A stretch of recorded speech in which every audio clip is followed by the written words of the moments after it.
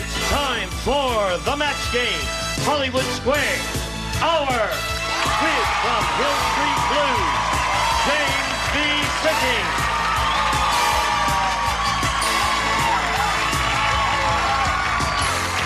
Nidra Bowles.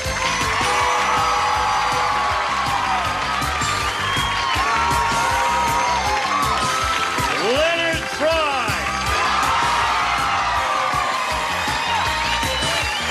Lois Hamilton.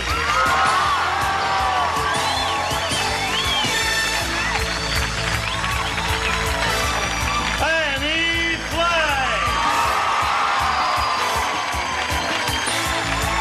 And the stars of the match game, Hollywood Square's Hour, Gene Rayburn and Joan Bowman.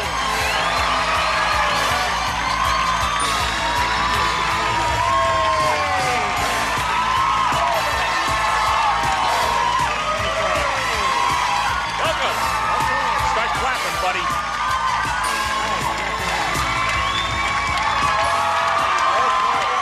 All right. Hey, that guy's... We applauded. Attaboy.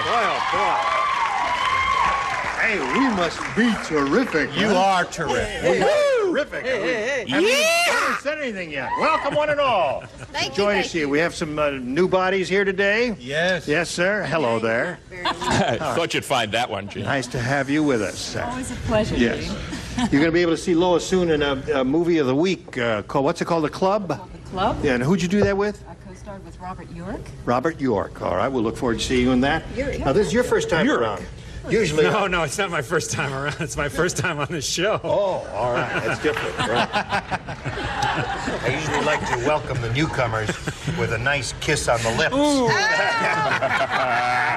How do you do, Willie? Nice to have you with us. Thank you. Say hello to Steve. What's his name when you see him? You ever see him? Sure. Yes. Yeah. He's very active. He's a writer, producer. He does everything, huh? Yes, very talented man. That's right. I'm talking about Steve Bochco. He's my Hill boss. Street I'll be Blues. very kind to him. Do you prefer James or Jim? James, Jim. Jim.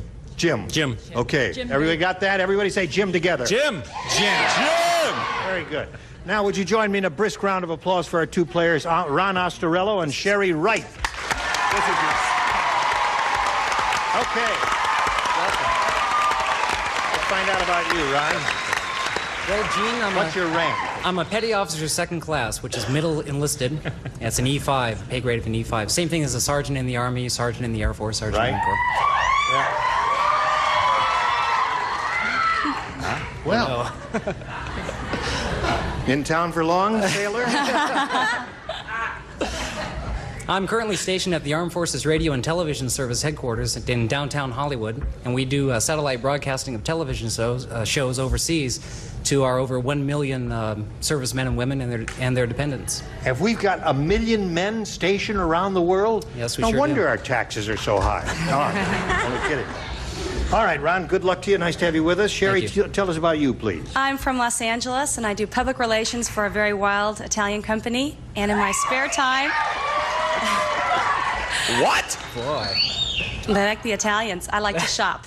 You like to shop? Uh-huh. Is that a hobby? Yeah, it's expensive hobby. I guess it is. All right, good luck to you, Sherry. Here on the match game, you'll have 3 chances to match as many of our stars as you can. The one who's done that most often at the end of the 3rd round will be declared the winner and go on to challenge our returning champion on Hollywood Squares for a chance to win up to $30,000. Ron, you won the toss. We'll ask you to go first. A, please. All right, we're off and running. This is what it says. Mike said, "When I was a baby, I was left on a doorstep. For years, I thought I was a blank.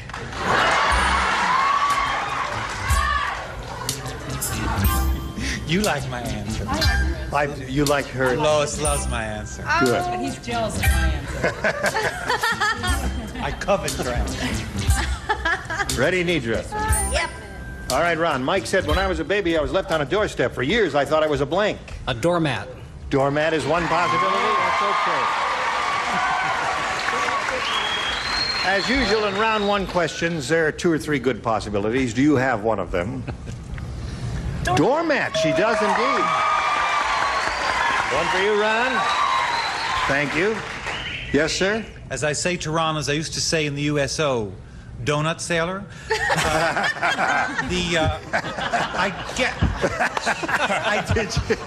Did you work in the Stage Door Canteen in New York? We try our best. Of course. My answer's so old-fashioned, but when I was a little kid, they left on the doormat A bottle of milk. Of course. That's a wonderful answer.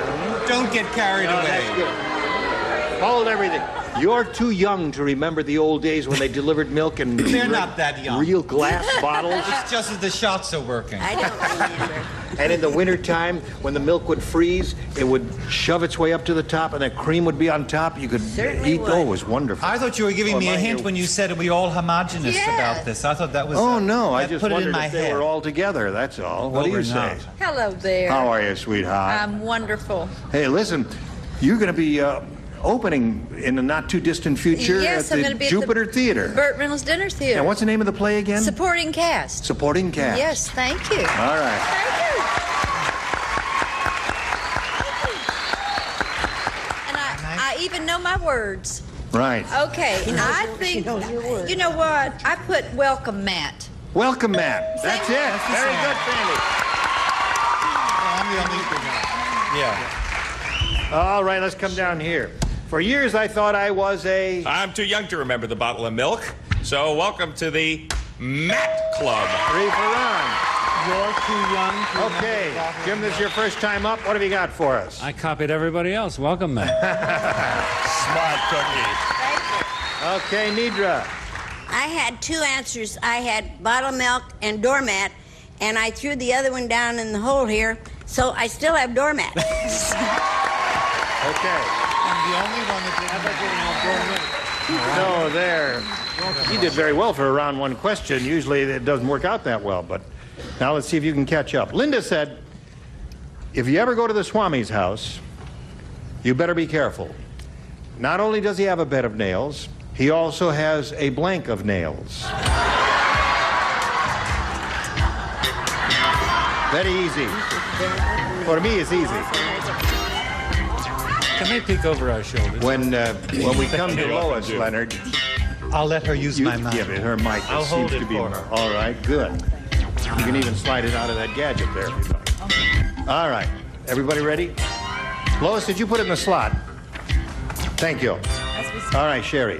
Linda said, if you ever go to the Swami's house, you better be careful. Not only does he have a bed of nails, he also has a blank of nails. A floor of nails. A floor of nails. There's one possibility. Floor of nails is okay. All right.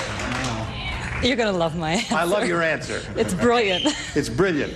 Barrel. A barrel of nails. Nobody loves it. They Just don't wanted love to it. see your taste, that's all. There it is. All right, sir. Not only are Lois and I sharing the same mic, Yes. we're sharing the same dumb answer. Oh, But I call it barrel. a barrel. They say poor spelling. All right. Here, Spelling doesn't count. It's okay. there. Here we go. Here we go. Now, I looked at this audience, and they are my people. Okay. So Ozzy is just trying to cover. He has a commode seat of nails. A commode seat of nails.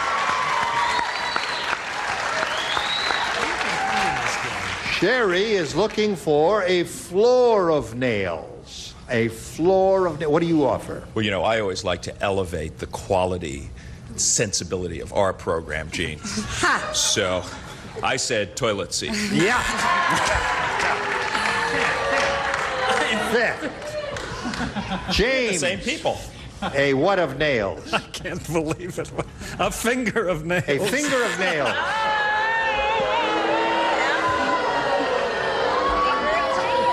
You may boo, but I find it highly amusing.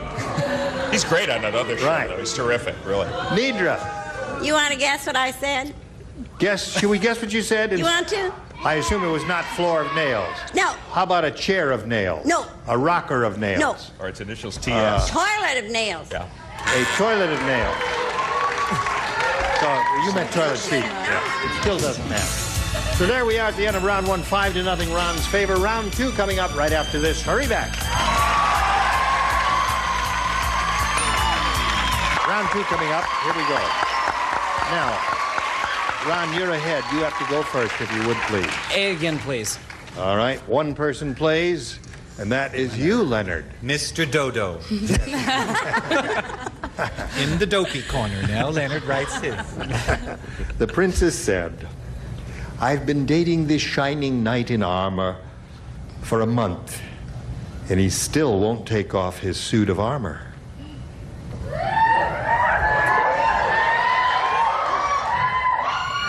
Wait till you hear the rest of it. She said, tonight I'm coming prepared. I'm bringing along a blank.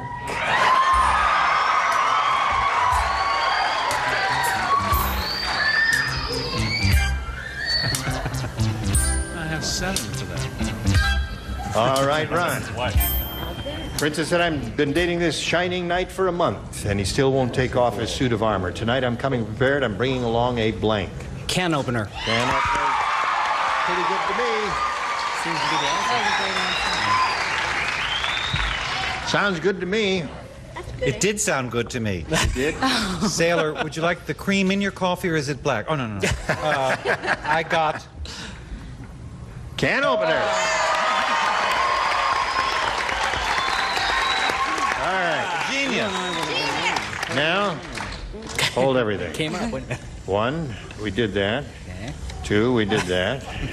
I don't know how they got back up there. Did anybody say alakazam or something like that over here? No. Are you a witch? No. Did you make them come up? No, you didn't. Now listen, you'll have 2 chances to catch up here. He's matched everyone he can match, and we'll see how you do with your second round question. Here it is. Donny Osmond is such a goody-goody. How goody-goody is he? How good he is. It would be nice if you were in unison.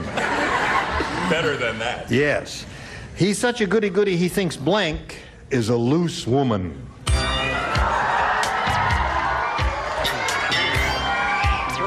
He's such a goody-goody, he thinks blank is a loose woman. I like this one. You like that one? This Good. is a good one. It's an easy one, right? That's easy. I think it's easy. You do? Yeah. No. I'm just going to write it. There we go. Everybody set, Sherry. Donny Osmond is such a goody-goody, he thinks blank is a loose woman. His sister Marie. Well, certainly.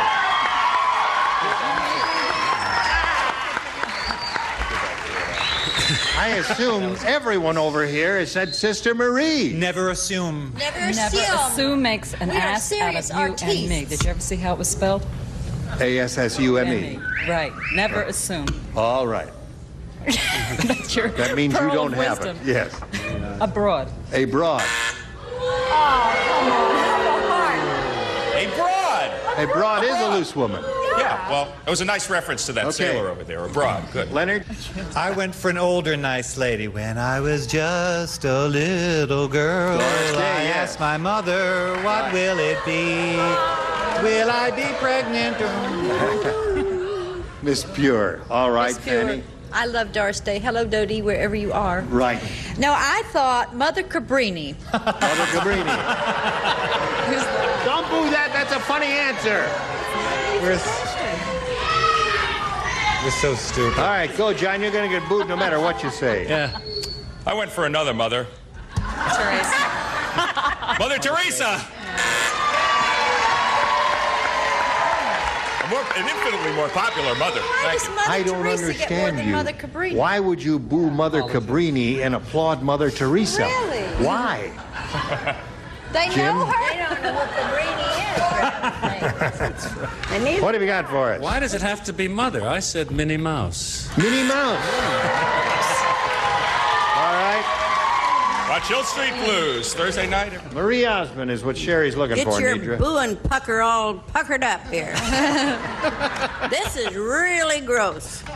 Rag lady. I don't know where Rag I got that. Rag lady. So, I wish I was dead. No, I don't. So there's the end of round 2. He's still ahead. Now it's 6-0. And round 3, the final round right after this.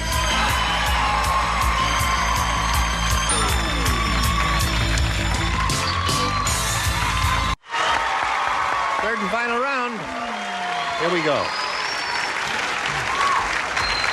All right, Sherry, since he's matched everyone, all 6. We'll ask you to go first here. And Let's try A. A.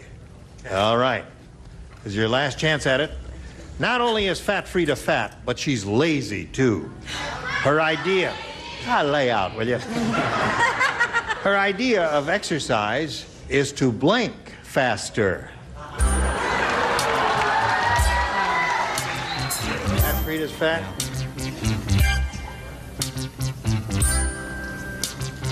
Her idea of exercise is to blink faster. Are you saying you don't like my answer? Oh, no, I'm just... fat, lazy. Her idea of exercise is to blink faster. I don't like fat questions. All right. Here we go.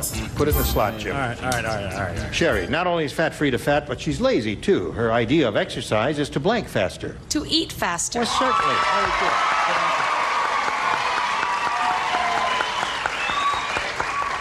I don't want to make you feel bad, but once again, Sherry has come up with the perfect answer. Yes. Well, Lois? I'm so excited you're going to love it. Eat. There it is. Okay. She has to match everybody to stay in the game. Leonard? have you seen those pills they sell that if you take it and then go to sleep, you lose a pound? Oh, really? Well, I mean, really. Yeah. I'd be sleeping for a year. Anyhow, eat! There it is. Don't feel bad. I'm sorry. Blink faster. Blink faster. All right, so that means Ron wins the game. Come on down, Ron. Well, Sherry, it was a pleasure to meet you. We're going to send some gifts to you from the match game. Sherry Wright. There she goes. Hey there. Congratulations. We're going to switch to Hollywood Squares now. We'll bring 3 more celebrities out here from the right. Here comes the rest of our furniture. John and I will trade places. More excitement coming your way. Don't go away. We'll be right back. A member of our studio audience will receive a Roper Easy Touch Microwave Oven featuring computerized cooking with 3 memory levels. Lets you automatically program exactly the right temperature, power, and cooking time for any foods, furnished by Roper. It's time for more of the match game. Hollywood Squares. Our with from We've Got It Made, Tom Villard. From another world, Anna Stewart. From Spain, Carlo Imperator. And taking over, the star of the Hollywood Squares, John Bowman. How did I do? Okay, we're going to play Hollywood Squares in just a minute. Come back with us. Now, John Bowman and the Hollywood Squares. Come on, sailor. Welcome, everybody, to the second half of the Match Game Hollywood Squares Hour. And with me, I have Ron Ostorello, a sailor stationed in Hollywood. Which he said is a dirty job, but someone has to do it. Well, congratulations, sailor. You're certainly stationed in the right place for Hollywood Squares. You made it through the match game. We have 3 brand new celebrities. Tom Villard up there. Welcome. Anna Stewart. And Carlo Imperato from fame. Anna Stewart, of course, is a star on our lead-in, the soap opera Another World. Why don't you, for those of our audience who thank you. For those who may not have seen Another World, Anna, just tell them a little bit about the character that you portray.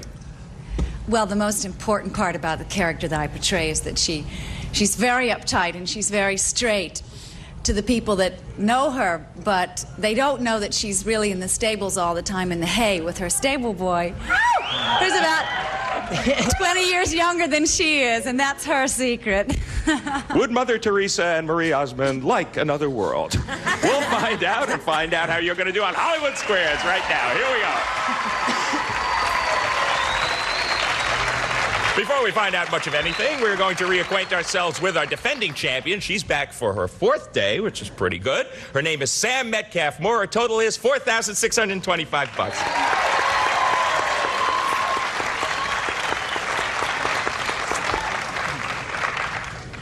Should I mention that you haven't broken into the big money yet, or should we just skip it? We've already said it, I John. know. Have you given it much thought over this stretch of time? Now that we're starting a new week. Yeah, I tried not to, but it was real hard because I'm real excited. Okay, well, You got another chance today if you get through Hollywood Squares, which we're going to play until we hear the time's up bell, and whoever is ahead at that point goes on to play Super Match, which could be worth up to $30,000. First game's worth $100, $25 for every square. Sam, you start. Pick a star and let's go. Leonard, please. Leonard Fry. Your tulip is bending toward the window. Thought you'd never notice.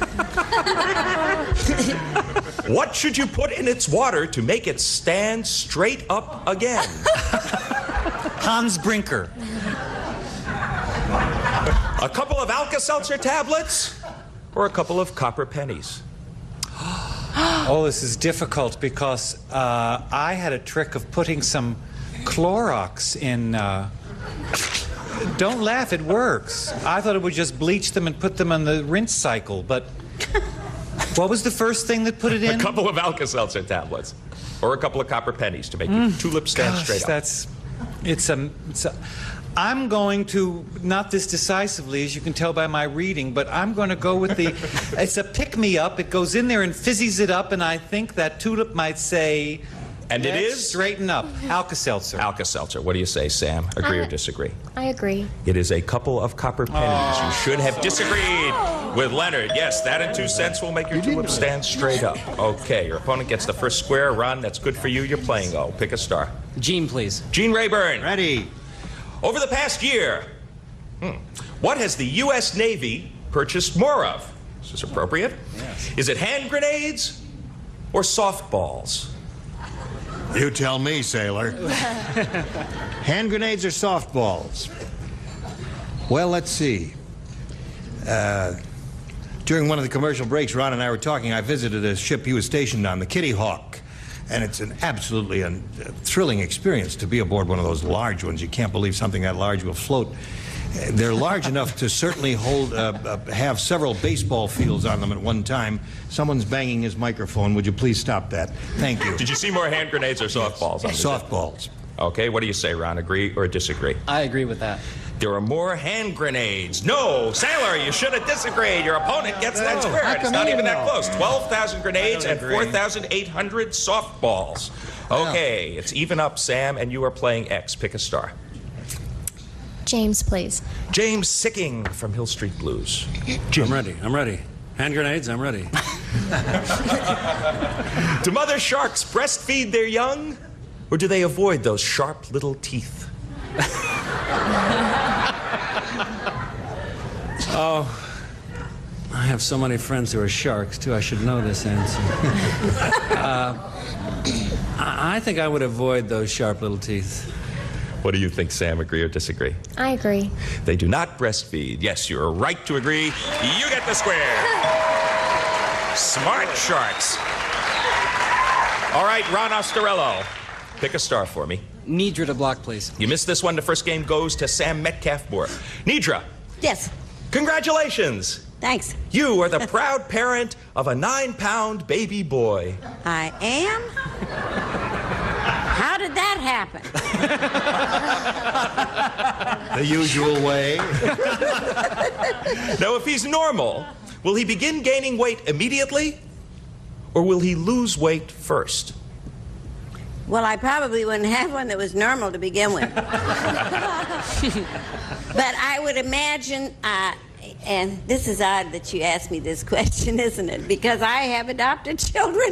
Oh, well. I didn't know that. But I think that they lose weight at first, and then they begin to gain later. For a very important block, do you agree or disagree, Ron? I agree. They will lose weight first. Yes, you're right to agree. You get the square, and you do block. Well done. It is normal for babies to lose up to 5% of their body weight right after birth. Think about that for the next couple of minutes, and we'll be back in a week again. Stay tuned for more of the Match Game Hollywood Squares Hour.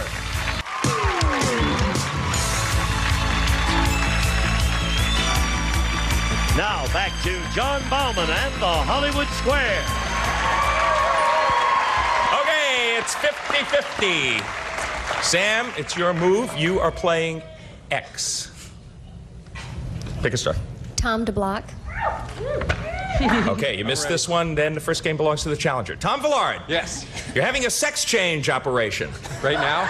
Not yet, please. No. Just wait. Is it tax deductible? Or is it illegal to write it off?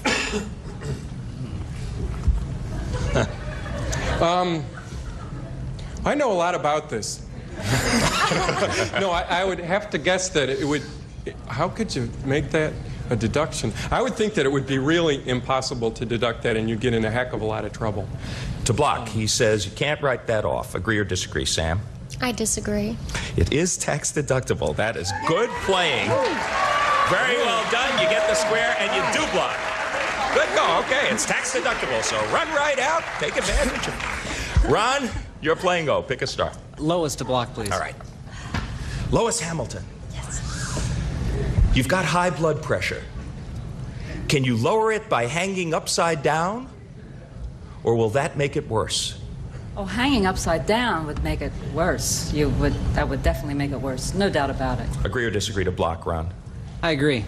It will make it worse. Yes, you are right to agree. You get the square and you do block. So, the board is filling up. Bunch of X's and a bunch of O's. Pick a star for an X, Sam. Fanny to block. Okay. The shoe is on the other foot. You missed this one. Ron takes the game. Fanny Flagg. Yes. Which of these is being developed by a U.S. Army laboratory in Natick, Massachusetts?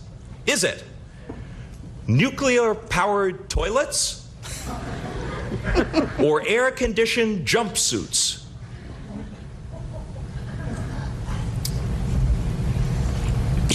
Strange that you should ask me this question.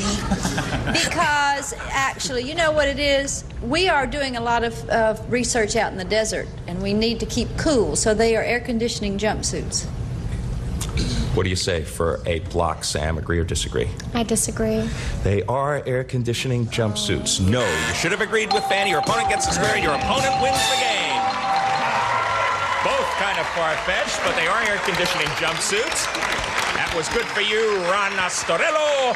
You have $200, 75 for you, Sam, but we got lots and lots of time. We're going to sweep all the X's and all of the O's off of the board, and we're going to start a game that's worth $200, $25 for every square. Champ, you start because you lost the last one. Leonard, please. Leonard Fry.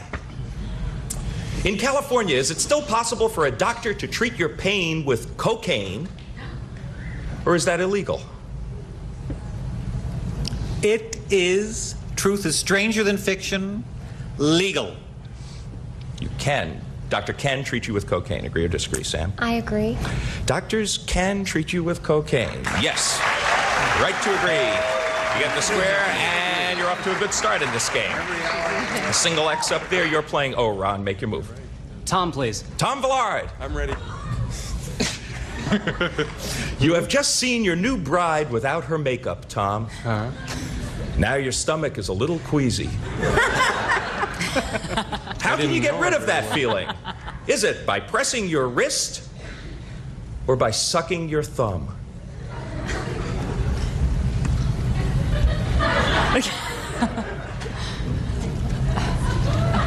Both feels kind of great.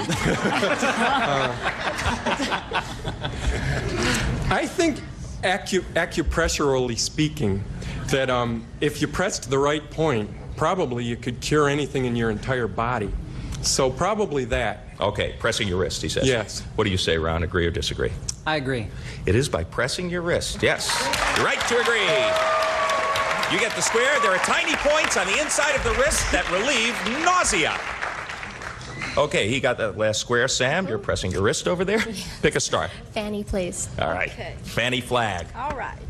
For an X. Your pet hen is 2 years old. She My lays pet hen? your pet hen. Yes, of course. She's 2 years old and she lays lots of eggs. 2 weeks, 2 months, 2 O's. Is she at her peak? Or will she lay more as she gets older? You know, it's a funny thing about women. Honey, let me tell you something. I know about this. The older we get, the better we do. I'm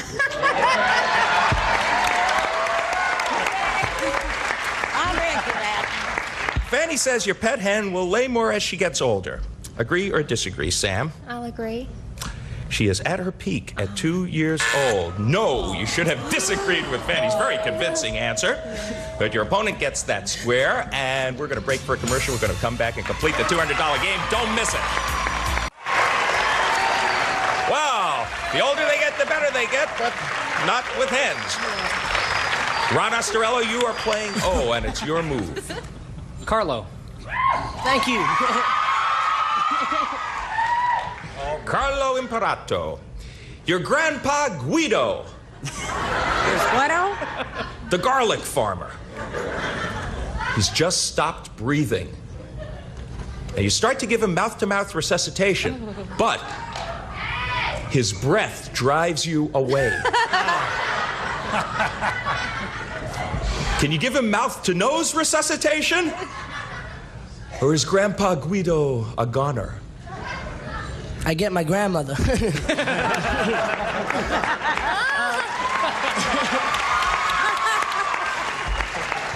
Was this a setup question? Let's see. To save my grandfather, I would give him nose-to-mouth resuscitation. Okay, so you can do that. Sure. Agree or disagree, Ron? I agree. You can give him mouth-to-nose resuscitation. Well done. Right to agree. You get the square. He stopped breathing and he still had bad breath. Sam, it's your move. Pick a star for an X. Oh, gee. Anna to block. You missed this one. The game in a pretty big lead belongs to Ron. Anna Stewart from Another World. Your cat shows no interest in the mate you picked out for her. Is a little catnip likely to turn her on? Or is there no such thing as a cat aphrodisiac? Speaking personally, or okay, or professional? I would definitely say that the catnip would turn her on. Okay. It turns me on. Reasoning doesn't count in this game, Sam. Agree or disagree that catnip is likely to turn that female cat on? I disagree. Catnip is likely to turn her on. No, you should have agreed. Your opponent gets the square and wins another game. Okay, now the question is our defending champ, after 3 days on the boards, finally on the ropes? There is still time. We're going to play a $300 game, take off all the X's and O's. Start it off for us, Sam. Pick a star. Leonard, please. Okay, Sam. We got time. Leonard Fry, what's faster, the average wind speed of a hurricane or the speed in which the air comes out of your nose when you sneeze? Another nose question. Oh, I always get nose questions. I wonder why. I know this answer. Of course, it's the sneeze. As high a velocity as your basic hurricane is, it is your ka-choo. And in my case, it's an international incident. Please don't demonstrate. Sam, agree or disagree? I agree. I agree. The sneeze is faster. You are right to agree. Yes, you get the square. 250 miles an hour, believe it or not. Ron Ostorello, your move. Tom, please. Tom Villard. I'm ready. You have smelly feet. The book Your Skin and How to Live in It. The book Your Skin and How to Live in It recommends soaking your feet in something. Is it coffee, tea, or mouthwash? Well, I haven't read this book, truthfully speaking. But I would suppose that if you put your feet in coffee or tea, well, anything you'd put them in would make it smell different. Time is running on these guys. Pick one. I would think then that it would be tea. What do you say, Ron? Agree or disagree? Disagree with that. Tea is the right answer. No, you should have agreed with Tom, and your opponent gets that square, and could she be charging from behind? She's got a couple of X's, and now she's going to try to place another. Nidra to win. Nidra Voles. You're doing time in San Quentin prison. It's about time, too. Finally got you. Can you decorate your cell with houseplants, or is that against the rules? Well, I just haven't been in San Quentin. I've been in some of those other joints, but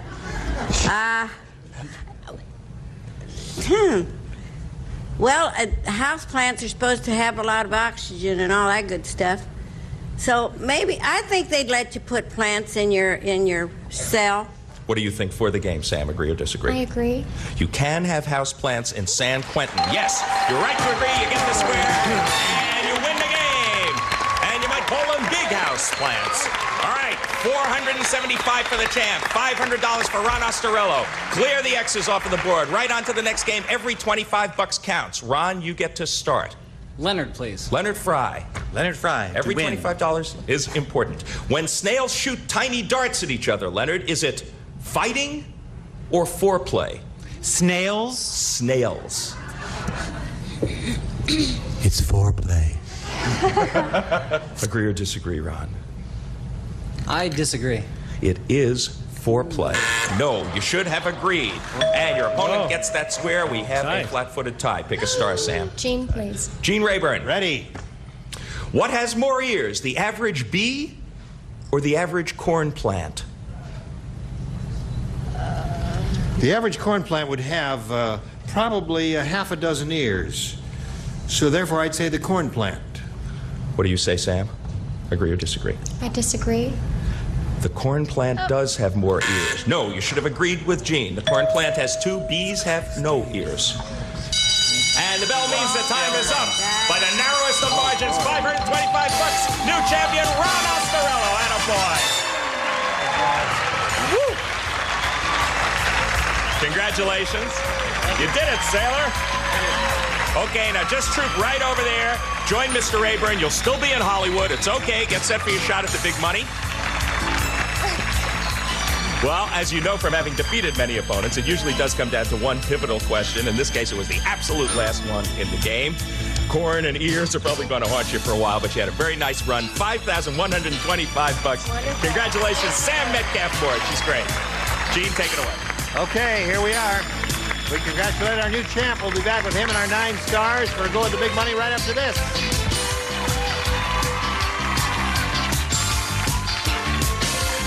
And now, here to play the super match is Gene Rayburn. Thank you, Gene Wood. Here we go. All right. I'm going to lay it out for him now. This is his first time up here, first go at the big super match where you can win up to $30,000. If you're set, we'll have a go at it. Ready? All set. We polled an audience not too long ago and said, please write down your best answer to this. Blank doll. If you choose the answer they wrote down most often, it's $1,000. $500 for the second most popular, and for the third, $250. Any 3 of the 9 stars can suggest some answers to you here. Call on them one at a time if you would, please. Fanny, please. Okay. Gosh, I've got so many. You know what I'm going to say? Only What are you because- going to say? Well, I'm going to say it because it's so popular. Cabbage Patch Doll. Cabbage Patch Dolls. There's one. Tom?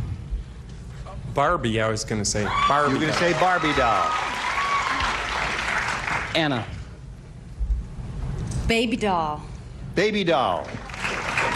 So think it over, Ron. You've got 3 now. You've got Baby doll, Barbie doll, and Cabbage Patch doll. It's up to you to choose one of those, or if you think there's one that's really outstanding that would be on the top there, you'll come up with that one yourself. Barbie doll came to mind first. It did. All right, let's find out if Barbie doll is up there. And if so, where is it? Let's reveal the $250 response. Rag doll. It's okay. That's a Frankie Valli song, right? All right, the $500 response says Cabbage Patch doll. Very good. All right, last chance for Barbie doll. Here we go with a big one. Baby doll. Isn't that unbelievable? Anna's answer, Baby doll, was up there on top. I had it too. Gee, yeah. Ron, I'm sorry about that. You didn't match any of the answers on the board. However, we're not going to let you play for $0 here because you're a champion. We're going to stake you to $100 to play our head-to-head match with any star of your choosing. And after you've made that decision, that star will reveal the hidden number. It'll be a 10, a 20, and somewhere up there is 130. And we'll multiply the $100 by whatever number is revealed. Okay, time to choose a star. John. All right, John, grab the tab and give it a yank, and we hope it's a big one. It's a 20. You're playing for $2,000. Good luck to you. Here we go. Anthony Blank. A-N-T-H-O-N-Y Blank. Anthony Blank.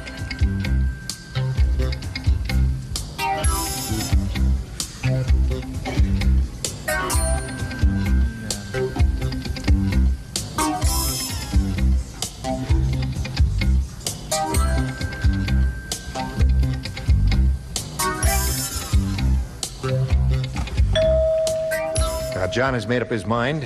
It's time for you to give us an answer which you think will match his, and if you do that, you get the $2,000. What do you say? Ray. Anthony Ray. Right.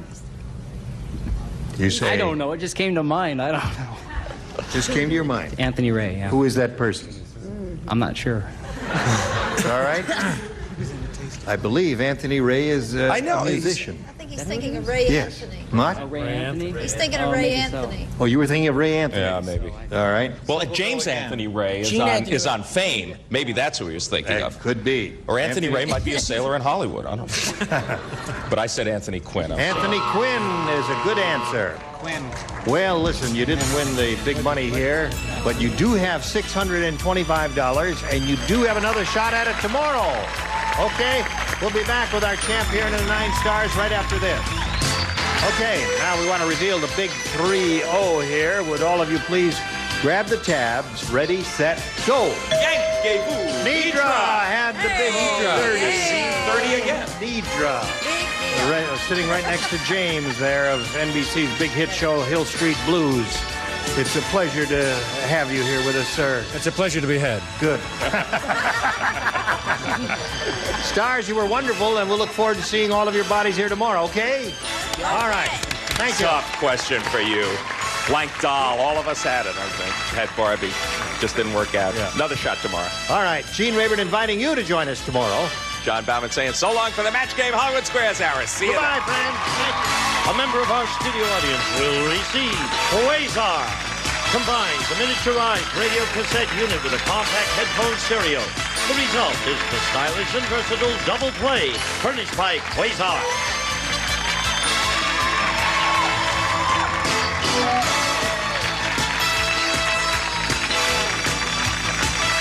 This is Gene Wood speaking for the Match Game Hollywood Squares Hour. A Mark Goodson television production.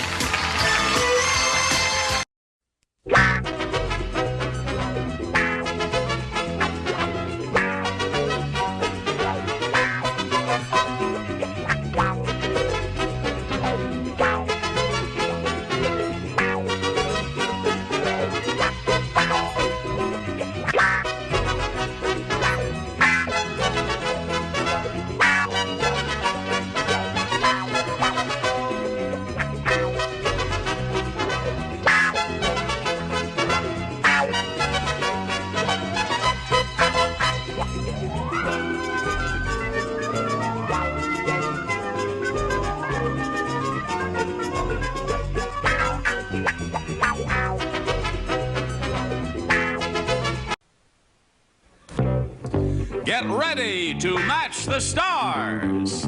Bobby Van, Elaine Joyce, Charles Nelson Riley, Brett Summers, Richard Dawson, and Nanette Fabre as we play the star-studded Big Money Match Game 73.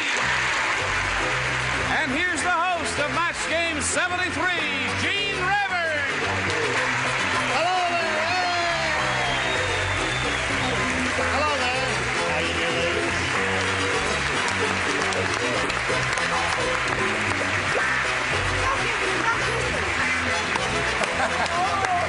Are you all ready, dear friends? We are. We are indeed. Welcome those two beautiful new faces there, Bobby and Elaine. Pleasure to do business with you at any time. Thank All right. Are all the rest of you in shape here? The motley crew is all back. Okay. Shall we say hello to our two players, Lena Spraker and Dawn Blakeney? Hello, ladies. Now, those of you who were with us last time, you remember, this lady is our current champ. She has won 3 games, has a total of $6,550 to her credit. Yay!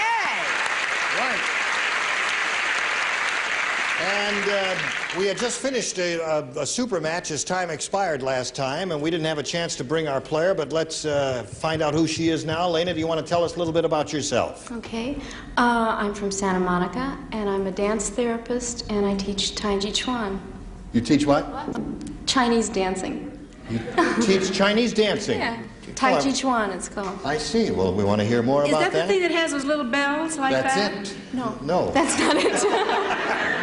Well, we'll find out more about it as we go along, and we'll begin this game right after we begin to pass this message along to you. All right, here we go now. Ladies, if you're ready, we'll begin the game with round one. The challenger usually makes a selection, so would you do that, please? A. A. Lena wants A. We asked the players to make the selection because some of them find some questions more difficult than the others. Here we go. Everybody plays. It's a brand new contest. Linda said, Larry, do you know how drunk you were last night? You tried to blank in the bird bath. Is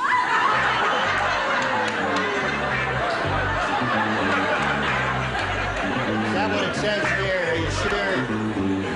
You tried to what in the bird bath? Here. You tried to what in the bird bath, dear? Well, let me just talk to the judge. It says in bird bath, but did you mean in the bird bath? In the bird bath. Okay. Is that Italian? Linda said, Larry, do you know how drunk you were last night? Oh, I already have it. Blank in the bird bath. Go. We're ready. Blank in the bird bath. Right. That's what I thought you said. We're waiting for Nanette. You are? Oh, I'm sorry. All right, Lena, would you give us your response to this, please? Swim. You tried to swim in the bird bath. All right. All right. Her answer is swim. Bobby, what do you say? Okay, well, I thought about it, for a long time. And I thought that swim would be correct. Swim is the good answer. That scores for her. Okay. All right, Elaine, what do you say? I said dive in the Dive into the bird bath. No match there. It's a little different than swimming because you may not be able to swim at all. Charles Nelson. I have to agree with her because I, too, am an expert in Chinese dancing. Swim is correct. Okay. Brett, what do you say?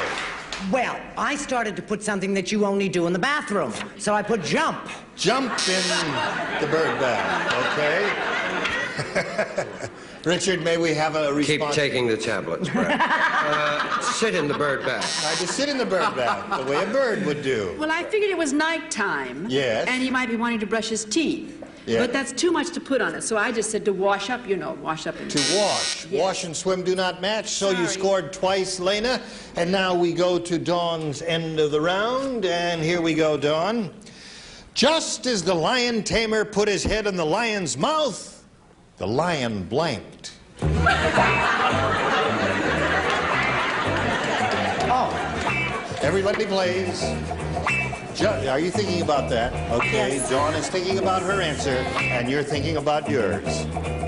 I'm fast today. Very good. Elaine is familiar with this whole, the two men up there. What are you doing, Bobby? I'm trying to figure out a good answer. Oh, all right. He's got one. You notice how quicker I am since I'm down here. Now let's call in our current champ and see what answer she will come up with that she thinks will match those 6 celebrities. What do you say, Dawn? He sneezed. What's that? You want me to do the question, just as the lion tamer put his head in the lion's mouth, the lion blanked? Sneezed. Sneezed. All right. Bobby, what do you say? Well, I said that the lion smiled. He smiled. Oh! He was very happy about that. Dinner. Dinner is here again. All right, Elaine, what did that lion do? Well, she said he sneezed, but I thought of that too because it's hay fever season. But I said burped. He burped. That was the end of the lion tamer. What do you say, Charles? Actually, he burped twice. Okay. What do you say, Brett? Well, Charles and Elaine and I win the game because I said belched. Belched does not match sneeze. Dawn's answer is sneeze. What do you say, Richard?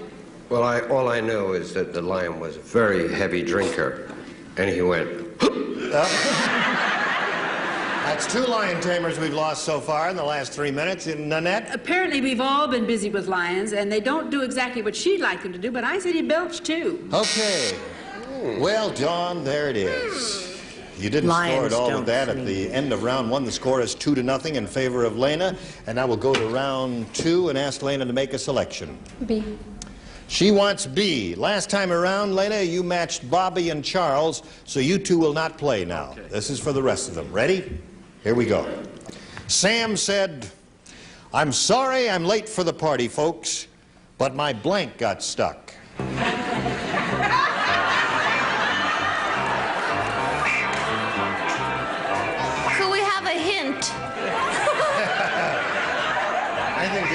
hint out there. This, Sam said, I'm sorry I'm late for the party, folks, but my blank got stuck.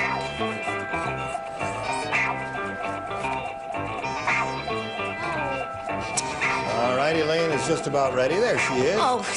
Okay, Lena, give us an answer you think will match the remaining 4 celebrities.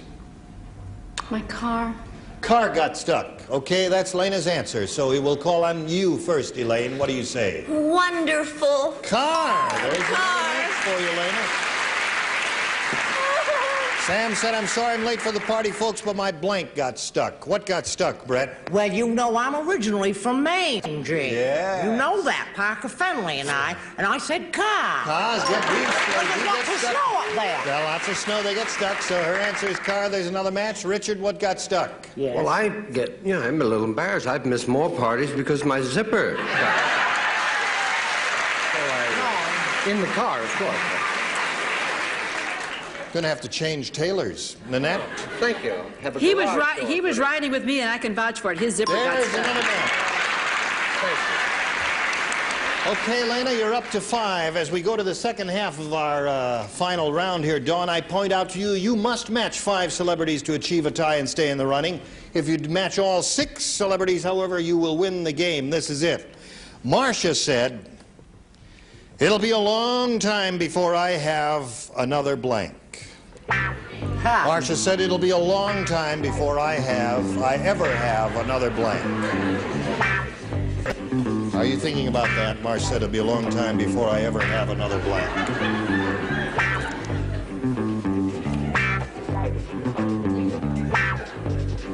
You like our theme song, Charles? It's catchy. It is catchy. You think it'll be a hit? Okay, they're all ready. Now, Dawn, think for a second carefully and give us a response that you think will match the others in this. Marcia said Wait! It'll be... I have to change my mind. Can I That change my allowed? mind? I guess so. Go ahead, change your mind. Change your card, too. A woman's privilege to change her mind. Okay. Okay. Marcia said it'll be a long time... It was Marcia. Marcia. I'll have to change my mind. Change your...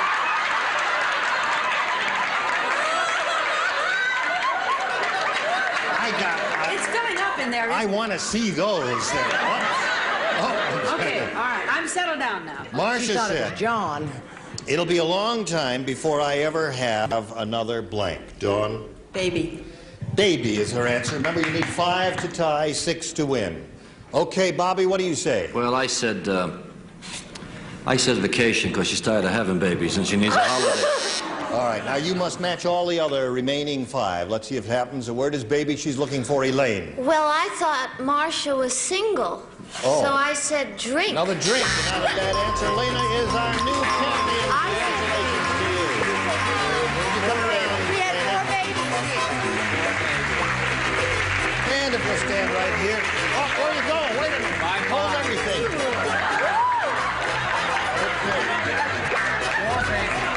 I think it should be a long time before you have another drink.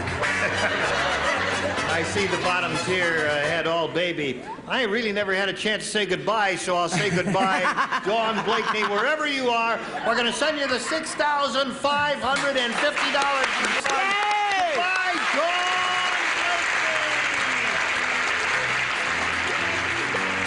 Okay, we congratulate you. You've got $100. You're going to have a go at the big super match right after we have a go at this. So congratulations to you, my dear.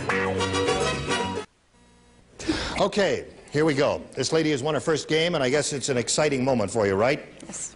You know how this goes, don't you? Yes. You ready for it? Yes. All right. We polled a recent studio audience, Lena, and we got their best response to this. Dear blank.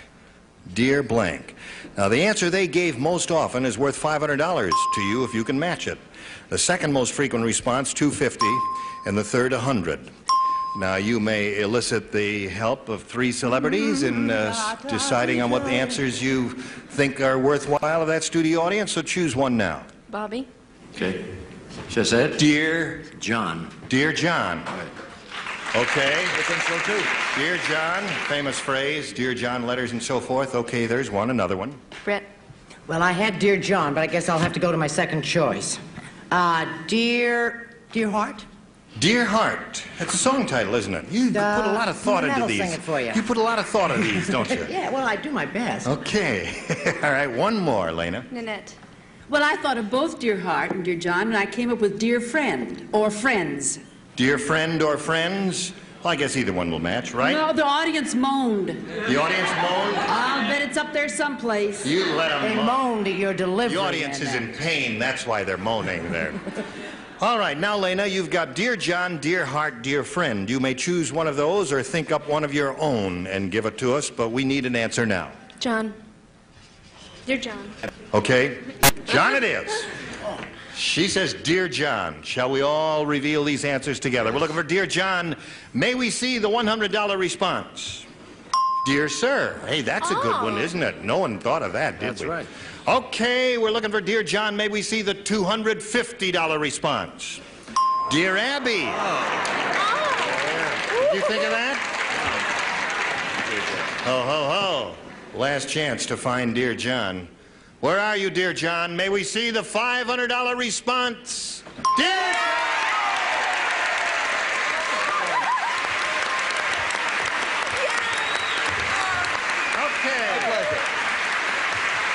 Lena, that means you are now up to $600. You've won $500 there. That means you play for 10 times that amount or $5,000. But to collect the $5,000, you've got to match one celebrity on a head-to-head basis. So it's time to choose a celebrity now. Would you do that, please? Bobby. Oh. All right. Smart. Okay. Big responsibility, right? All right. Bobby, stick with me. You get ready to write, okay, if you would, yes. please. You face me, Lena. Stand right there. I'll get the question. That's worth $5,000. Bobby, write your answer to this, please. Blank out. O-U-T. Blank out.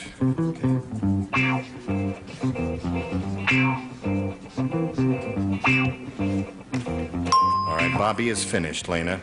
Now it's time for you to give us your response. Fallout. Fallout is what she says. Okay, Bobby, for $5,000, would you please show us your answer? Fallout, you said, huh? Fallout is her answer. For F-A-L-L, right? F-A-L-L. I said, it's baseball season, so I said strikeout. Strikeout. Yeah. Did you think of strikeout? No. Well, you know, there are really a lot of good ones there. Those were both good, strikeout. That's a tough one. That's a tough one, but I should have remembered she's a girl and she wouldn't have thought of strikeout. Yeah. But I didn't think of fallout, so I'm just as silly as she is. Okay, Lena, you're still our champion. You've got $600. You're going to meet another player and play another game. Let's meet that player now. Here comes Donna King.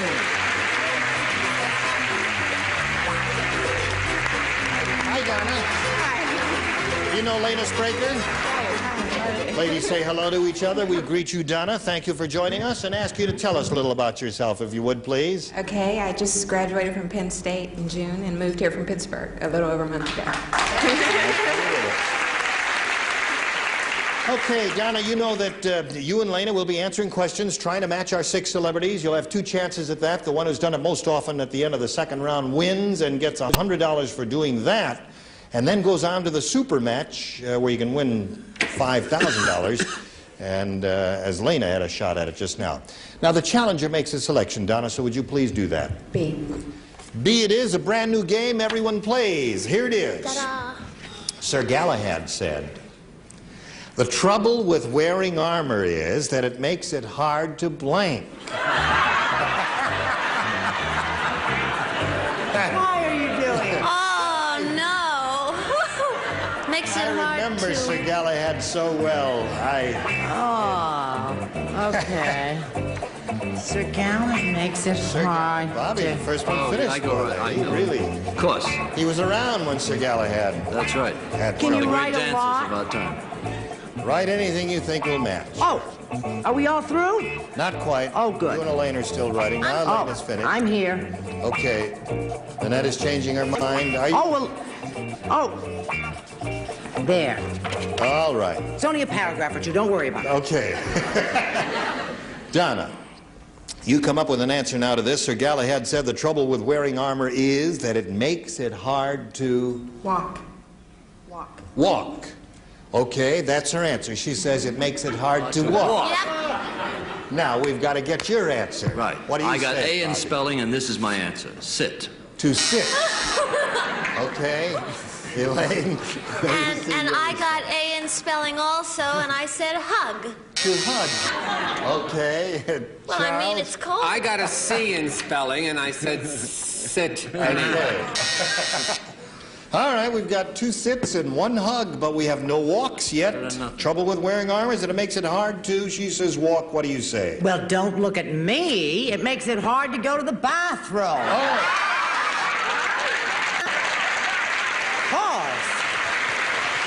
They were used to sitting and walking and all that swell stuff in armor in those days. Of course, indeed. Of course, that brings me to the conclusion the occupational hazard then was rust.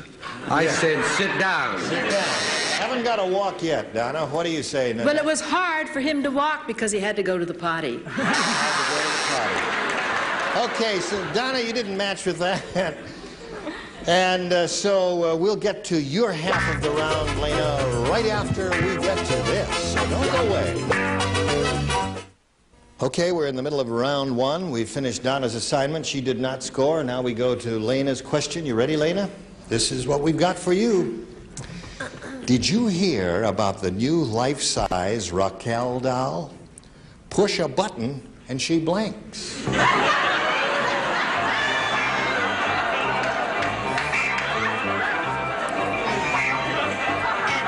Come on, sit, get down.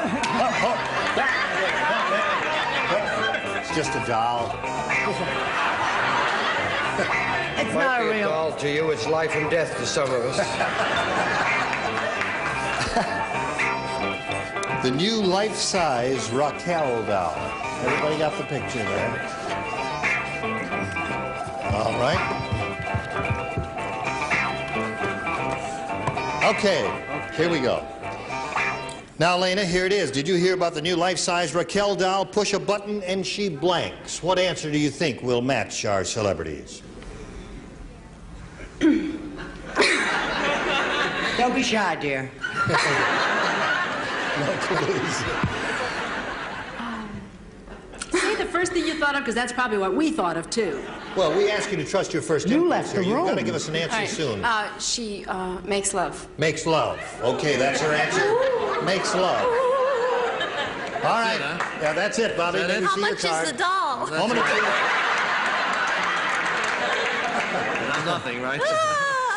I said push a button and she acts. She acts. Yeah. Okay. Sorry, Raquel. What did you say, Elaine? Well, we're all thinking the same way around here. But I didn't write that. I said she cries. She cries. Okay, no match there. What'd she have to Makes cry love about? is her answer. And Charles, A what rather do you say? provocative, distinguished answer. She cheesecakes. Cheesecakes. How do you know what that inside is? choke. Yeah. Well, flipping right along, folks, she lights up. She lights up. Okay, Richard. Keeping abreast of the times, she busts.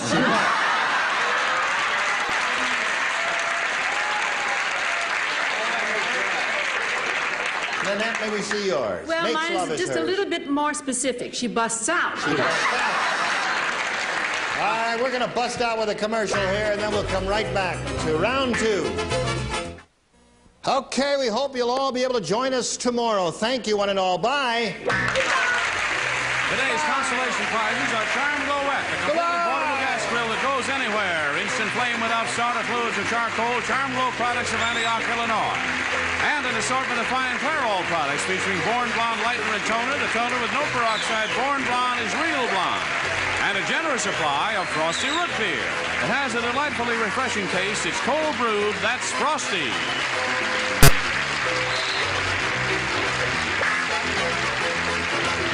This is Johnny Olson speaking for Match Game 73, a Mark Goodson, Bill Todman production.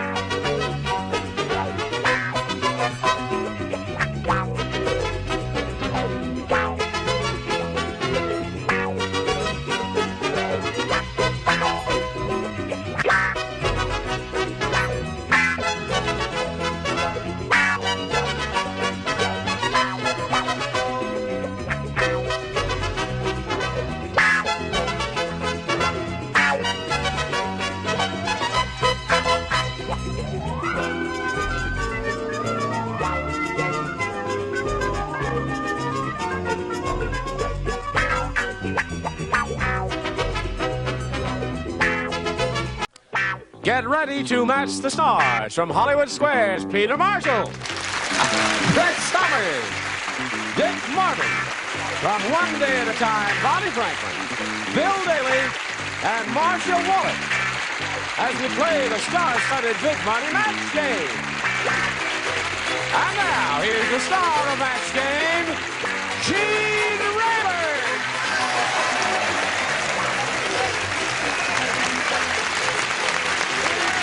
Hey, thank you. Thank you, Johnny. Hey, gentlemen, welcome. Hey, Pete. Do you look terrible? Lordy, boy, you've aged. How are you, guy? And you're fat. We have been friends. We have been friends for so doggone many years, back to NBC days, about 104 years ago. And everybody, I'll see people in the elevator say, Gene, how's it going? That's right, and people say to me, hey, Peter Marshall, I love your son, the baseball player. It's a pleasure working with you, my friend. Now, thank you. It's a joy to have you here. Now, listen, I ask you, in all candor, do we look right into the lens? Pete? That's the lens, Just right my best side. Yes. That's Peter, and that's Gene. No, I ask, do we look alike or don't we? John, what do you think? No? You see, he has high cheekbones. I have high cheekbones. And you both have wrinkles. Right? And we both had our teeth kept by the same guy. And all. Have a seat, welcome and all that, and welcome one and all. Welcome to Bonnie Franklin, Mary Keys, and Swayze. 2 games is what you'll be doing here.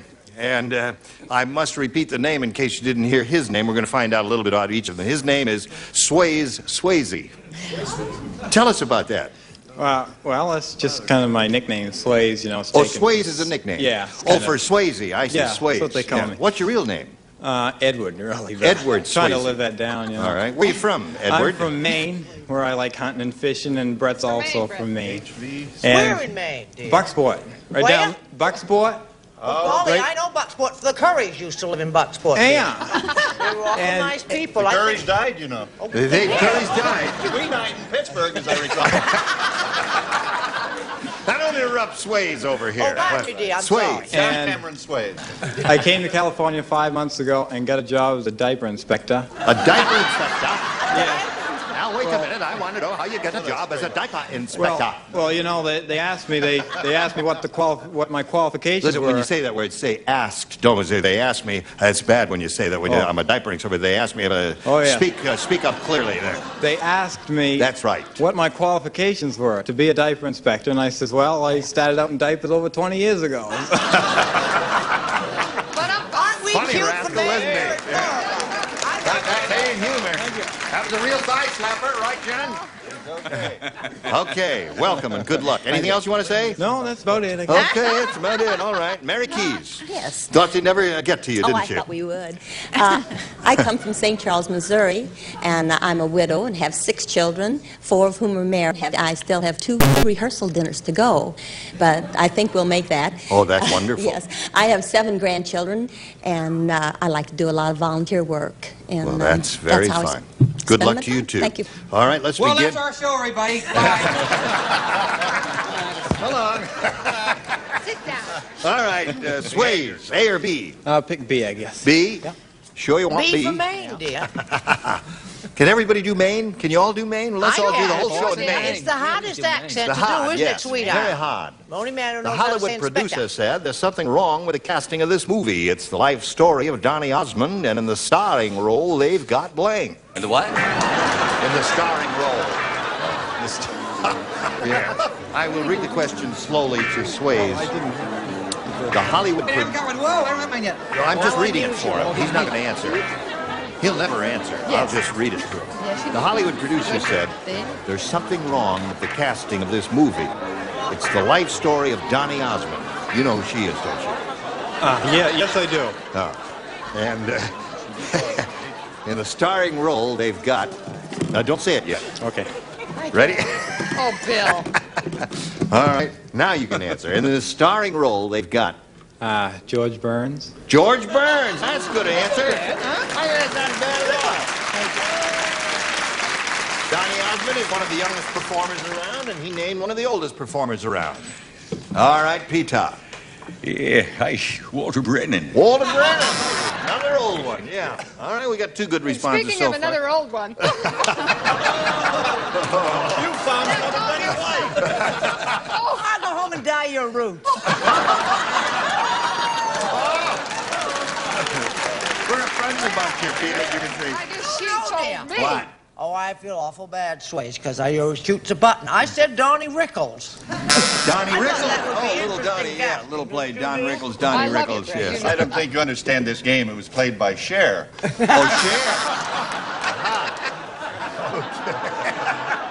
I don't think anybody I like this understands game. this. Yes, cute game. It'll work. Think it'll last. It'll work. Yes. Greta Garbo to block.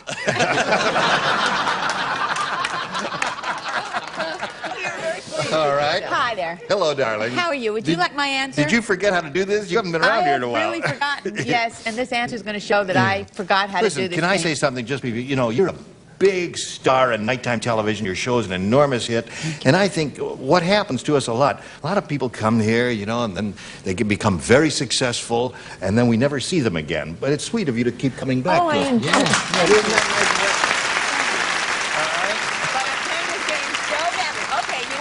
Oh, you got a rotten answer? Yeah. Oh, well. Yeah. That's why we haven't seen you in such a long That's time. Right. You didn't want me back. You don't know the real reason. Okay. Well, see, I thought they made a sex mistake in this thing, so I figured that they had Marie playing the starring role. Well, they thought it was okay. Now, here's the thing. Anything incongruous is what we were looking, and that's incongruous. That was all right. Yeah, that's quite all right. But it didn't match. No. If I ever get a good, successful nighttime show, I'm never coming back here again.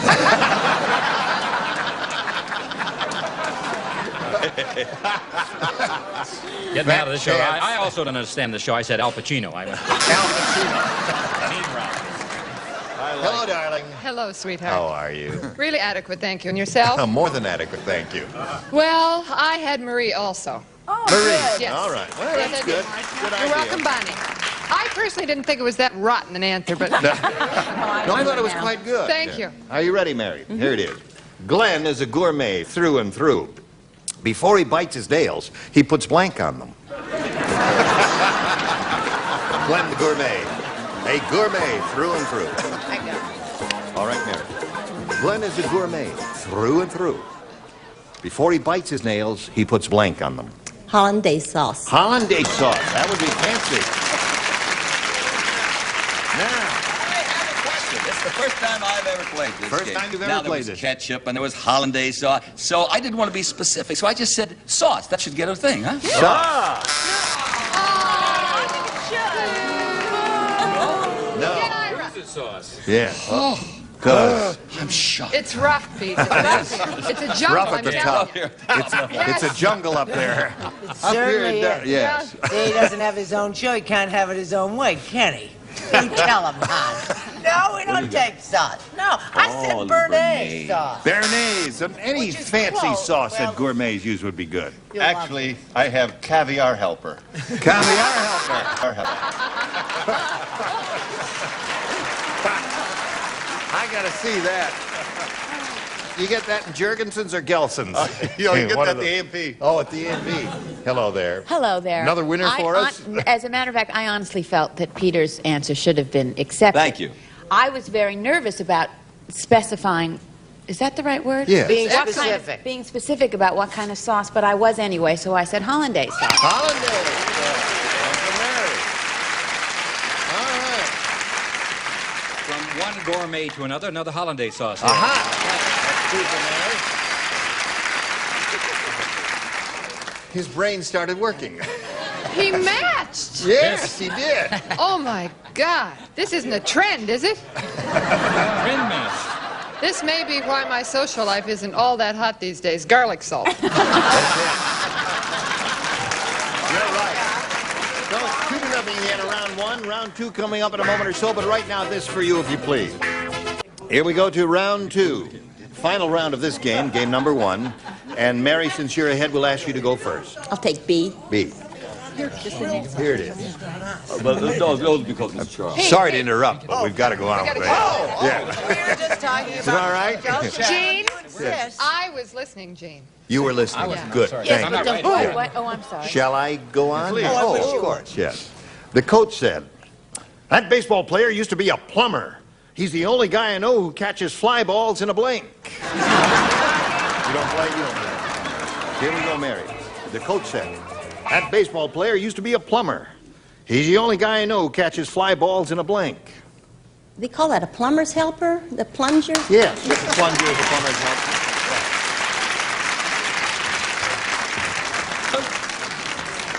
We've had caviar helper. That's right, and now the plumber. Now plumber's helper. You really got it? Plumber's friend is the right Plumber's word. friend, yeah. Three it is.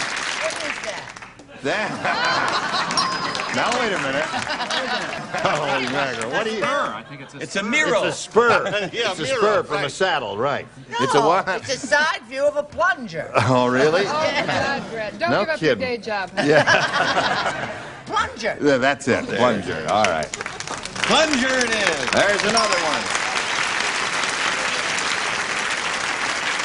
Baseball player used to be a plumber. The only guy I know catches fly balls in a... I hate to be redundant, but in this case, I will make an exception. There it is. Now, Mary, you've got all six. That means, Sways, the best you can do is achieve a tie by matching everyone. Don't give up. I help out a little boy from Maine. No, Dumb dear. Donald is really dumb. Today, a girl asked him if he wanted to get lucky. Donald thought she was trying to sell him a blank. Tell him, eh? Here we go. Sways. Dumb Donald is really dumb. Today, a girl asked him if he wanted to get lucky, and Donald thought she was trying to sell him a blank. Rabbit's foot. A rabbit's foot.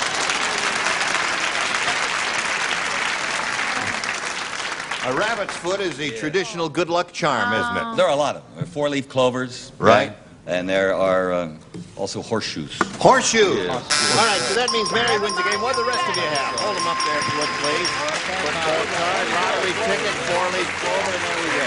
Down on the little blue dot, Mary. We're going to spin Sways off, but he'll be back. Hey, game number 2. Don't shave or anything like that in the meantime, all right? Bye, Sway. See you later. Right. Now, here we go for the big dough. Ready? I'm ready. We polled a studio audience in this very room. Nice, happy bunch like these we have here today. And we said, write down your best answer to this. Blank Francis. If you give us the answer they wrote down most often, we'll give you $500. For matching the second most popular, $250. Then if you match a third, you get $100. Now, 3 of the 6 stars can help, but only call on the ones who are establishing eyeball contact. The others ain't got no answer. Oh, Dick. I think I have to have you. You want Dick? Connie Francis. Connie Francis. There's one. Brett? Brett. I'm heavy into religion. Saint Francis. St. Francis. Now look at these two down here. See the... I don't know which one of those two. Which one do you got? We'll both jump in. No. You're really good, huh? Bill. I'm really good. That's what she says. Right. Okay. Bill. Arlene Francis. And I do. Arlene Francis. So you have Arlene Francis, Connie Francis, and St. Francis. At this point, you have the option of choosing one of those or thinking up one of your own. I think I'll take Arlene. You want Arlene? Yeah. That's not the spelling, but it's possible that the audience didn't pay any attention to the spelling. We'll find out right now. Arlene doesn't Oh, is know that how the to spell spelling? her last name. Well, that's right. It is a spelling. All right, here we go with a $100 response. Arlene Francis, right off the bat, you got $100. What's under the next one, if you please? Yeah. St. Francis is Brett's answer. What do you think's going to be on top? Connie Francis. Sure, she's a singer. All right, slide the big one. Connie Francis it is. Never expected to see Arlene on the bottom, but that's the way it is. All right. Go to your We got... That's what Marty said. You have $100 means the least you'll play for is 10 times that amount, or $1,000. However, you're going to step up there and spin the star wheel, and with a little rooting from us, maybe you'll double it up to $2,000. Have a go at it. Just grab any knob there and spin it around one revolution at least. There we go.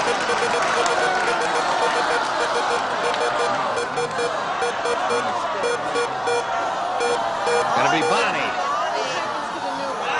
All right, Bonnie Franklin for $1,000. Back on the dot, if you please, and good luck to you. And this is it. Blank steps. S-T-E-P-S. Blank steps.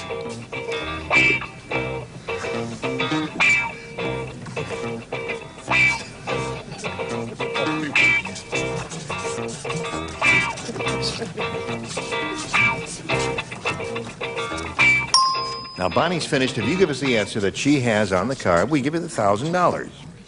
Big? What did she say? What? Big steps is what she said. Oh. Big steps. Big steps, yes. I didn't think of that. I guess there are a couple of good choices here. That may be one. Bonnie, what do you say? I said front step. Front step. Yes.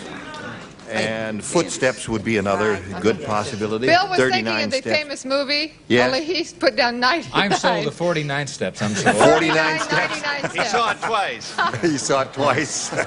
No, that would be 78 steps if you saw it twice. You can't add either. All right, Mary, we'll bring your opponent back and play game number 2 in a moment or so, but right now we've got a message for America, okay? All right, here we go. This is the second and final game coming up. What'd you do while we were out here? Oh, not too much. Just kind of hanging around, you know. Hanging around, yeah. All right. Again, Sways, you'll have a choice of A or B. Well, I'll take B for apple, I guess, again. B for apple. Yes, if I could. If Sways gets his own show before I do, I'm going to I be think really... so, yeah. And he'll never come back here again. Right, and he'll never come back. Those little maniacs are adorable. Yes, they are. Thank you.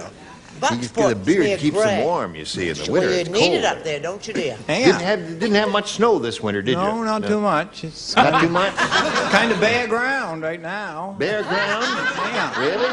Yeah. Has it been cold? It's been kind of cold. Yes. How's my kettle? I'm just going to say,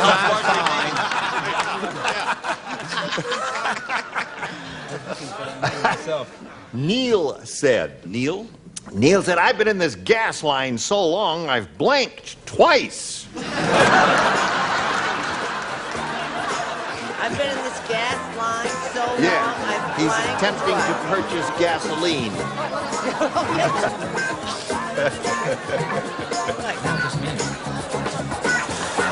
Now, Sways, Neil said, I've been in this gas line so long, I've blanked twice. Falling asleep. Fallen asleep twice. You didn't like that. Well, that's straightforward, direct. Pick on him, he's from Straightforward my and home direct. All right, Peter. No, I've burped. Burped. Yes. Right, gas line. I see. Gas, of course. Now, this is an interesting answer, and if you would like an explanation, speak to the man at my Please. left. Been hosed. What does that mean, I wonder? You gave her that answer?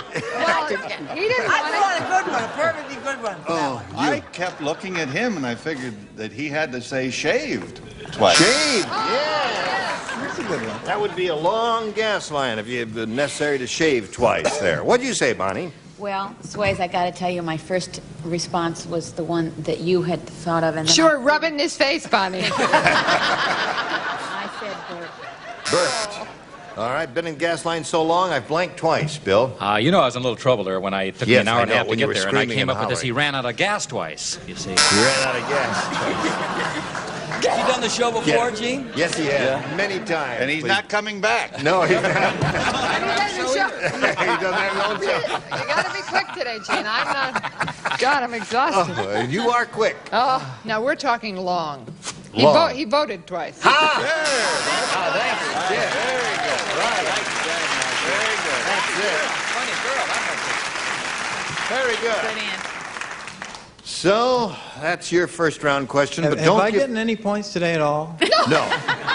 No, it says 0 down here. Okay. None of the lights are But going. you're a lot of and- fun, Yeah, Sway. Gotcha. You're cute, though. Thank you. Thank you. And I'm also, you know, you can ask me if I'm married. Oh, listen, Sways, are you married? Won't find a ring in my nose.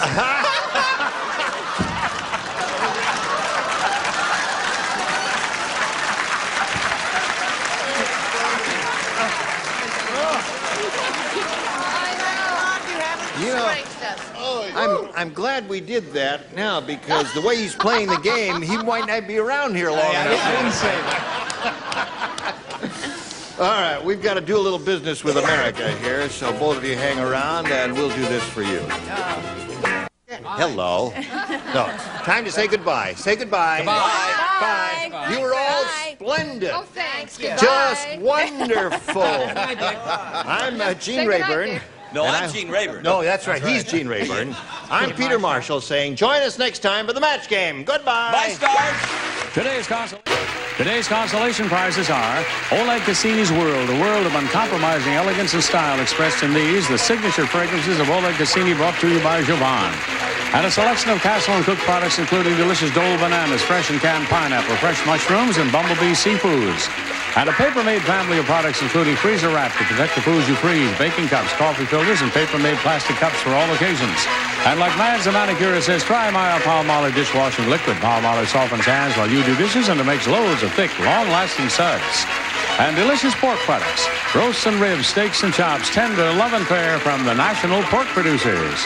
And potato toppers, exciting flavor, color, and texture for baked, mashed, and boiled potatoes. Just sprinkle and serve in your grocer's produce section. Potato toppers. And off with the most effective mosquito repellent ingredient that money can buy.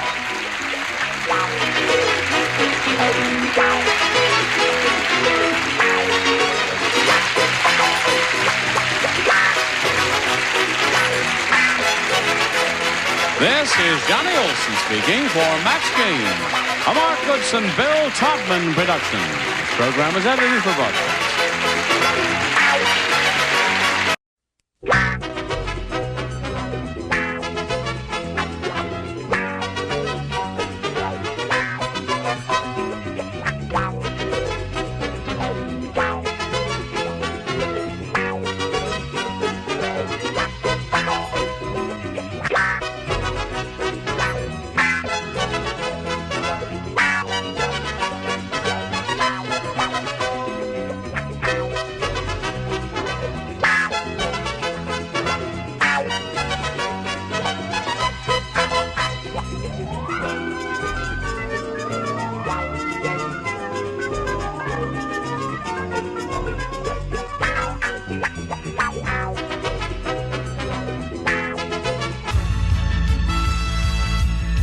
It's time for the match game, Hollywood Squares Hour, with from Greenhouse Bob Eubank,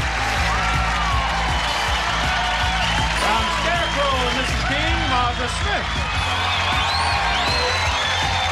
from Another World, Christopher Rick, Charles Nelson Riley, Brent Travolina, and the stars of the match game Hollywood Squares Hour, Gene Rayburn and John Bowman.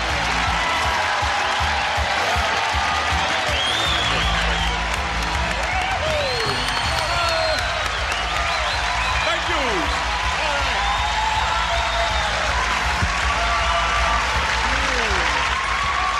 Oh, you're okay.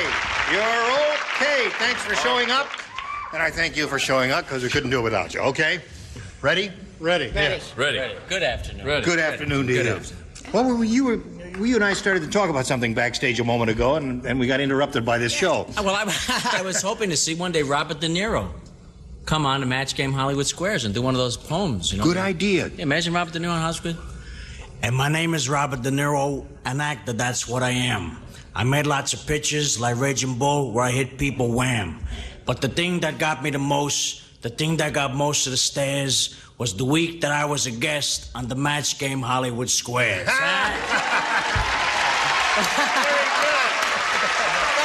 Thank you, Fred. Okay, now let's say hello to our two players here, June Gullett and Sylvia Irwin. How do you do? Now we're going to find out about June right now. Tell us the story of your life, June. Hi, Gene. I'm 21 years of age, originally from the Bronx, New York. I now reside in Pasadena, where I'm a waitress, and I have been for the past year. And my hobbies include just people and the match game, Hollywood Squares. How long have you been out here, June? I've been out here from New York for about 6 years now. You're going to stay? I'm going to stay. All right. Good luck here. Thank now, you. Sylvia, please tell us about you. Well, I'm from Boise, Idaho, but I've lived here in California now for 20 years. I love to run, hike, and backpack with my boyfriend, and this year we're going to introduce our new Rottweiler into backpacking. Really? How old is your dog? Rottweiler? Yes. He's 6 months. He's 65 pounds. He'll get about 145. Yeah, they're wonderful dogs. They're fantastic. They are. And how many miles a week do you run? I run about 5 miles a day, 4 times, about 20 to 25 miles. Good for you. I'm All just right. a beginner. Good luck to both of you. We'll begin the match game now. You'll each have 3 chances to match as many of the stars as you can.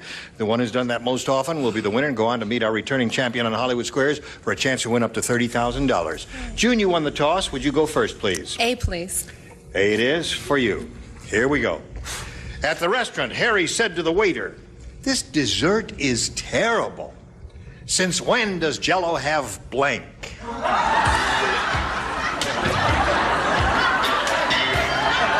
That's it, huh? That's it. Jell-O. All right. You ready, Chris? Here's that Michael Jackson music again. I know I said I come back. I know I'm going to say I know, and I knew I could find myself. I said, okay, thank you. Terrible. Okay, all right.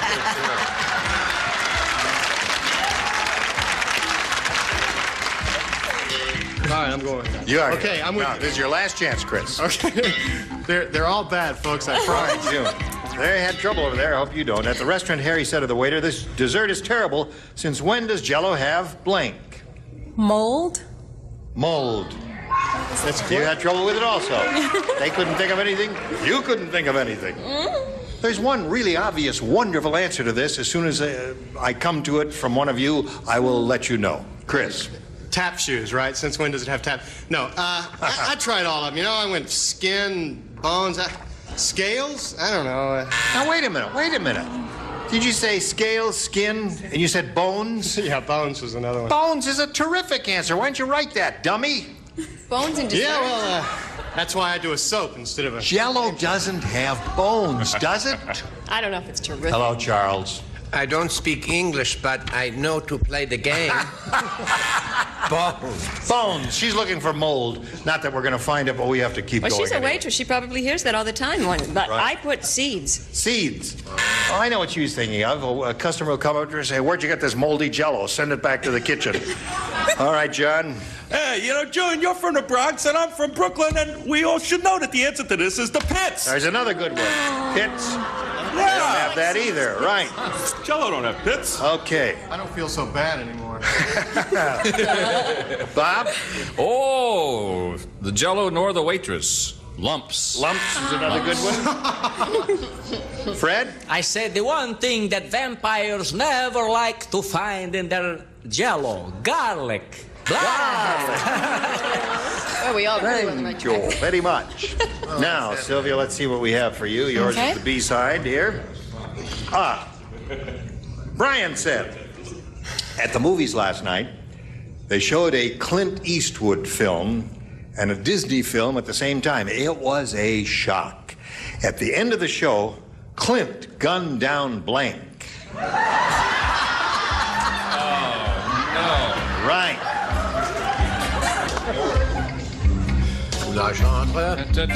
All right, Sylvia. Good, Bob.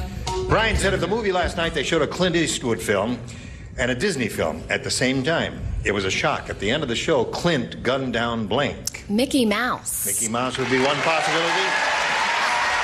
Ah, you got it. Okay. Yes, any Walt Disney character would be acceptable here. Thanks for saving me, Gene. Yeah.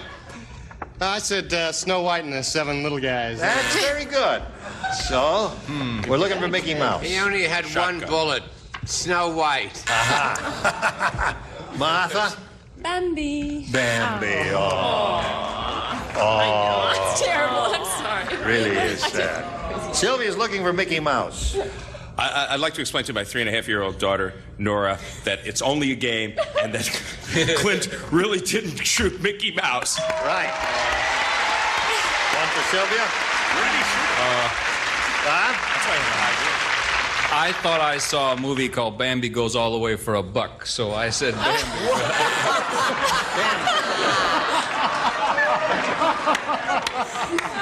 Yeah. Oh, bad. All right, Fred. Well, I got to answer this like Clint, right? Yes. Or Mickey. There's Clint. What do you say, Clint? Go ahead. Make my match, Mickey Mouse.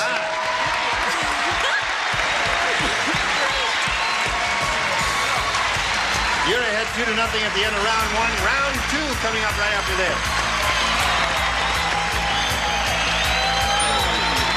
Here we go with round two. Bing. Sylvia, you're ahead. We'll ask you to go first. I'll take A. A it is. Mona said to Michael Jackson. Mona said to Michael Jackson. Yes. Wasted that material. We were meant for each other. You always wear a sequin glove, and I have a sequin blank.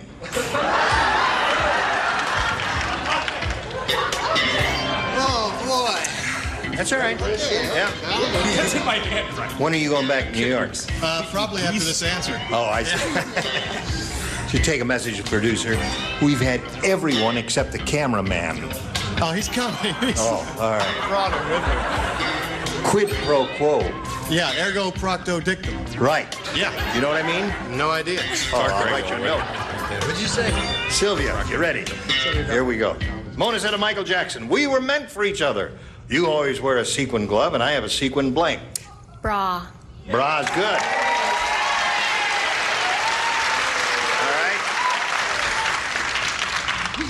Bra's real good. Thanks. Bra's real good. Actually, that's what I wish I had. But I went with the old sequin tushy, you know. Sequin tushy. All right. Hey, I don't know. We have a lot of those back east. That's why he does soap operas. Thanks a lot. Bra it is. All right, Sylvia, number three. Martha. This is a real bad one. You didn't match. Sequin hand. Nothing wrong with that? They don't like it. Nothing wrong. Not a bad answer. All right, Next. John, you don't play. Bob plays. John doesn't play. Oh, I said bra. All in my penmanship, not me. All right, June, you got to do a little catching up here if you want to stay in the game. Mean Marvin is really mean. I'll tell you how mean he is. When he was a Boy Scout, he didn't walk old ladies across the street, he blanked them across.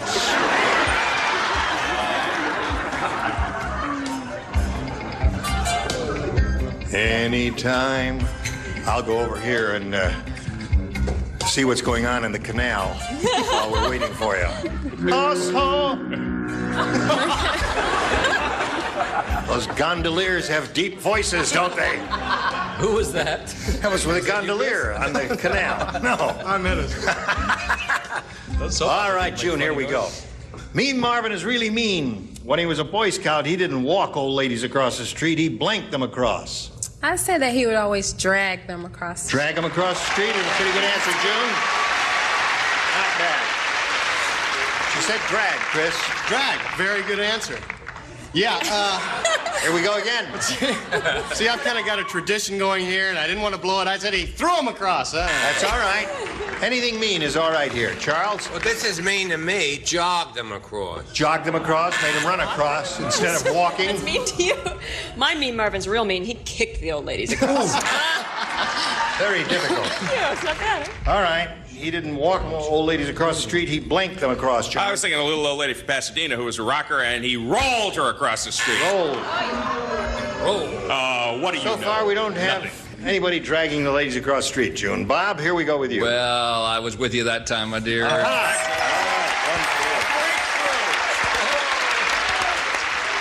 I wish I said that. I said kick them across. Kick them across. That's really mean. So there we are at the end of round two, 4-1. Sylvia's still ahead. Round three, final round after this.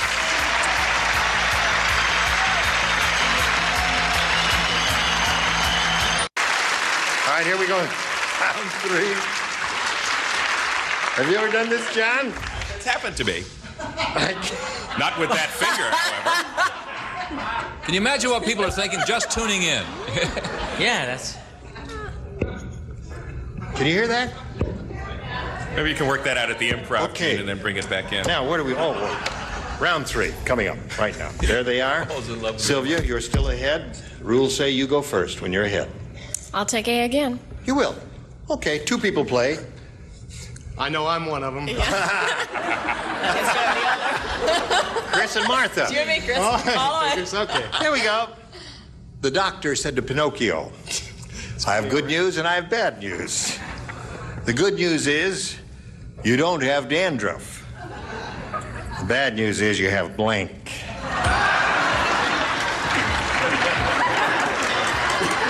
Pinocchio. I know. Okay. No. Yeah, right. I don't want to write that. Yeah. Running out of time.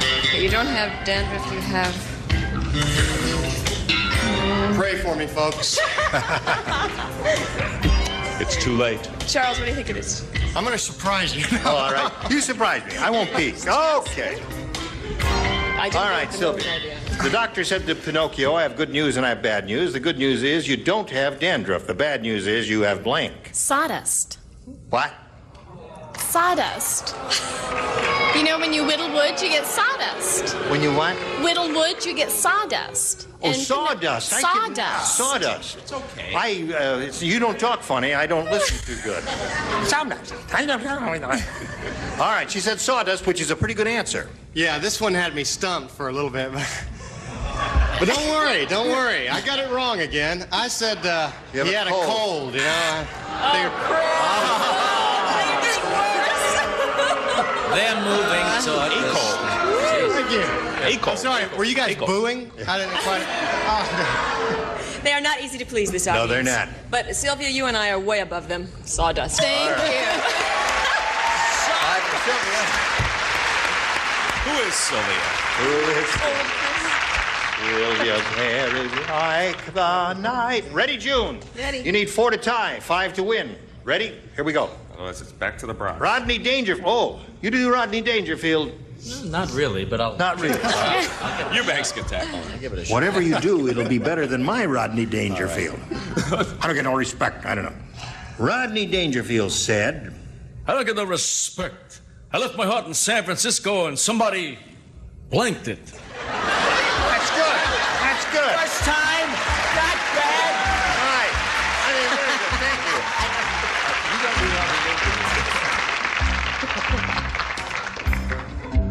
I left my heart in San Francisco and somebody blanked it. I'm just going to leave, Gene. Now, wait a minute. Okay, you get the hang of it. What's the first thing that comes to your mind? Go home. Somebody blind. Too violent. Right. It's real esoteric. Here we go, June. Rodney Dangerfield, you know who he is, don't you? Yeah, I know who He he said, is. I don't get no respect. That's his master line. He said, I left my heart in San Francisco and somebody blanked it. Somebody stole it. Very good.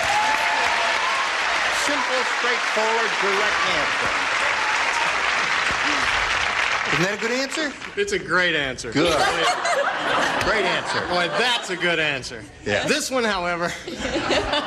See, now listen, don't be too harsh on yourself. You may have unwittingly come up with a good answer. Oh, no chance. See, I tried to combine the best of both worlds, medical and hard. I said transplanted it from, like, San Francisco. That's not bad. Thanks. Thank you. Thanks. You're tough. So glad I came. All right. What street in the Bronx? Franklin Avenue. Oh, I'm Clay Avenue. 178th Street in the Concourse. Yes? Yeah. The I'm correct saying it is. answer. Stolen. All right. 5-2 the score. 3 more for a tie for her. I had a hard time in this one. I like transplanting Chris, by the way. It was very clever. But I said somebody ate it. Now you've got... All right, so Sylvia is the winner. Come on down here, Sylvia. Bye, June. Congratulations. Bye. Right there. Be back to you in a moment. June, it was a pleasure to meet you. We're going to send some gifts to you from the match game. you very much. June Gullett, ladies and gentlemen. Now we're going to switch to Hollywood Squares. We'll bring in the rest of the set. 3 more stars will appear in a moment. John and I will switch places. And we've got lots more excitement coming along. Don't go away. We'll be right back. I remember our studio audience will receive a white sewing machine with 10 built-in utility and stretch stitches on one color-coded dial. Lightweight with built-in handle for ease of portability. Furnished by White Sewing Machine Company. And now it's time for more of the Match Game Hollywood Squares Hour with, from Old Madeline, James Sloyan. From Happy Days, Aaron Moran. From another world, Nancy Frangio. And taking over, the star of the Hollywood Squares, John Bauman. I like that. How was I? Okay, come back to Hollywood Squares. See you in a minute. And now, John Bauman and the Hollywood Squares. Look at this hair. You don't need to win money. We can spin this into gold. Here. That's okay. That sounds fun. Well, you and I will go into business right after this. Welcome, everybody, to the Hollywood Squares. We have 3 new celebrities, as well as our lovely contestant, Sylvia Irwin. We have Nancy Frangione. Hi, John. From Another World. We have James Sloyan from Old Madeline. And Aaron Moran. Best known for Happy Days. Mr. Sloyan. Yes. Congratulations on your hit series, what appears to be a hit. Is this your first regular job on a series? No, it's my second series. I did one other series for ABC called West Side Medical. West Side Medical. What's the... Yes. Are you busy writing that one off? Right. What's the most fun about working on O'Madeline, would you say? Oh, a lot of fun. It's waltzing existence. It's really fun. She's a very, very funny lady. Funny days. She has hair very much the color of yours, doesn't she? I think so. What do you care? Let's play Hollywood Squares. Here we go.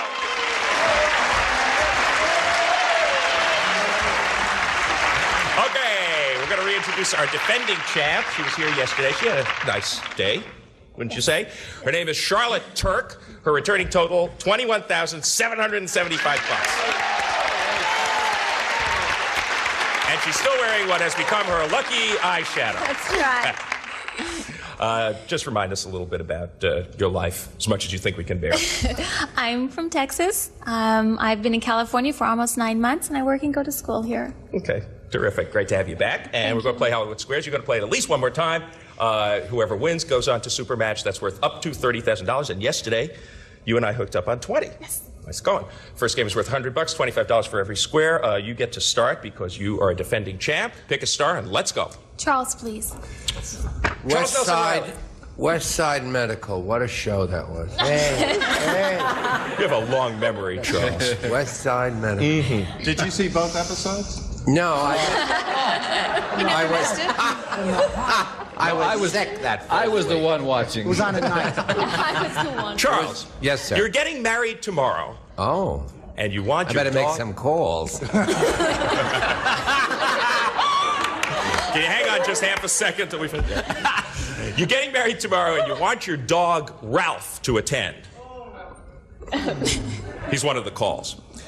Ralph is tiny, he's quiet, and he's housebroken.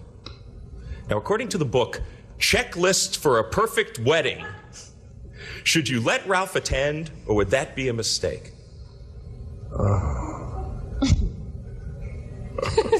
I think that Ralph should attend.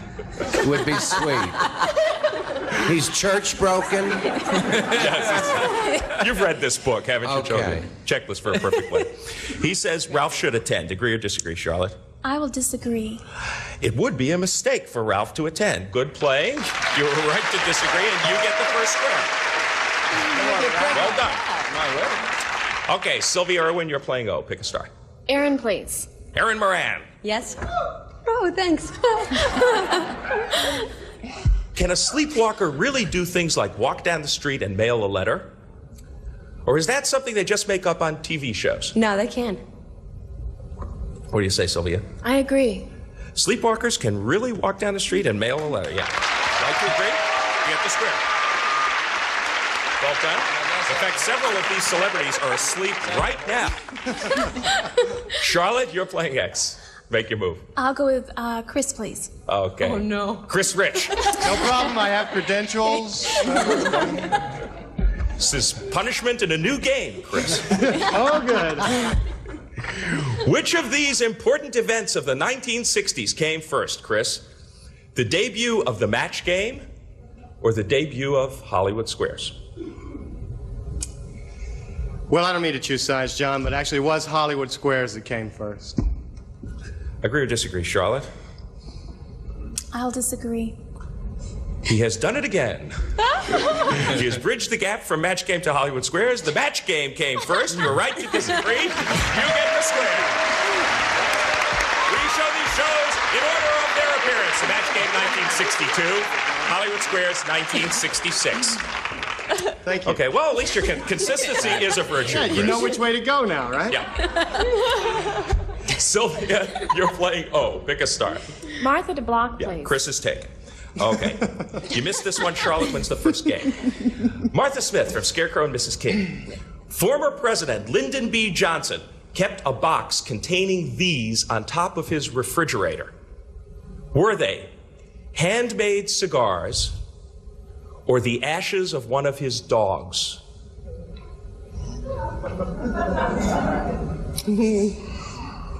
The ashes of his cigars. I think he kept handmade dogs rolled up it from Havana.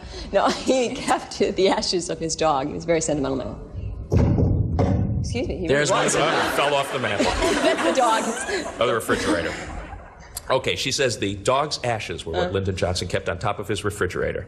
To block, agree or disagree? Trust me. I agree. He kept his dog's ashes. Yes, you're right to agree. Well, you're kind of guessing there, but you know, these questions are usually 50-50, so is our score. We're going to come back and complete a $100 game right after this. See you then. Stay tuned for more of the Match Game Hollywood Squares Hour.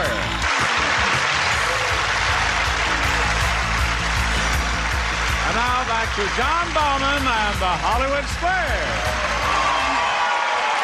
Okay, 50-50. Has she got you by the O's, Charlotte? Your move. Pick a star. Fred to block. Fred to block. You missed this one. The game belongs to the challenger, Sylvia. Fred, you have brought home a very tough piece of meat.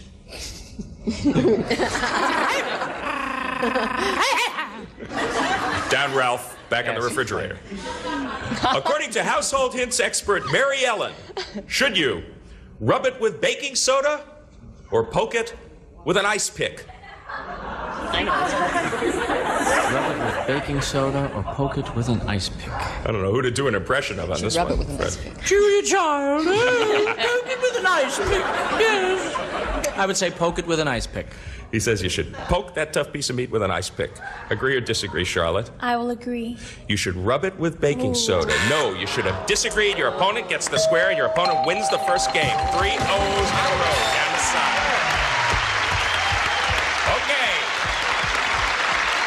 I don't know if you know how you did it, but you did it. You got 3 O's up there, and you got the lead. Okay, let's sweep the X's and the O's off the board, and we're going to start a $200 game. The magic is done. Charlotte, it's your move. I'll go with Charles. Charles Nelson Riley. I'm not over the last question. That poor dog died when they were all dancing at the wedding. I'm sorry. Shape up, Charles. According to research reported in Omni magazine, scientists can tell if you're the violent type by analyzing something about you. Is it the chemistry of your hair or the texture of your tongue? Well, it's actually the texture of your tongue. That's the magazine no one reads on the airplane, isn't it? Omni? Okay. Because a man with a toupee then would be very gentle. So it's the texture of your tongue. Which I'm not. Okay. He says violent type is, you can find out about it with the texture of the tongue. Agree or disagree? I disagree. It's the chemistry of your hair. Yes. See, I was very wrong good. again. Good playing. To disagree, you get the first square. Okay, Sylvia, you're playing O. I'll go with Aaron again. Okay. Aaron, Yoko Ono's mother warned her never to do this in public. Was she told not to smile or not to sing? I know this. Sure.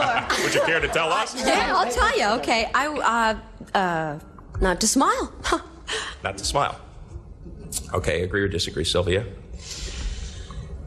I'll disagree. Yoko Ono's mother warned her not to smile in public. No, you should have agreed with Erin. Your opponent gets that square. Big mistake, Ma. Okay, Charlotte, you were playing X. Jean to win. This could be a clean sweep for you. Gene Rayburn, which came first, skier Susie Chaffee or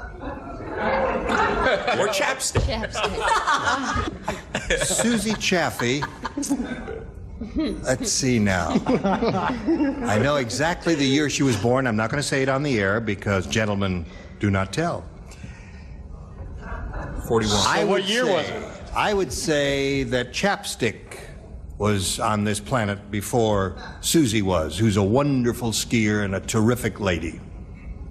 Agree or disagree? Chapstick came first. I agree. For the game, you agree, and Chapstick did come first. 3 X's in a row. Right to agree. Well done. In 1912, the Chapstick formula was sold by a scientist for $5. Okay, you forged into the lead, 325 to 175. Once again, we're going to sweep the X's off the board, and we're going to start another game, and this one is worth $300. Sylvia, you get to start. I'll go with Charles, please. Not me, huh? Relentless, isn't she? Charles, you're an average honeybee. You have just lost your antennae. What will happen? Will you forget where you live, or will you die? These are so sad. Either way, it's sad. Funny. Dog can't come to the wedding. I will die. Agree or disagree sad. that bee would die, Sylvia? I'll agree. That honeybee would die. Yes, you're right to agree. You get the square, and we get to come back and complete the square right after these bets. 25 to 200, and we're in a $300 game, and there's an O up there. So, Charlotte, you're playing X. Nancy, please. Nancy Frangione from Another World. Each year on his birthday, your husband, who is in real life Chris Rich, who is sitting right below her. Isn't he adorable, too? And smart, too. He's smart. Listen, he always wins Trivial Pursuit. I don't know, Chris, what's happening. Each year on his birthday, your husband asks you to put on sexy lingerie before you make love. Who told? It's the first thing you gotten right today, Chris. Now, I'm good at something. Now, according to Glamour magazine, does this mean he's a little weird? Or is it a perfectly normal request? I myself have a wonderful array of long flannel nightgowns. I really would. But it's normal. It's normal.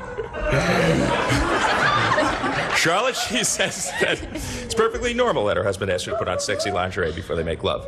Agree or disagree? I agree. It is a perfectly normal request. Yes, you're right to agree, and you get the square. And let's have a little shot of Chris. He's very relieved at this moment. Yeah. That's a load off my mind. You feel much better now, don't you? Okay. Psychiatrist. Some of the things in his dressing room they're so lovely. I've been looking at them. I know they're lovely. Okay, Sylvia, you're playing O. Pick a star. Jean, please. Okay. Mr. Rayburn, you are an average guy. Hardly. Who has higher blood pressure, you or an average giraffe?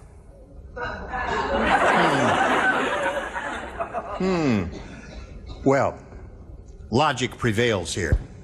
In order for a giraffe's heart to pump the blood 3 stories up to his head, and obviously the brain needs a greater supply of blood. That's why your head gets cold in the wintertime. Yes, doctor. Right.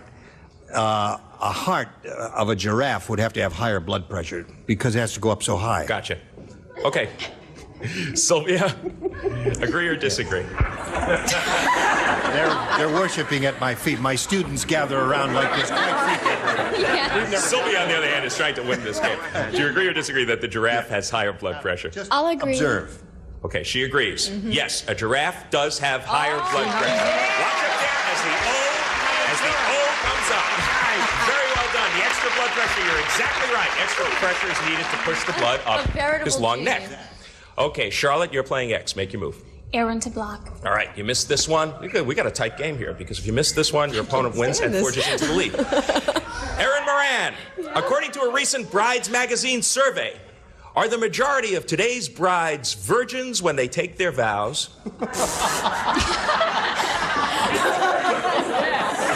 So you want me to stop right there? Or have they been around? Have they been around? Mm-hmm. Yeah, I think so. Been around. She thinks they've been around. What do you think, Charlotte, for a block? I'll agree. They have been around. Yes, you were right to agree. You get the square and you do block. Okay.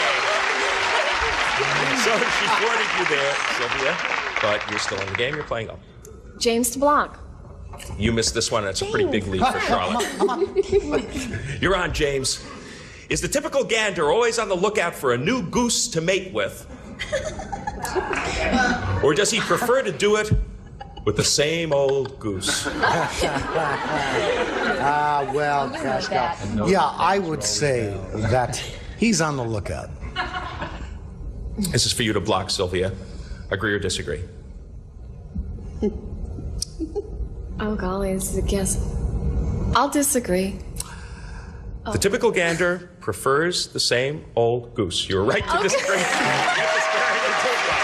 never read that. Isn't that sweet? He likes that same old goose. Okay, Charlotte Turk, she did it. Do it for yourself. Bob to block. Oh, finally. I felt like a judge on Dance Fever. You know what I'm saying?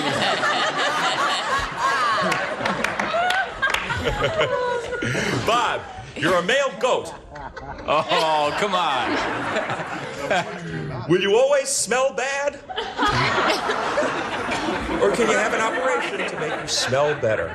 You're kidding. Only the farmers would have gotten it. Well, I always smell bad, or can I have an operation? No, I think that I will always smell bad.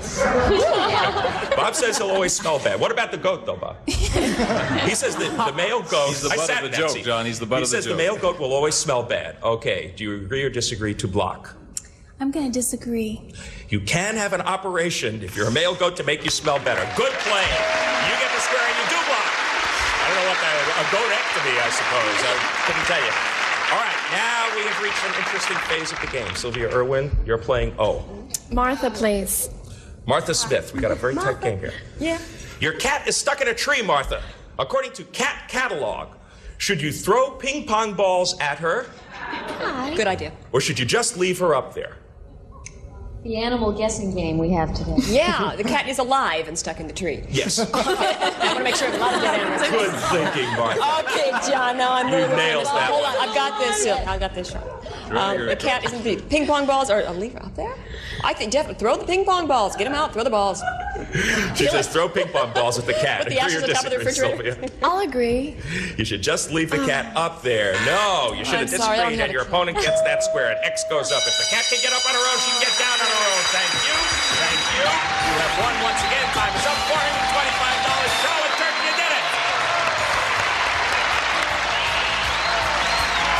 You're closing in on this game anyway, but Time's Up bell made it unnecessary to continue. Congratulations. Second day in a row. You probably know what to do. You track right over there. Join Gene Rader. Get set. Yeah, right now. This is it. Well, you had a couple of chances. You know, it was a long game. She had an advantage there. She would have made it with one more square anyway. But congratulations, you played very well. $250 for Sylvia Irwin. Okay. Good challenge. Thank you very much. Thank you. Okay, Gene Rader, take it. Okay, John, here we are. She's back once again. She has $21,775. We'll see how much more she'll win as we go to the super match and our stars right after this. Here to play the super match is Gene Rader. Thank you, Johnny O. Well, Charlotte, here's another shot for you. I hope you can do it all the way this time. We haven't had a $30,000 winner in a while in the big super match. Let's see what we do today. We polled the studio audience not too long ago, a nice group like these people here, and we said, please write down your best answer to this. Egg blank. $1,000 for the most popular answer, $500 for the second, $250 for the third. And 3 of the 9 stars can offer a little assistance here. Charles. Egg blank.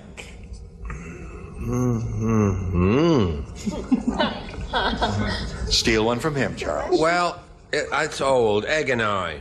Eggnog. No, I said egg and I. I speak English. If you want a drink, I'll take over for Would the you last write it and round. hold it up so I understand? Egg and I. The egg and I. All right. Remember that? The egg and I. Yes. All right. There's one. John. I'm going to say egg roll. Egg roll. Okay, Nancy. Wait, what have we got? Egg roll. An egg and I. An egg and I. Egg, it's eggnog. Eggnog. All right. So those are the 3: eggnog, egg roll, and egg and I. You may choose one of those or think up one of your own. I'll try eggnog. You going to try eggnog? Yeah. All right. I got you there before. Let's find out if it's up there. Eggnog is what she's looking for. Let's take a look at the $250 response. Egghead. Your husband. All right. No one here by that name. There's one. The $500 response says egg roll. We got that from John. Okay. Egg and I. Egg and I. It's not going to be egg and I, Charles. It can't be. It's too obscure. It's going to be... Won't you be surprised?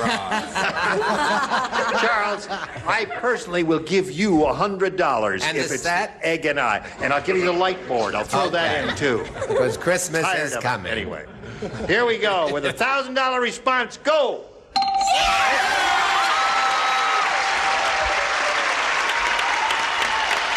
Okay. Now you've got the $1,000 with your eggnog. Now it's time for the head-to-head match with any star of your choosing. After you've made your decision, we'll ask that star to reveal the hidden number, and we will multiply your $1,000 by whatever number is revealed at that time. It'll be a 10, a 20, and somewhere up there is 130. I'll try John again. John, that's 2 days in a row she's called on you. Last time you had a 20. She can try This me time anytime. you have a 10, so you're playing for $10,000. Oh, disappointed. It's only $10,000. Poor girl. Okay. Here we go. For $10,000, it'll give you, you'll be over 30, substantially over 30. All righty. Foot blank. That's F-O-O-T blank.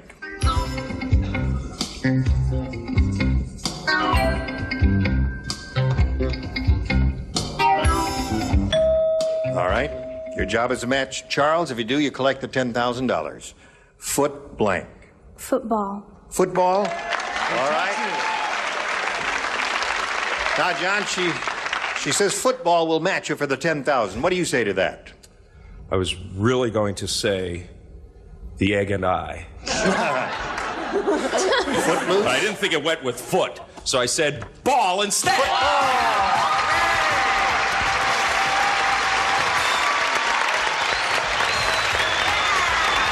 got a bundle.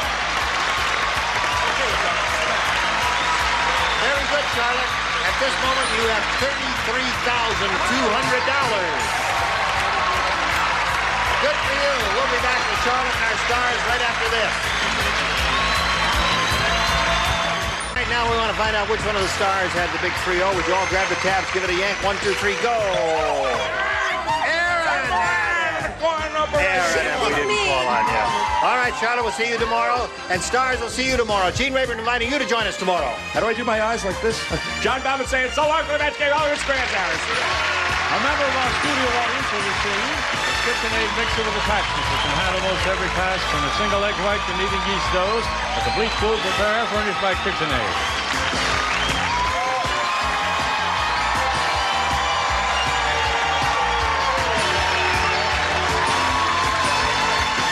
This is Johnny Olson speaking for the Match Game Hollywood Squares Hour. A Mark Goodson television production.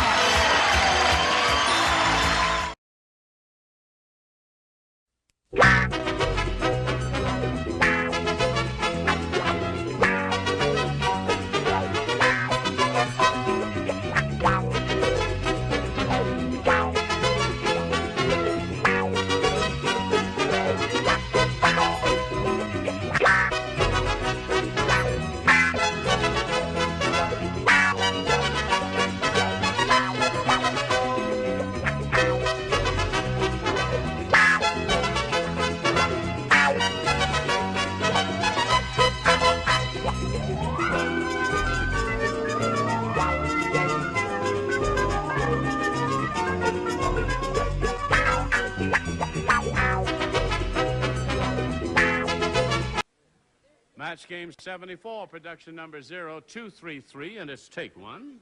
Get ready to match the stars. Jack Nars, Brett Summers, Charles Nelson Riley, Elaine Joyce, Richard Dawson, and Fanny Flagg as we play the star-studded Big Money Match Game 74. And now, here's the host of Match Game 74, Gene Rayburn.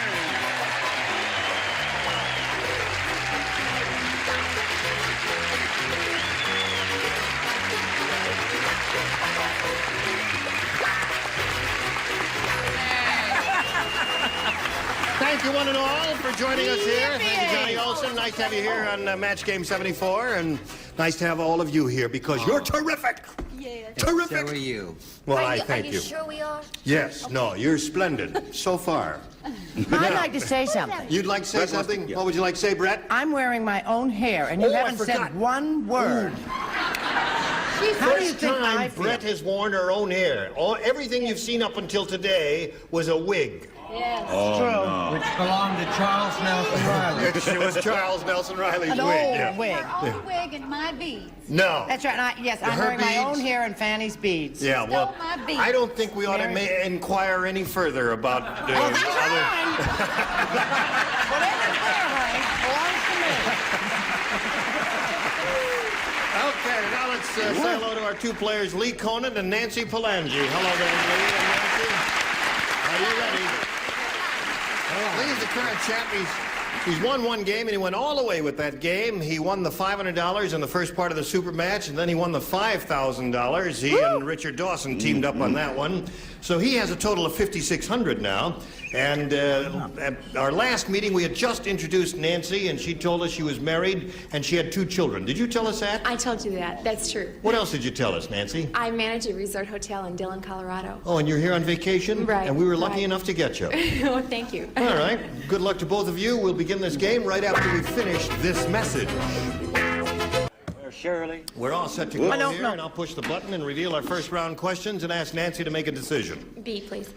B is what she wants. Folks, here it is. What to do when the party's over? 1, thank the host or hostess.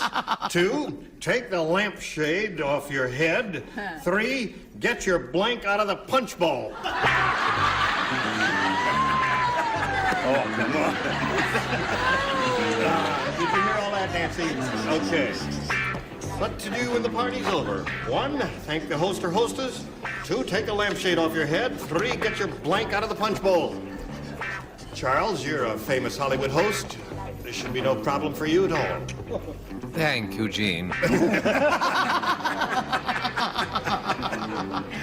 don't know why I love you so much. Goes like wine. Bubble up goes like wine? Great host. All right, he's all set now.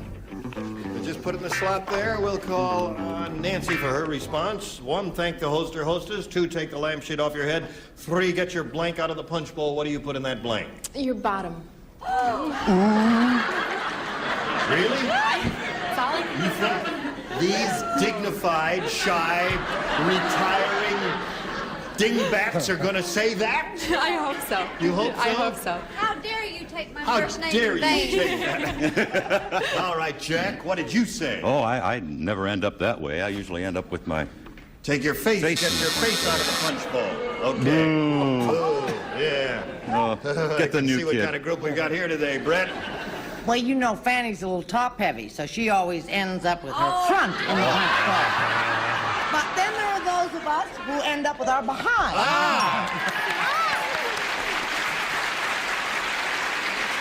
Okay, Charles. Well, I just thought car keys. That's... Charles, does that say car keys? Car keys. It says car keys there, Charles. You said time to go home, so... He must be wearing socks. I'm sorry, did I hurt you, my dear? No. Did I entwine myself around you in any way? That's nice. Would you like him to enjoy himself? Would you show us your card there? Well, I happen to know the reason why Brett is not wearing a wig today is because we went to a party together last night, and I had to take her wig out of the punch bowl. That's one for me. And that's not all. Okay. 3, get your blank out of the punch bowl, Richard. Well, Nancy's so nice. I would have said bottom, but I was afraid I'd make an ass of myself. So I said hand. Get your hand out of the punch bowl. Yeah. I'm sorry, Doc. All right. Fanny, Phyllis, or... I'll just straighten your tie. I heard this was a formal show.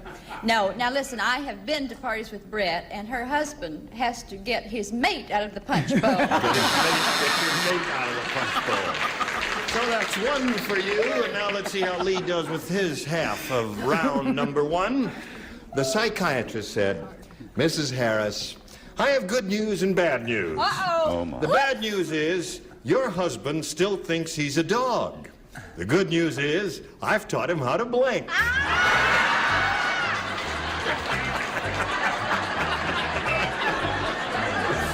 Oh, dear me. Did you hear all that, Lee? Yes, I sure did. Okay. I'd like to be able to tell you what my psychiatrist said to me last week, but I can't. No, you can't do that because that violates too the ugly. psychiatric discipline. You mustn't tell. All I right. spent $5,000 going to an analyst, getting to know myself, and found out I didn't want to continue the relationship. All right, Lee, they're all set over there, so we ask you now. Psychiatrist said, Mrs. Harris, I have good news and bad news. The bad news is your husband still thinks he's a dog. The good news is I've taught him how to blink. Bark. Bark. Okay. You know, I didn't think of that, but that's pretty good. That's pretty good. Didn't occur to me at all. What occurred to you, That's Jack? very good, but you said they were apartment dwellers, and you don't want a dog that barks in an apartment. But he taught him to go on paper. Go on paper. Okay, Brett. What's wrong with Jack? I don't know what's... Yes, You know the name of his show? Now you see it. That's on CBS, is it? Oh, yes. 11 o'clock Eastern? Right. And 10 o'clock Western? Well, that's clear. Yeah, say Good night, Jason. What do you say, Brett? I say that poor woman married to that man. Bark, indeed. Well, of course, bark. Naturally. Can I get a tie score at this moment? And we call on Charles. You don't have to teach a dog to bark, but you do have to teach him not to go on the paper. Yes. On the paper. Really, Charles? I'm not coming to your house to visit for any length of time. What do you say? Well, I say he thought he was a dog long ago, so obviously he knew how to bark. But the doctor taught him how to eat Alpo. Oh. Wild and all. All right, and he loved it. He loves Alpo. Yes. You like Alpo, Richard? Henry Alpo. Henry Alpo. Know him well. His nose is always warm. No, the doctor said, I managed to teach your husband to fetch slippers. Fetch slippers. Keeps the mice down. Right. Fanny, what say you? She mentioned a name brand, and they say they Cadillac, Cadillac, Cadillac. And I have Now, you're not supposed to do that. I said fetch. You can't do that. What'd you say? Cadillac, Cadillac, Cadillac. No, you can't do that. Now, stop that. I'll rip off your necktie. Oh, yes? Yes. Score is 1-1 here at the end of round 1. 1-1. Very tight ball game going here. And we're going to continue right after this. Why not? Here we are. Are you ready? Okay, we're ready. I'll push a button here and ask Nancy to make a selection. I'll take B again. B, 1-1 the score. Last time you matched Brett, so Brett, you lay out. The rest of you do this. Kiss me, Charles. That'll be enough of that. Oh. Sammy, the world's dumbest skin diver, said, my flippers were always falling off, so I blanked them to my feet. Sammy, world's dumbest skin diver, said my flippers were always falling off, so I blanked them to my feet. Uh-huh. Did you hear all that? I did. All right. Fanny made these beads out of a chandelier that was hanging in her mansion in Atlanta. Really? Or Birmingham. Tell Where's us that about funny Tara. place you come from down south? Those beads are the earrings of Miss Alabama in 1973. Really? Miss Alabama? You made me Ready? mess up my answer. Close enough. Okay. You don't know, Charles. that's why. No, I don't. All right, Nancy. Sammy, the world's dumbest skin diver, said my flippers were always falling off, so I blanked them to my feet. I tied them to my feet. Tied? I would expect a smart skin diver to tie him to his feet, but a dumb skin diver, like it said here, might do something else. Let's find out what you have, what opinion you have of this dumb Well, skin if you diver. tied them to your feet and you went in the water, your feet shrink and it'd fall off. I think he would have them glued. Glued. Yeah. Something like Don't you love epoxy or that? something, I yes. love that. He said glue isn't. What's going to happen No, to that's glue? not. That's generic. waterproof Charles? glue. Quiet! You can use epoxy or something. He and I are right together, and we're going to get together and make a couple of model airplanes with all our papers. Yeah, what do you say here? Oh, I said that he was everything. Nothing bothered him. He found no pain in anything, so he just stapled them to his feet. See, that's good. For a dumb skin diver, that's a good And thing all to the do. sharks came after him. Yeah, It was terrible. great. When the shark has what? But then what happened then? No, that's another Then show. he found a girl who was a skin diver who had stapled fins to her feet, and they fell in love and got married. And they had Gave gummies. birth to a 9-pound box of tacks. I said glued. Glued. No tried, Nancy. Fanny? I'm so disappointed. I wanted to say stapled, but I didn't. I said glued. Glued. Stapled and glued, we're both good there. So we've got nothing for you there, I'm sorry to say, Nancy. Now, Lee, this is the second half, the second and final round. One match will win the game for you. Brett, you do not participate again. I'm the only one who's winning. Good. Now, we have this for you, an item from the personals column in the newspaper. It says, lady with cucumber wishes to meet man with vinegar. Object blank. Yes, I thought you'd like it. You have to write something, too, I see. didn't know. Oh, Yes. I thought it was a bedtime story. No. What is it? Man with cucumber wishes to meet Lady with salad. cucumber. No, No, it's lady with cucumber. Let me run the show if you don't mind, Brett. Lady with cucumber. Lady with cucumber wishes to meet man with vinegar. Object blank. Tweak this neck a little while they're hanging around. Okay, lovely. Has the softest mouth. Let go of my cable. You're such animals, you guys. That's right, Charles. You are. Does this mean the prom is off? Yes. Oh, you did it, Charles. I'm just biting her neck to kill time while you're thinking of an answer. Animals. And he's I don't not like even a biting her neck, vampire. Charles. I'll never be able to explain that. Have to wear scarves. What the heck are you doing? Oh, do we know? Can't read Okay. his writing. Now, Lee, You have to just an item from the personals column in the newspaper. Lady with cucumber wishes to meet man with vinegar. Object blank. Pickles. Pickles. Very What a clever. good answer. See how clever he is? You didn't think that that's the way you make pickles, but one pickle wins the game. Jack, are you offering Didn't they a do that pickle? to you once? Yes. I've been married to a pickle for That's a 18 brilliant years. I didn't come up with that. I just said this. Salad. Salad. Object salad. Okay. Cucumber salad. Yeah, that's okay. Charles, what do you offer? I said again, you see, the third time where we had the same thing, but I said make whoopee salad. Make whoopie salad. Oh, yeah. Okay. All right. He's I get looking it, for the Charles. answer pickle. What do you say? Oh, gee. You didn't think of it. No, I said probably what everybody thought. I think. I said marriage.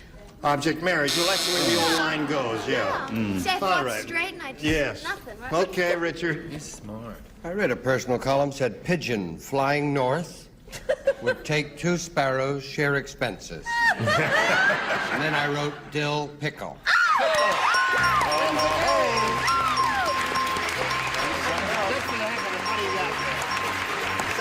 Okay.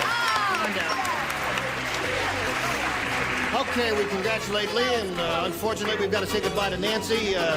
We have a gift for you backstage, together with our thanks for being here on Match Game. Thank you. Bye, Nancy. Oh, that was a close one.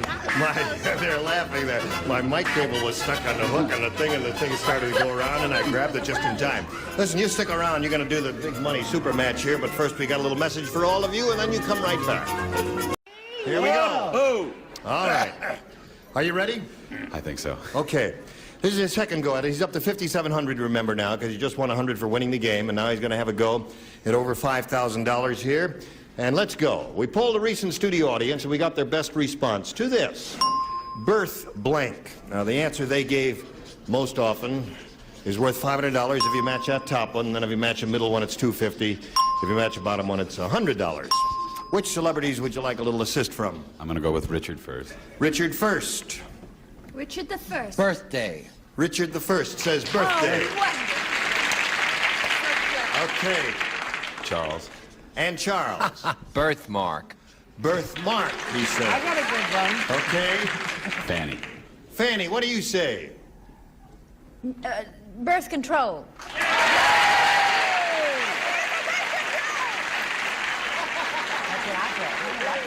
You know what birth control is? No, what is birth control, Richard? Never having to say you're sorry.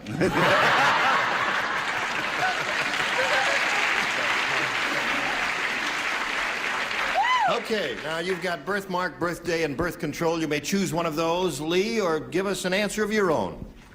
I'm going to say day. Birthday. All right, that's the one he's looking for, the one Richard gave him, and that's the one he's hoping is under the $500 response. But first we'll start at the bottom and see what's under the $100 response. Birthplace. Did anyone think of that or say it? I didn't either. Okay. Still looking for birthday. Here is the $250 response. Birth control is Fanny's answer. It was up there. Third and last chance for birthday. Here is the $500 response. Birthday! Congratulations. Hey, Smear. What the hell? What's going on?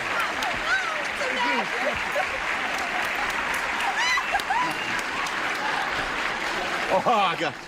Well... Happy anniversary. All right. In this order. Okay, is there anyone out there you'd like to kiss? They can't. Wayne, the cameraman number 2 there, he's a good kisser here. Would you like to kiss him? He's got a beard that tickles. Yeah, now why don't you go out there and give him a little? Your wife is jealous? Well, she'll let you. Would you mind if he kissed Wayne for $5,000? I'll kiss him for $5,000. Okay, there he is. See? All right, now listen, you've got the $500, and that means you're not going to play for 10 times that amount or $5,000. To collect, remember, you've got to match one celebrity head-to-head, and it's time to choose one. Richard again. Okay, Richard, you get ready to write. Yeah. Here's the $5,000 question. Dick blank.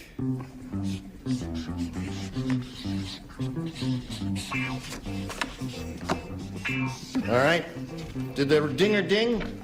There it is. Those quick naps You are got mine. it. Yeah, that's right. You got to wake up back there. I don't start functioning till I hear that dinger going there. Okay, now he's finished. What answer would you come up with in order to match him? Dick blank. Tracy. Well, we'll find out. He said Dick Tracy. Richard, for $5,000. May we see your card?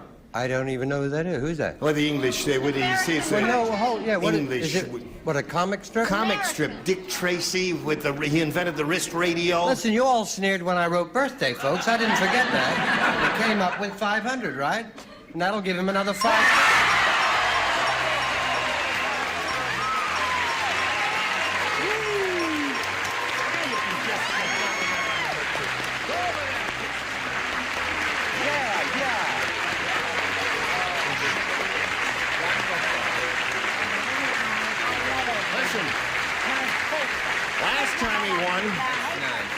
Last time he won, I said, what are you going to do with the money? He said, well, I kind of promised the kids I'd buy them a pony. All right, that was the first $5,000. Now you're up to $11,200. You're gonna buy me a pony. He's going to buy you a pony, right? Got any other plans? Well, I got 4 kids. I guess I could buy 4 ponies. Oh. You have a stable. Boy, And where do you live? Point Park. In an apartment? Yes.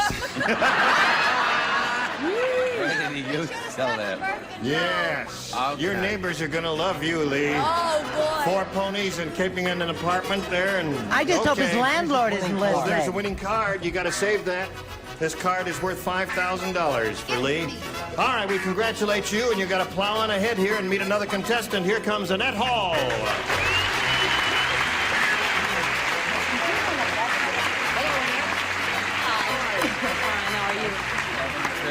You know Lee Cronin? Yeah. Congratulations, Lee. Thank you. That's very sportsmanlike of you to congratulate Lee. We're all happy for him. He's up to $11,200. Would you like to tell us a little bit about yourself, Annette? Sure, I'm married. I have 6 children. And I'm an education aide.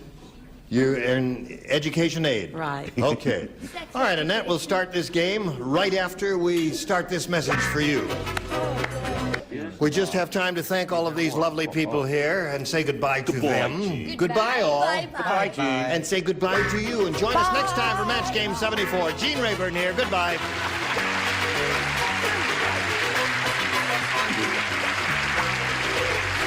This is Johnny Olson speaking for Match Game 74, a Mark Goodson, Bill Todman production.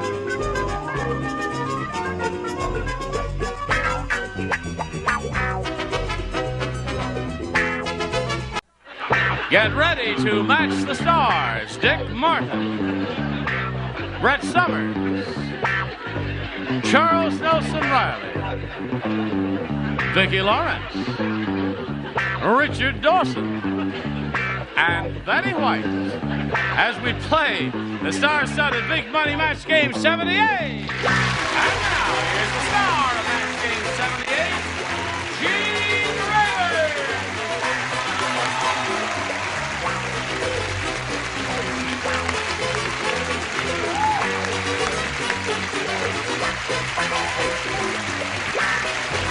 Thank you very much. Hello, Johnny-O. Are they alive? Splendid. Right.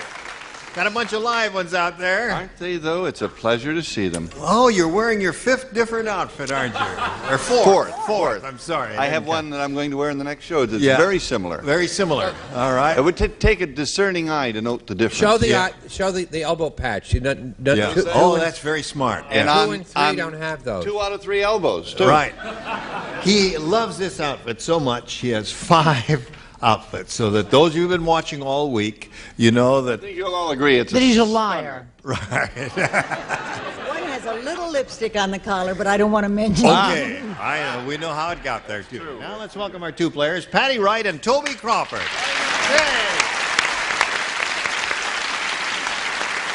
Now we have a champ here. She's won a lot of money.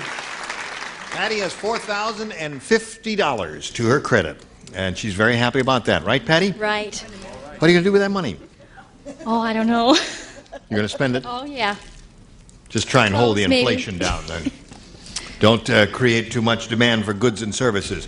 We're meeting Toby Crawford for the first time here. We welcome him. Like to find out a little bit about your life, Toby, before we begin?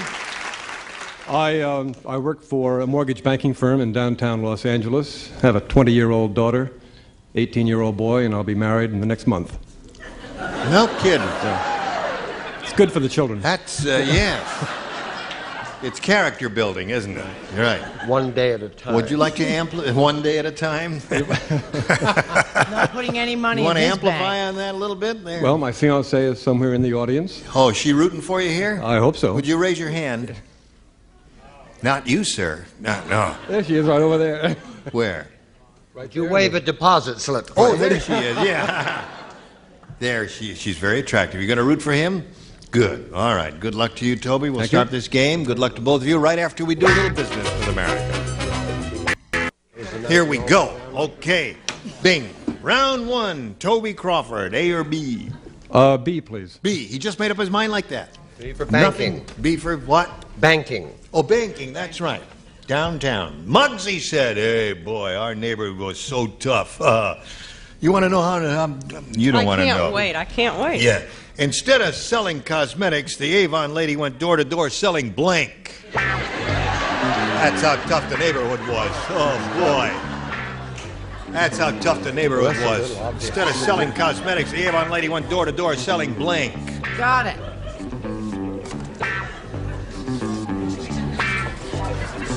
Okay? No, I'm ready. I can't think. Well, that's the way to... By the time you get over there... Avon lady Yeah, I got that part. went door to door selling blank.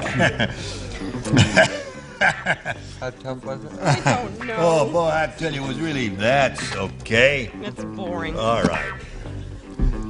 Toby Crawford. Now, remember, round one questions are tough, and what we say is the first thing that comes to your mind will probably work. Right. As you see, Charles is still writing because he has no mind. There it is.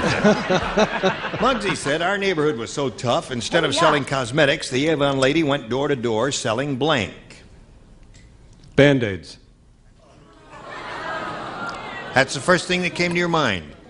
That's what I told you to do. I was wrong, Toby. I lied to you. What was the second thing that came to your mind? That's it. That's it. All right. Okay, Dick Martin, what do you say? I say he went door to door selling switchblades. Switchblades. A tough neighborhood. That's right. The Avon lady went door to door selling switchblades. Yeah. Just better stick to banking, Ollie. Banking. I did a little play on words which I think you're going to enjoy. Gunpowder. Oh! Ha ha ha ha. I did enjoy that. Thank you. Did you enjoy it, Charles? He hates it when he laughs. A little play on words is putting it mildly. I hate him. I said guns, bullet vests, and holsters. Guns, bullets, vests, and holsters. Well, that covered everything except what he said. Band-Aids. He said Band-Aids, and there are none of those there. Now. I just said your basic gun. Well, that's the basic answer there. I guess so. Yes, sir. Toby, that's what you do in a tough neighborhood, right, Rich? BPV, your bulletproof vest. Bulletproof vest. If you need protection, right? I cannot tell you how humiliated I am. I mean, downright just embarrassed. Why, my dear? Because I came up with the same answer that Brett did. Gunpowder. So humiliated. Well, you should be. A square like you.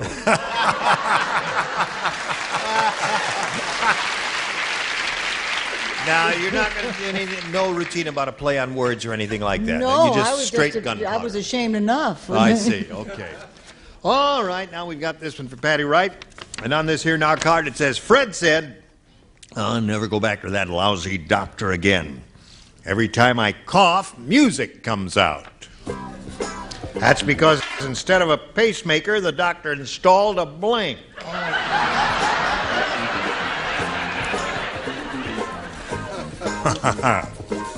Instead of a pacemaker, the doctor installed a blank. My, it's sloppy up here. Don't you ever clean house?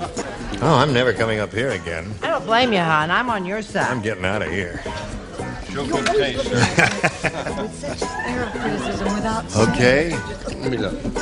Here we go, Patty Wright. Fred said, I'll never go back to that lousy doctor again. Every time I cough, music comes out. And that's because instead of a pacemaker, the doctor installed a blank. Radio. A radio. She said radio. As definitive as you can get. Radio. There it is. One word response. I think she's going to do well with this one. I think so. You do? Yeah. See, you always Well- hang around me and say things like, I think she's really going to do well with this one. Well, now, she And may then have you one or two stumbling blocks, but generally speaking. you think she's going to do well.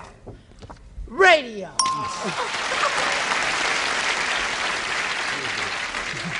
Portable radio. Portable radio.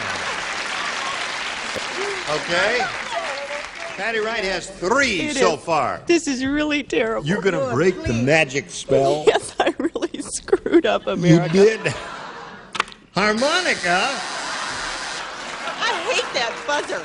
Instead of a pacemaker, the doctor installed a It's not even harmonica. close. Don't repeat it. Oh, you really blew See, it. a pacemaker is an electronic I device. understand. There is nothing to say. No, there are no electronic harmonicas. There are. Right. Not Yes, with there are. transistors or anything There like are. that. Thank Yeah, you, Richard. there There are. are in the Oh, days there of are? rock and Yeah. roll. Johnny, Yes. would you bring one in next A time? man named Max Gelray plays one, truly. Really? Yeah.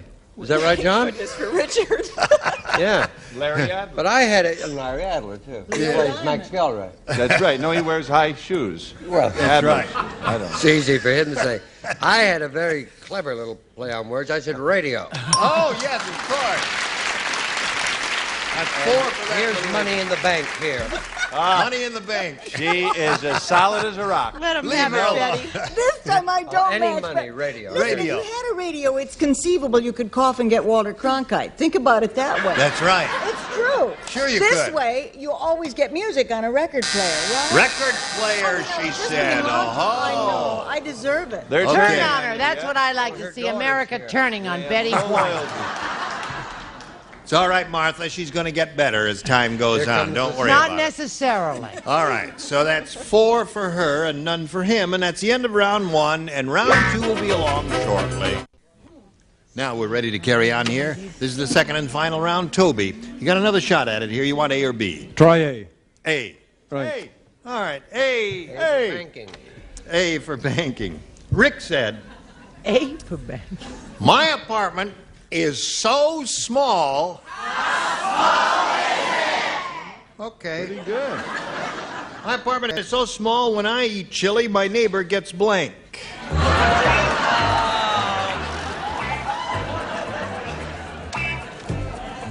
When I eat chili, chili is the operative word, my neighbor gets blank.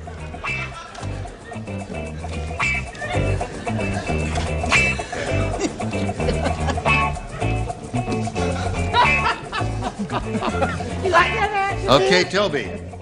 Rick said, my apartment is so small, when I eat chili, my neighbor gets blank.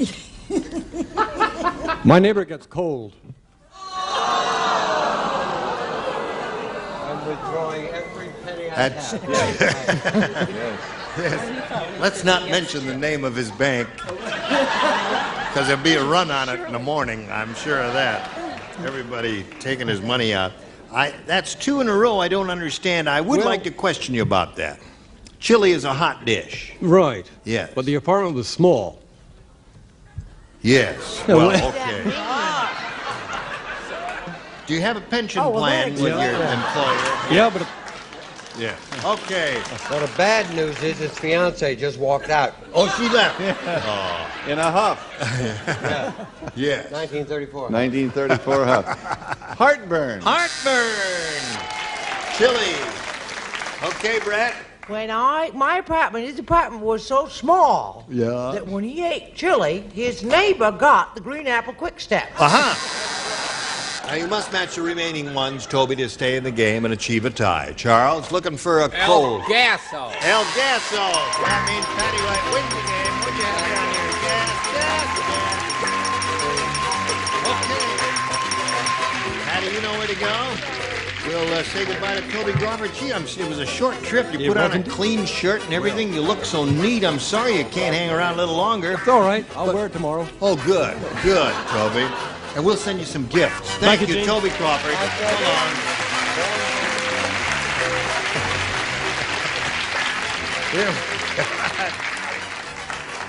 Here we are with Patty Wright, who's won her 4th game. She has $4,150. And now we go to this audience match. You ready for this one? Good luck to you. We polled the studio audience, said write down your best answer to this. Bachelor blank. Now, you know how this goes. If you match their most popular answer, you get $500. And for matching the second most popular, $250. And then $100 for matching the third. And let's see who'll give you a little hand here. Betty White. There are 3 wonderful ones.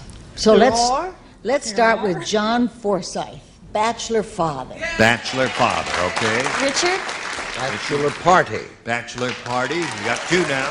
Charles. Bachelor of arts. Bachelor of Arts. BA.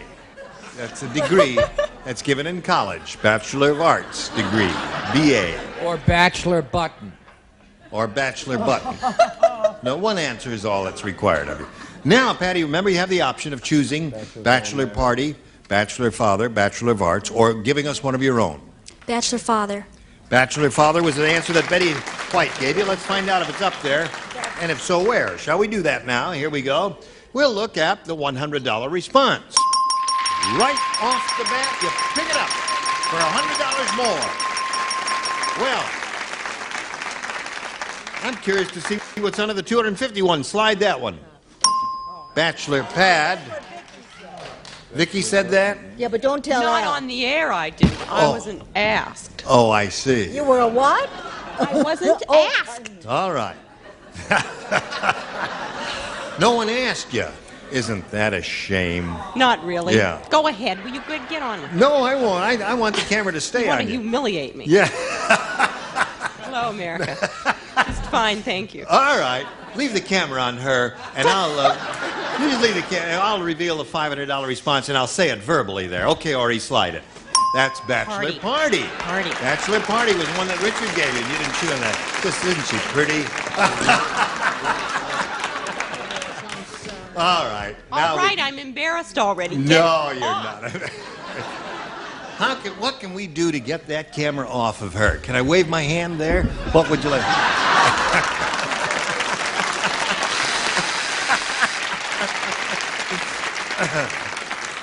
Listen, you're crazy enough to be invited back here. Okay, Patty Wright, you got $100. You're going to play for 10 times that amount or $1,000. Now you have to play with one celebrity and match exactly. Richard. Good luck to you. Here we go. Now, this is what it says on this card for $1,000. Blue and black. No. Blue and blank. Blue it. Blue and blank. I guess we better go to a commercial now so I can throw this card out and we'll start all over with another thing because I blew this one. I blew this one. That's BLUE. Today's consolation prizes are first, Franciscan's new floral sculptures dinnerware, gently sculptured blossoms with a blush of pastel. 4 patterns in white or celadon, floral sculptures by Franciscan. And from Popular Library, featuring Sweet Golden Sun, a great romantic epic of a woman's fierce struggle for love in the untamed West. And jewelry from Sarah Coventry, who has jewelry with fashion know-how for every occasion. Versatile, fashionable Sarah Coventry jewelry, sold at home fashion shows. And the Insinkerator Steaming H2O Tap gives you 190-degree hot water for instant foods like a built-in tea kettle at your sink from Insinkerator. Enjoy more of Match Game now with star Gene Redder. Thank you, Johnny O. Now, some people apparently didn't understand exactly what happened there. Because he couldn't hear real well. And I just want to explain. I pulled the card out. I looked at it. It said blue and there was a dash. And I said blue and black. And so we had to throw that out. And we'll start over again and do another one. Are you ready now? Mm-hmm. I remember you're playing with Richard, and the object is to match him. Blue and black, eh? Here it is. Football blank. Football blank.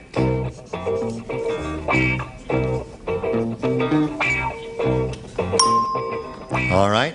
Now, Patty Wright, what we require from you is the answer that Richard has written on the card. If you come up with that, we come up with $1,000. What do you say? Field. Football field. Don't like that one, huh? One person likes it, the others are all awing. All right. We'll find out about that right now. Richard, she says, football field will match you. What do you say to that? That's a game. Game. What'd you say? I said I thought of a couple different ones. What were the others? Football, pool. Game never came to your Helmet. mind? Helmet. Player. I mean, there are Player. millions of them. Yeah, there are a lot of good ones there. But Shin game would be the guards, basic Ralph. one, Blue I and suppose. black, that takes... Listen, $4,250 ain't bad. Here comes your new challenger, Cindy Garman. Hello, Cindy.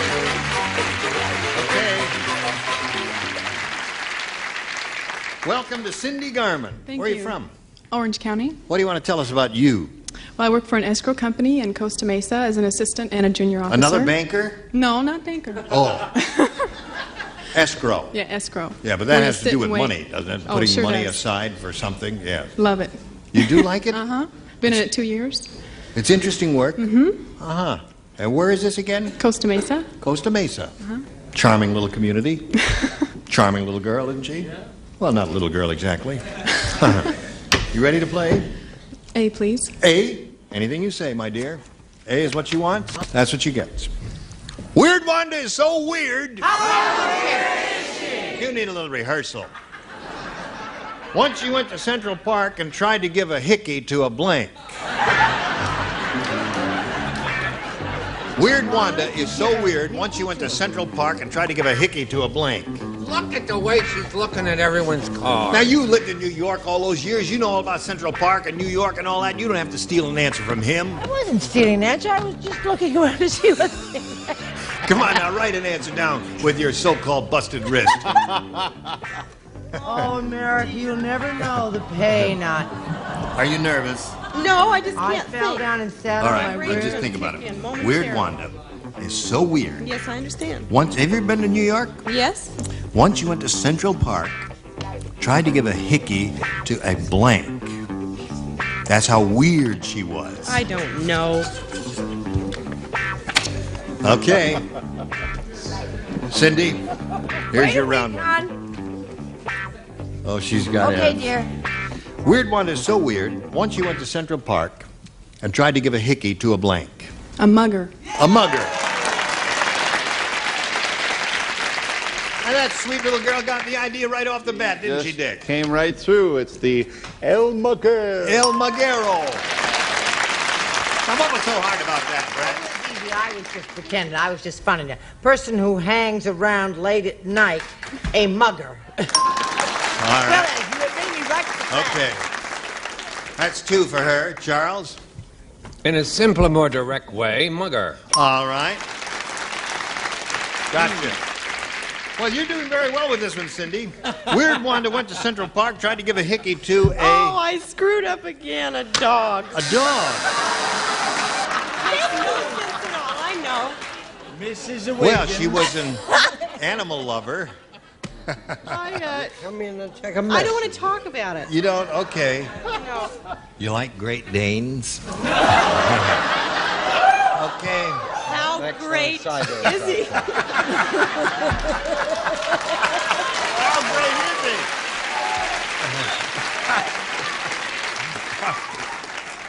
he? Yes. A statue. A statue. That's a wonderful answer. Yeah, she'll Because they're pucker made up. out of marble and all that, you see. It would be very difficult. It would hurt your lips to take an inanimate object and go, Oh, look it, I did a hickey on the hunk of wood there. If I said that, you'd tell me I was dumb. No, a statue was a good one. What do you say? Well, if we'd done this show about 6 weeks ago, I would have had the right answer because it was Mugger's Day. But this, I said statue. All right, so two of those. So Cindy has 3. Yours will be along in a moment. Now we have this for you. I'm Gene Rayburn, hoping you'll join us next time in Match Game 78. Goodbye.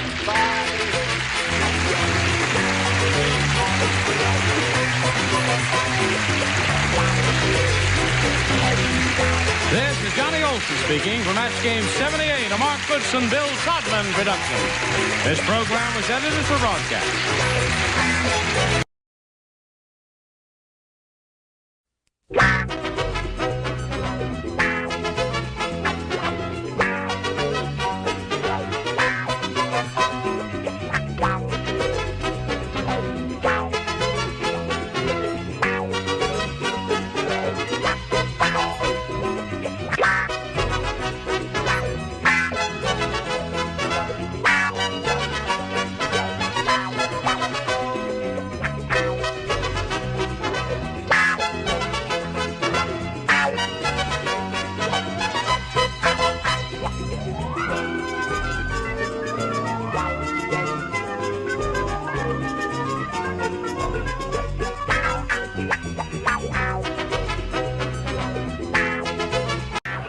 Get ready to match the stars. Gene Wood. Brett Summers, Gary Burkhoff, Amanda Blake, Richard Dawson, and Joyce Bulafont as we play the star-studded Big Money Match Game 74. And now here's the star of Match Game 74, Gene Rivers.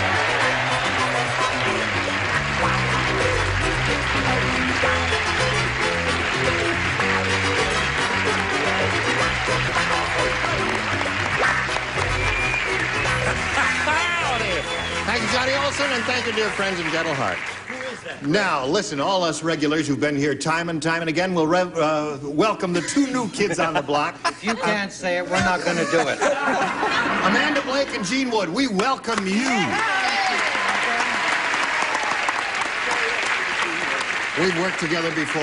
Yes, and we had a have. good time together, didn't we? Marvelous Yes, time. and enjoyed meeting your husband, too. And Thank we've worked you. together before. We sure and we have. had a good time. Thank You're you. a stranger to me, but... Yeah. How are you? I'm fine, thank you. How are you? Splendid. Son of a gun. Listen, I got to find out about this. You're all fuzzy. Well, chewing your horizontal hold. What's the... Listen, that's interesting, isn't it? You find that interesting? I'm growing a beard because I'm doing a picture. Really? Jack Klugman life story. I'm playing Brett.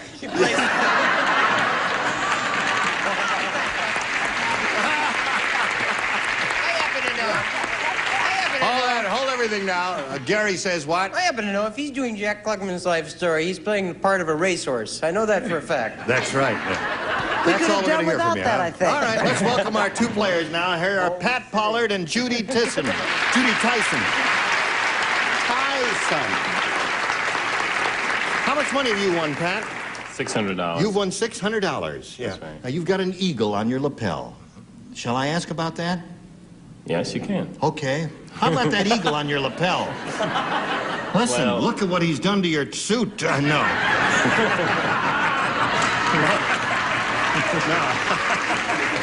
Yes. What about that eagle on your lapel, Pat? That's a special award, the company's highest award for Yeah. sales performance. Oh, well, congratulations to you. That's very good. Yep. Okay. He's got $600, a current champ. Had we started this game? No, we hadn't. We were just about, we had introduced you and you told us a little bit about yourself. But since it's been a long time since that happened and I got a rotten memory, would you tell us about yourself all over again, All Judy? right. I live in Upland, California, and I have a wonderful husband and a son, 10 years old, and teach baton twirling. And what? And I teach baton twirling. You teach baton twirling? Did you bring your baton? I will. You will. Okay, good luck to you, Judy. We'll begin this game right after we hear this message of interest. Here we go. Push this button, reveal our first round questions, ask Judy to make a selection. A, please. A is what you want, A is what you get. Brand new game, everybody plays. Here we go. The midget cowboy got thrown off the farm when they caught him blanking the chickens.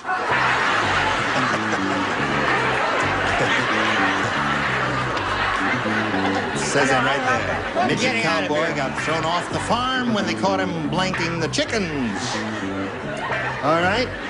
Judy, did you hear that? Oh, I love All my right. answer. You love your answer. I bet we're going to like it, too. Okay, he's ready, and he's ready.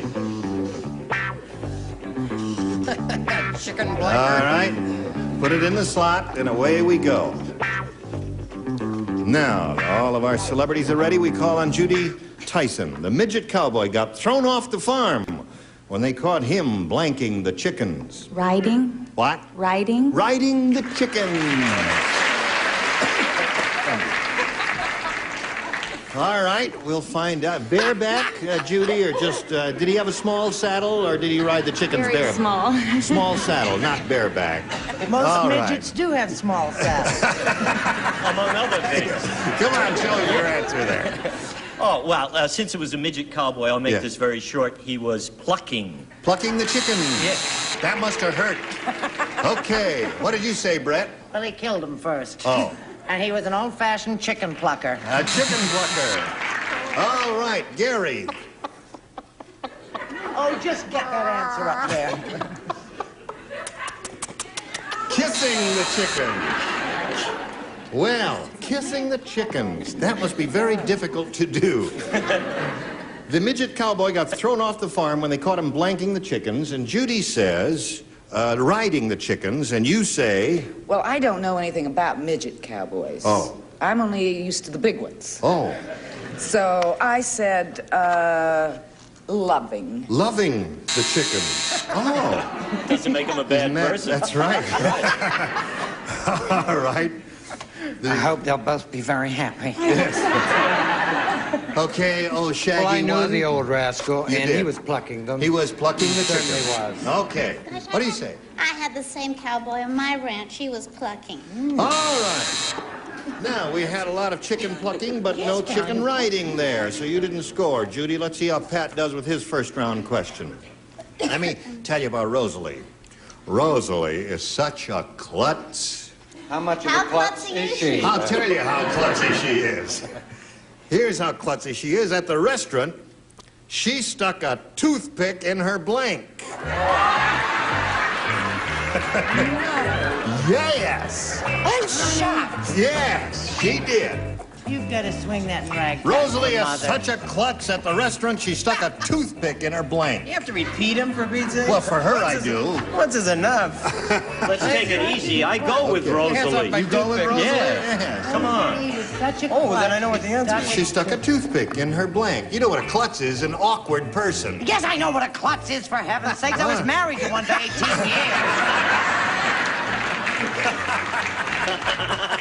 That's what I call a setup. Yes. Okay, the bottom tier is ready. You have a poem? Not now. Okay, Pat Pollard. Rosalie is such a klutz at the restaurant, she stuck a toothpick in her blank. In her ear. In her ear. Oh. They used to do that during World War II and puncture their eardrums to keep from getting drafted. What'd you say? Well, I said that she was trying for an olive, but she got herself in the navel. I see. Yeah, she said, she said, I think I've got a hunk of meat in my tooth. What do you say? You know what? I got Rosalie mixed up with Dumb Dora. Oh! Now, wait a minute. The same thing may apply. Well, I said she stuck a toothpick in her martini. Now, I don't know what that means. And I'm not going to ask. Did you get it mixed up? Don't move me. It's early in No, the I week. I didn't need get it. all the help I can get. Yes, right. Ear is the answer he is looking for. He's looking for an ear. Are you a dreamer? Yeah. You can't be klutzier than to stick it in your date. Now, wait a minute. Well, you could be klutzier. Instead of sticking it in your date, you could stick it in your fig. I could. Okay there, Amanda, what do you say? Well, I say that great minds work in the same direction. So you have Ear. Ear. So there's one match for Pat. Okay, now we come to the hirsute one. Yes, I was in the restaurant when Rosalie was there. Oh. Just eating a big meal. Yes. Took the toothpick, went...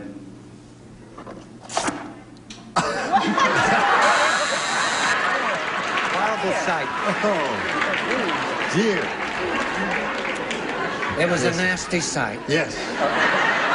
She listed all the way home. Brett wants to know where. It wasn't one of those that you blew Deflate. up. I don't want to go into it. No. If it was one you blew up, she'd really be in trouble. That's right. Make a loud noise and all that. They got the bang out of that. Okay. Brum-bum. Go, Joyce. Gary, Yes, ma'am. you want to go out with me sometime? I said in her date. In her date. So we had 2 dates, 1 boob, 1 navel. Oh, we had all kinds of And a peachy par answers three there. with And a a trick pear me. tree, right. Okay, so at the end of round 1, 1-0 in favor of our current champ. Round 2 coming up right after this. Okay, here we go with round 2. I push this button, reveal our second round questions, and ask Judy to make a selection. A again, please. A again. Now, everybody play since she didn't match anyone the first time. The forest ranger said, every year there's a nudist convention in the forest. I can watch them without being noticed. Because I dress up as a blank. Who said that? The forest ranger? The forest ranger said that. Because every year during the nudist convention, I can watch them without being noticed because I dress up as a blank. Yeah, he's alone a lot. Yes, right. Okay. All right. Got the I idea? can't tell you how I hate that question. Oh, that's a beautiful question. And I'll tell you what my answer is later. All right. Good. Finished? He's got one. Finito. You're very quick at this. Yes. You have a quick mind. No, I have a quick pen. Oh, I see. Okay. Ready? Here we go. Judy. The forest ranger said every year there's a nudist convention in the forest. I can watch them without being noticed because I dress up as a... Tree? As a tree. Yeah. That's not bad. Little camouflage. Yes. Stick a branch in your ear. That's very true. How about a toothpick? Oh, or a toothpick. In your navel. What did you say? Well, I figured forest ranger. I thought of bear, so I said he dressed up as a bear. As a bear? Yeah. B-A-R-E, a bear. Bear would be good. Yeah, Get a nudist. bear skin, sure. Okay, Brett. I don't know. I don't think bear's so hot. I've come up with better. I said a smoky bear. A smoky bear. So we got two bears so far. I would have said ponderosa pine or something like that. Tree, I think, is a very good answer, Judy. I hope it works for you. What do you say? Heard of the three little pigs, the three little bears, right here. Bears. 3 bears. Well, I guess we're wrong, Judy. The bears are coming up here. How about you, Amanda? What else? Bear. 4 bears so far. She's looking for a tree. Will someone give her a tree? Hey, Harry. Give her a bear. Give the girl a tree, will I you? love that story about the 3 bears. You like Mommy the story bear, about the... and Daddy bear, and baby bear from a previous marriage. Bear, that's the answer. He Bear. smoked bear. Well, Judy, you got to match Joyce to stay in the game. Go. Well, I don't know where you get a tree costume. So I said a Smokey the Bear. Smokey the bear. You got 6 bears there. Pat Pollard wins the game. Come on down, Pat. Congratulations. Okay, stand by for a moment. Sorry to see you go so soon, Judy. You're a sweet lady, and we've got a gift for you backstage, together with our thanks for being with us on Match Game 74. Judy Tyson. Goodbye. Now, Pat, you're up to $700. This is your second shot at the big money. Over $5,000 can be yours here if it all works for you. You ready? Yes, I am. All right, you know how this goes. We polled a recent studio audience, Pat. We got their best response to this. Crystal blank. Crystal blank. Now, the answer they gave most often is worth $500. You've got to match it, though. Now, if you match that next one, you get $250, and the third, $100. Which ones do you want to choose for some help? I choose Amanda. Amanda, what do you say? Do you fill in that blank with what? Crystal? Ball. Crystal ball. Okay. There's one. Richard. Richard? Crystal? Yeah. Crystal. Oh, crystal chandelier. Chandelier. Just came to you right on the spur of the moment, didn't you? Thank you. He's It's my quick-witted, pleasure. isn't he? Okay, one more. All right, Brett. Brett, do you You have a... think I don't have something, don't you, Gene Ray? Well, it's hard in the third position That's to your have feeling one. about this. Well, I do have something. What have you got? It's probably the 500 award. What? Trying to think of it now. Crystal set. What? Crystal set. They came in when she was 35. Crystal radio. set. I like Yeah. it, Brett. Radio. Yeah, crystal set radio. Okay, so you got I've never heard crystal of that. chandelier, crystal ball, and crystal set. You know what a crystal set is? Yes. Oh, you do? You're older than I thought you were there.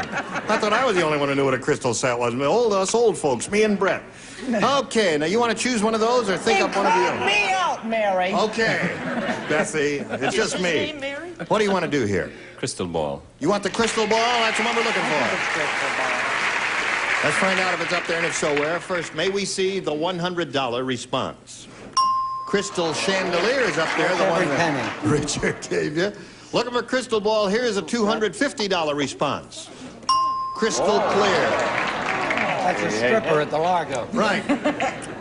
Last chance for crystal ball. Here is the $500 response. Yes! Congratulations. Okay. Very good. So, that's the one that Amanda gave you, right? So now you've got $1,200 altogether, Pat, and you're going to play for another $5,000. But in order to collect the $5,000, you've got to match one celebrity. And which one will it be? Amanda.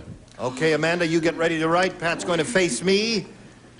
And I will get the 5,000 question out of the slot here. Here it is. Dust blank. That's D-U-S-T blank. Dust blank.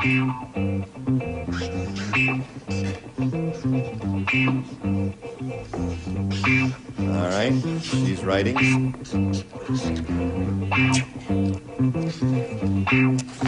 Now, Amanda's finished, Pat. We want you to give us an answer which you think will match hers. What do you say to that? Dust blank. Dust cloth. Dust cloth. Okay. The audience says, maybe yes, maybe no. Who knows? Well, you never know until she holds her card up. All right, Amanda, for $5,000, may we see your answer?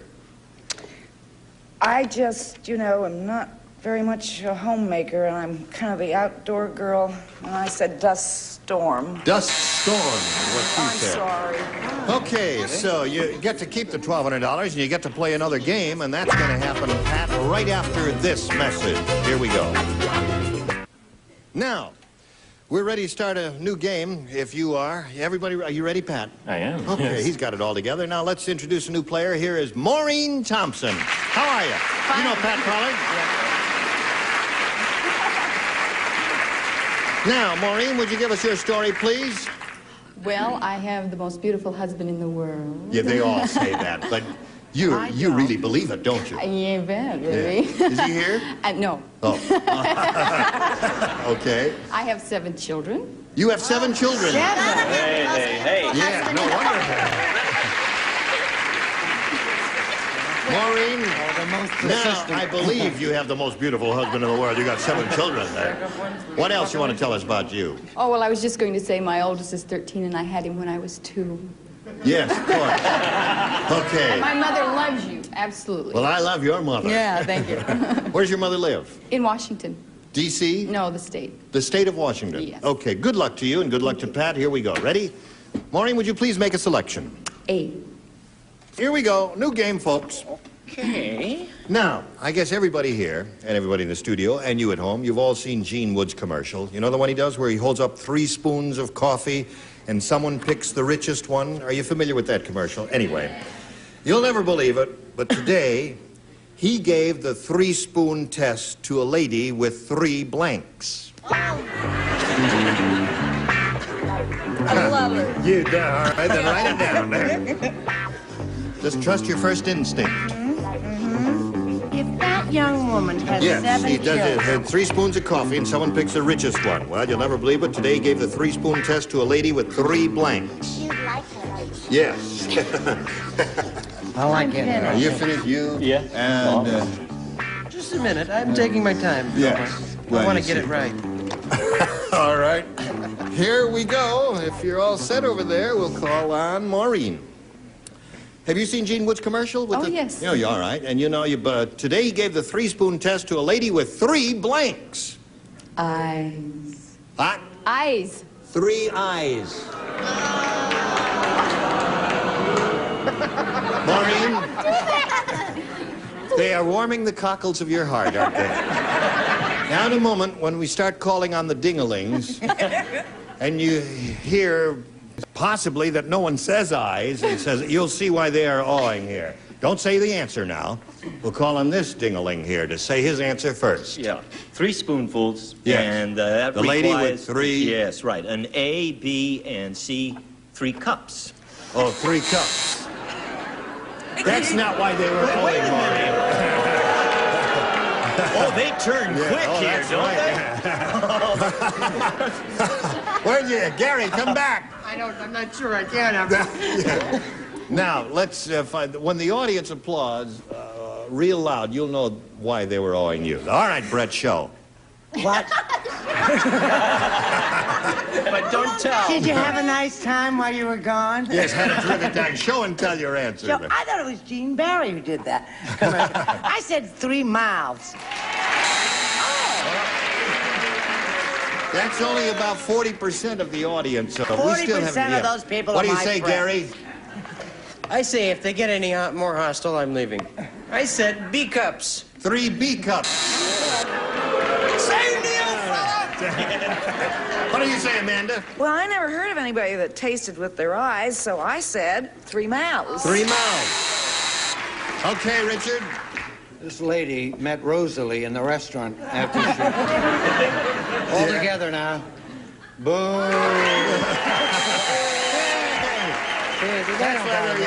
Okay, Joyce. Well, I said that she had 3 bosoms. 3 bosoms. Well, Sorry, Jean, my mother once told me about a friend of hers who has 2 bosoms in front. Yes. And 2 in back, and boy, was she fun to dance with. All right, Maureen, you've had your first round question. Yours is yet to come up, but right now we got this. Just a second to say goodbye. Thank you, one and all. Gene Weber, Match Game 74.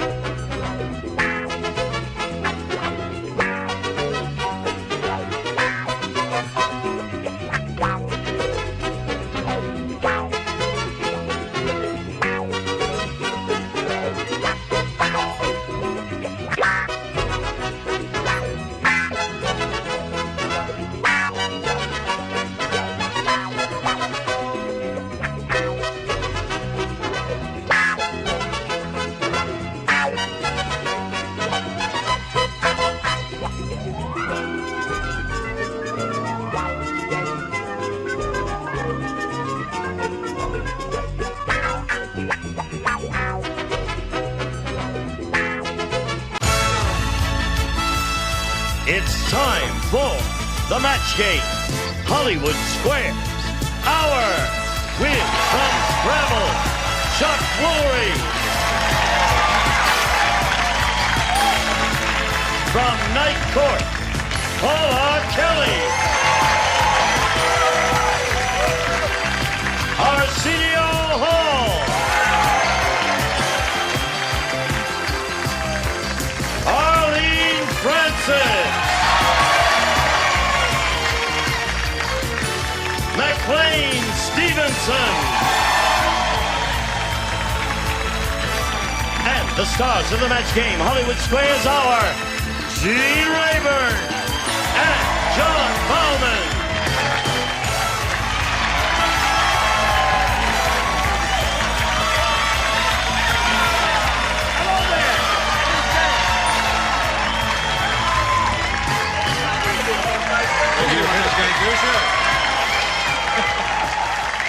Well, thank you. All right. You know, yesterday we had a very wonderful, lively audience. How are they today? Lively. Lively. How lively? Yeah, they're all right. I'll say lively. Are you lively? I am semi-lively. I see you're wearing that same old hunk of red leather again. I'm tired of looking at it, Arsenio. Me and McLean switched suits, and that's your outfit? Yeah, but you can't wash it, so I gave it to him. This is what the new LA Fire Department will be wearing next year. You guys will be happy to hear that. Yes, doesn't this look real? It's lime green. Looks almost like it's real gold, doesn't it? It's got holes in it. Yeah. Shall we have a go at it now by greeting our 2 players over here? We have Melody Mock and Phyllis Myers. Let's have Hey, welcome. Melody, we want to hear about you first, please. Hi, Gene. I was born in Hollywood, California, but I live in Beaverton, Oregon, and I enjoy camping and all kinds of games. I love to play games, All kinds of games? Oh, you're making me very nervous, Melody. Pretty much all kinds of games. Oh, all right. And I just finished 4 years in the Navy, and now I'm back down in Southern California to have some fun in the sun. Good for you, Melody. You've got a life that's all together here. Phyllis, let's hear about you, please. Hi, Gene. Hi. I'm from San Diego, and I'm into... Let's not have a rally. I enjoy golf, writing, and art, and I do public relations for a wonderful health agency, Planned Parenthood. Good for you. All right. Let's begin with the match game here. We're going to play 3 rounds, and the winner will go on to challenge a returning champion on Hollywood Squares for a chance to win up to $30,000. Melody won the toss. We'll ask her to go first. B, please. B. That's this one. Lady Gwendolyn said to the stable boy. She said. Hey, stable boy, come here. No. How she stable didn't is say she? that. She said, Come here, Sonny. stable boy, my husband is very dumb. He's one very dumb knight. Instead, shut up. Instead of, I shall tell you how dumb he is if you'll just be patient and wait a moment. Instead of an iron chastity belt, he had mine made out of blank. Instead of an iron chastity belt, he had mine made out of blank. Very sincerely yours, Lady Gwendolyn. In the slot? Yes. Where is that the slot? Paula? Sure where it is, Arsenio. Oh, thank you. I stuck it in for her, Gene. No, he didn't. Melody. Please. Lady Gwendolyn said to the stable boy, my husband is one very dumb knight. Instead of an iron chastity belt, he had mine made out of blank. Horseshoes? Stable horseshoes. That's a good answer. Melody, you don't understand us. We certainly don't understand you. Horseshoes. It's early No. yet. You know what a chastity belt it is? I do. Usually they're made out of iron. They were in the Middle Ages. And the implication here was it would be made out of some less durable material other than iron. That's what we were going after here, but we're never going to get it, I don't think. What do you say? Actually, I had horseshoes to begin with. Sure you did. But then I thought, why not sheepskin? Sheepskin, why not? On the other hand, Oh, well. why sheepskin? No? I want to hear a good one on this. I don't know. I had horseshoes, but I crossed it out. and I put paper. Paper would be good. Thank you. They had no paper back then. They had papyrus. What have you got? Okay, now, I said lace. Aha! Oh, that kind of a night. Oh. A novel idea. That leaves me with infinite possibilities, but we can't go into that now. John? Well, you know, chastity has never been my strong suit. But I said tissue paper. All right. You got the hang of it now, Melody? What do you say, Arlene? Well, this knight was very fat. Overweight, you understand. So he wanted to be thin so that he would be lovable like the other knights of Columbus. So I said rubber. Aha. Very light laughter and applause. It was a good build-up for kind of a meager answer. What have you got for us, McLean? Well, in a more serious vein, I said silly putty.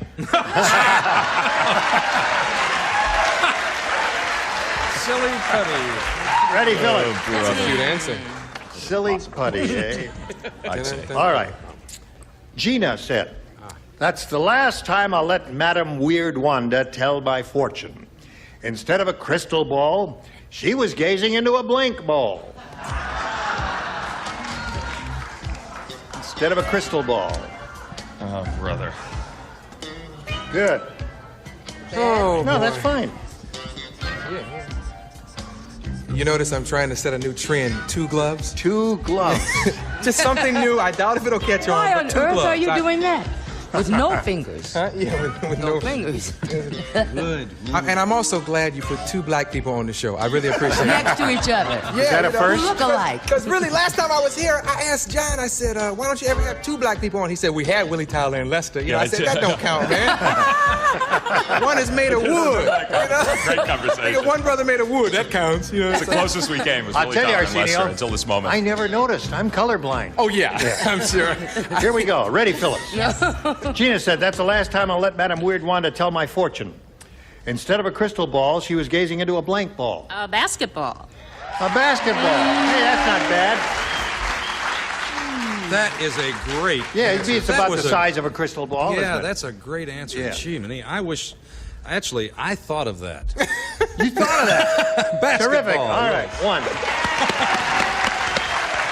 If you could print a little bigger, it looks like it would It was a help us. smaller basketball. No. Print a little bigger because when you print you that can't see small, that. can't see that, you see, even on the tight shot. All right, Arsenio. I do a lot of bowling, and I said... bowling ball is a good one. Yeah, very good. I bowl with them. That's my team. I thought it was a good answer, too, and I said basketball. You did. All right. 2 for Phyllis so far. John? 2 strikes for Phyllis, but I got another gutter ball here with bowling. Bowling ball? Yeah. Bowling ball is good. Arlene? Well, it seems that this particular fortune teller was very small. Ah. And so she used a golf ball. Golf ball. I was going to say basketball, but I said horseshoe. Instead. No, I said basketball. You said that. All right. So there we are. 3-0 at the end of round 1. Phyllis is ahead. Got a lot more game ahead of us. We'll go to round 2 right after this for you. Here we go with round 2. King. Phyllis is ahead. You go first. Okay. Let's see what A said. Mr. Guinness said. He said, I just found something new for my record book. A car that has 50 million miles on it. It's owned by Elizabeth Taylor, and she only used it to drive to the blank.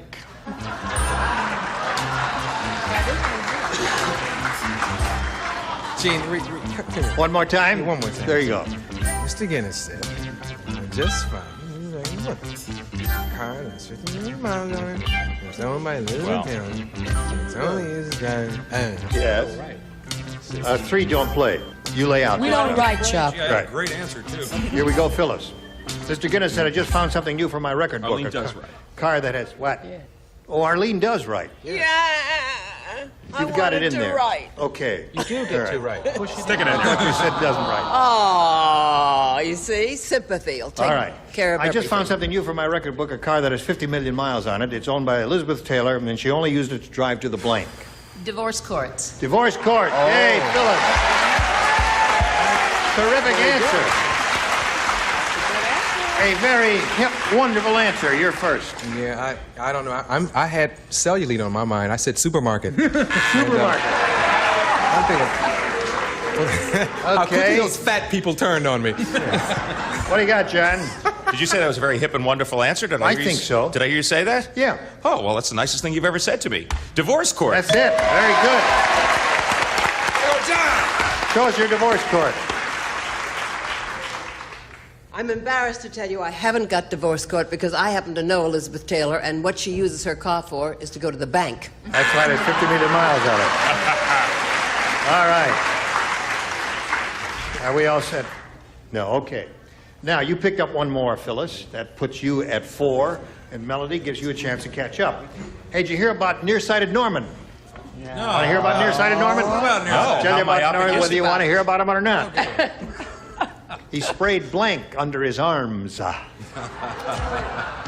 What was he, nearsighted? He's nearsighted, so he sprayed blank under his arms.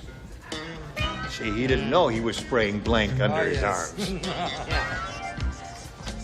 All right. Oh, did I get to work on this one? Yes, you were. Everybody plays on this one because she hasn't matched anyone yet. All right. Wait just a minute. Just in case. Changing your mind, Chuck. No, I just more specific. All right, Melody. Nearsighted Norman. Hear about him? He sprayed blank under his arms. He sprayed Raid. Oh, Raid! Good. Oh, no! Oh, this is awful! You blew it again, hey, Chuck? Well, look what I put. Oh, you scratched out Raid? And put... They gave it because bug spray. And I put bug spray. Now, wait a minute. It's okay, yeah! Okay. It is bug spray. Can I just have more specific? All right. I'm helping him plead his case because I'm like 2 left shoes. So wrong. I have mace. Mace? I think that's good. If you're nearsighted, you might do something Okay, like I'm going to that. plead my case. I got more general. I said disinfectant. Disinfectant. Yeah. Boo her! Don't you dare. Boo her! It's not that bad. I'm going to boo you. Oh, dear. All right. Yeah. Can we get Willie Tyler and Lester back? No. That was wonderful. It rhymed. It was terrific. I loved it. So I said she sprayed Raid. All right. 4-2 to score. Remember when we thought she couldn't play? Yeah. She got the hang of it all of a sudden. got it. What have you got for us? Well, you know what he had under his arm. So I used hairspray. Hairspray! Boo her! That's right. That's a good one. That's a good one. That's a good one. That is a good one. That's a good one. Francis? Come on. It's difficult, isn't it, McLean? Is there going to be trouble, Gene? No. You should be happy they got the job. I said, raid. So you're catching up. Good for you. We got a tight game going here. 4-2 the score. She's still ahead. Round 3, the last round after this.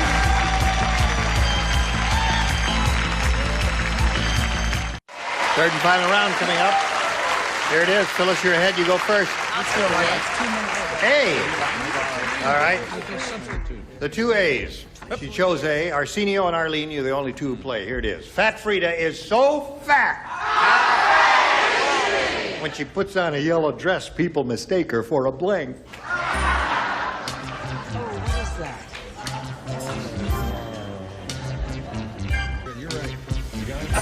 He'll, you don't write. You know, wait a second. Well, what is that? You got 15 answers. She doesn't- What did you say? I said, Your mic is on. Your mic is on. Your mic is on. Well, so is yours, dummy. If you want to talk to me, talk over here.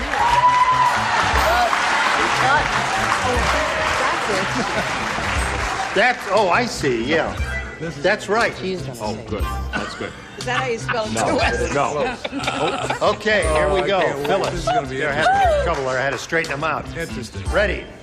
Fat Frida's so fat when she puts on a yellow dress, people mistake her for a blank. Blimp. A blimp. She said blimp.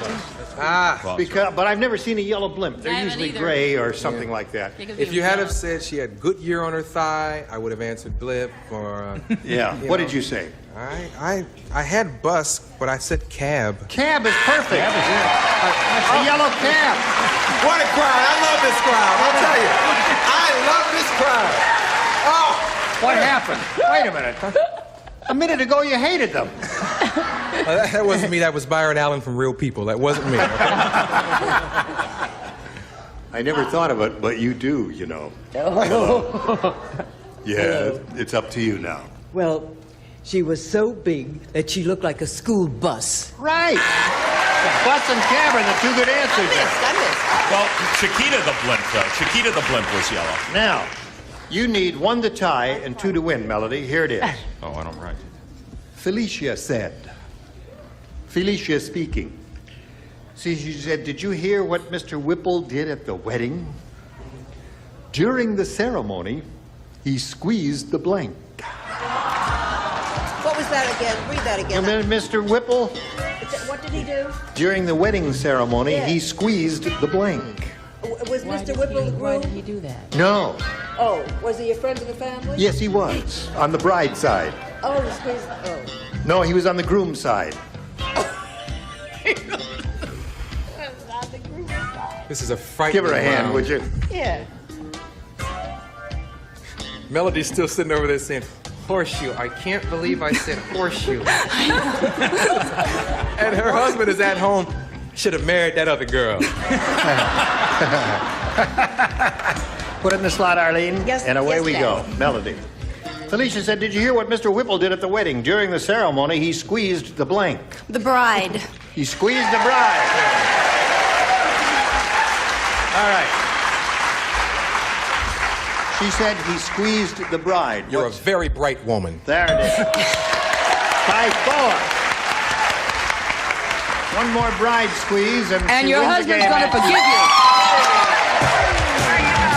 Okay, come on down, Melody. Right there, if you would please get to you in a second. Phyllis, it was a pleasure to meet you. We're going to send some gifts to you from the match game. Phyllis Myers, ladies and gentlemen. Hey, good for you. How do you feel? Super. Good. All right, now we're going to switch to Hollywood Squares. We'll bring in the rest of the set, the other stars. John and I will trade places. Lots more excitement coming along. Don't go away. We'll be right back. A member of our studio audience will receive Hitachi's cassette match music system, FM/AM stereo receiver with 7.5 watts per channel, belt drive turntable with magnetic cartridge, two-way high drone cone speaker system, furnished by Hitachi. It's time for more of the match game. Hollywood Square, our win from Hotel, Heidi Bohe.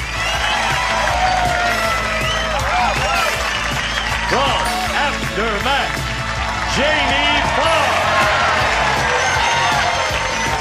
From Another World, Linda Dano.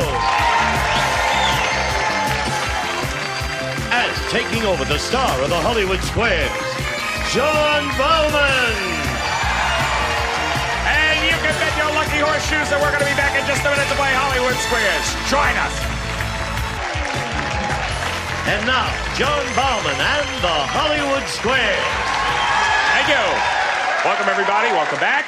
And here she is, Melody Mock, who survived a kind of scraggly little start there, but made your way through match game. And good for you for keeping your concentration. She's a Hollywood sailor, correct? You're from Hollywood, and was in the Navy for 5 years, and now she's moving on to Hollywood Squares. We have 3 new celebrities with us. Jamie Farr. Horseshoe. Heidi Bohe. And Linda Dano.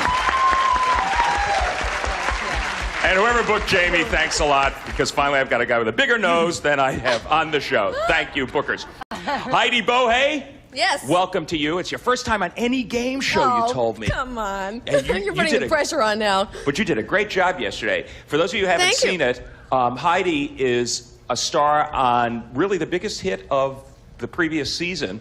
And you're going to be coming back for your second season on Hotel. Yes. So what do you think is going to happen to you in the second season that might be different? Well, they've already tried to... I tried to have a baby. Mm-hmm. That didn't work out. We're always trying to fool around the linen closet, my husband and I. And this year we're going to really have a good year, yeah. Okay, well, we'll all check into the hotel and look for you in the linen closet.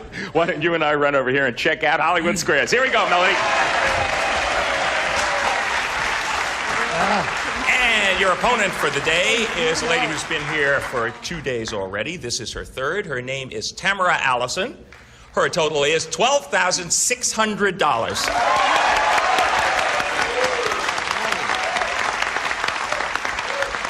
Which was one real good day the first day, and then yesterday we didn't quite connect on the super match, but you're really doing okay. Yeah, you seem pretty relaxed. So have you really settled into this now? Oh, I'm having a great time. Good. Yeah. Well, I think I would be having a great time too if I had $12,600 in only 2 days. Let's see how you fare today when we will play Hollywood Squares once again until we hear the time's up bell, and whoever's ahead at that point goes on to play super match, which can be worth up to $30,000. Okay, first game is worth $100 plus $25 for every square. Champion always gets to start. That is you, Tamara Allison. Pick a star, and let's go. Okay, Arsenio, please. Arsenio Hall. Read, John. Your wife took all your polyester leisure suits and gave them to McLean.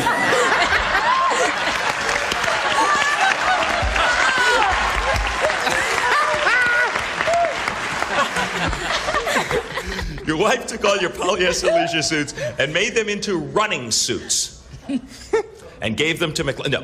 Is it okay to run in them, or will you probably end up with excess perspiration? Right. Logically, they never make running suits of polyester, so I would probably think it's a bad material to use. Probably creates You got the gist of the question. He says don't run in them. Agree or disagree, Tamara? I'll agree. Don't run in polyester. You are right to agree, and you get the first square. Got that, McLean? Doesn't move. Melody Mock, your turn to try to get on the board for an O. Gene, please. Gene Rayburn. Yes. Which came first, the burning of Rome or the violin? The burning of Rome, quite obviously. Well, obviously. Quite you agree or obviously. disagree? He says the burning of Rome came before the violin. I agree. The burning of Rome did come before the violin, and it is, in a sense, obviously, because it's by a tremendous margin. Rome was burned in 64 AD. Violins were not invented as such until the 16th century. There were string instruments that resembled violins, but not violins. Tamara, your move. Heidi, please. Heidi Bohe, into the fray. Okay. How many human brains would it take to generate enough energy to light up a flashlight? Are you really asking me that question? Okay, Yeah, but you have two choices. Okay. 60,000 human brains or just one. How did they research What this? is so funny? You do have a choice. Okay. We all know it's 60,000. Do we know that? Agree or disagree? I disagree. 60,000 human brains would generate enough energy to light up a flashlight. Right. You should have surprised agreed myself. with Heidi. Your opponent gets that square, and we'll be back to find out what happens in a $100 game after these messages. Be there. Stay tuned for more of the Match Game Hollywood Squares Hour.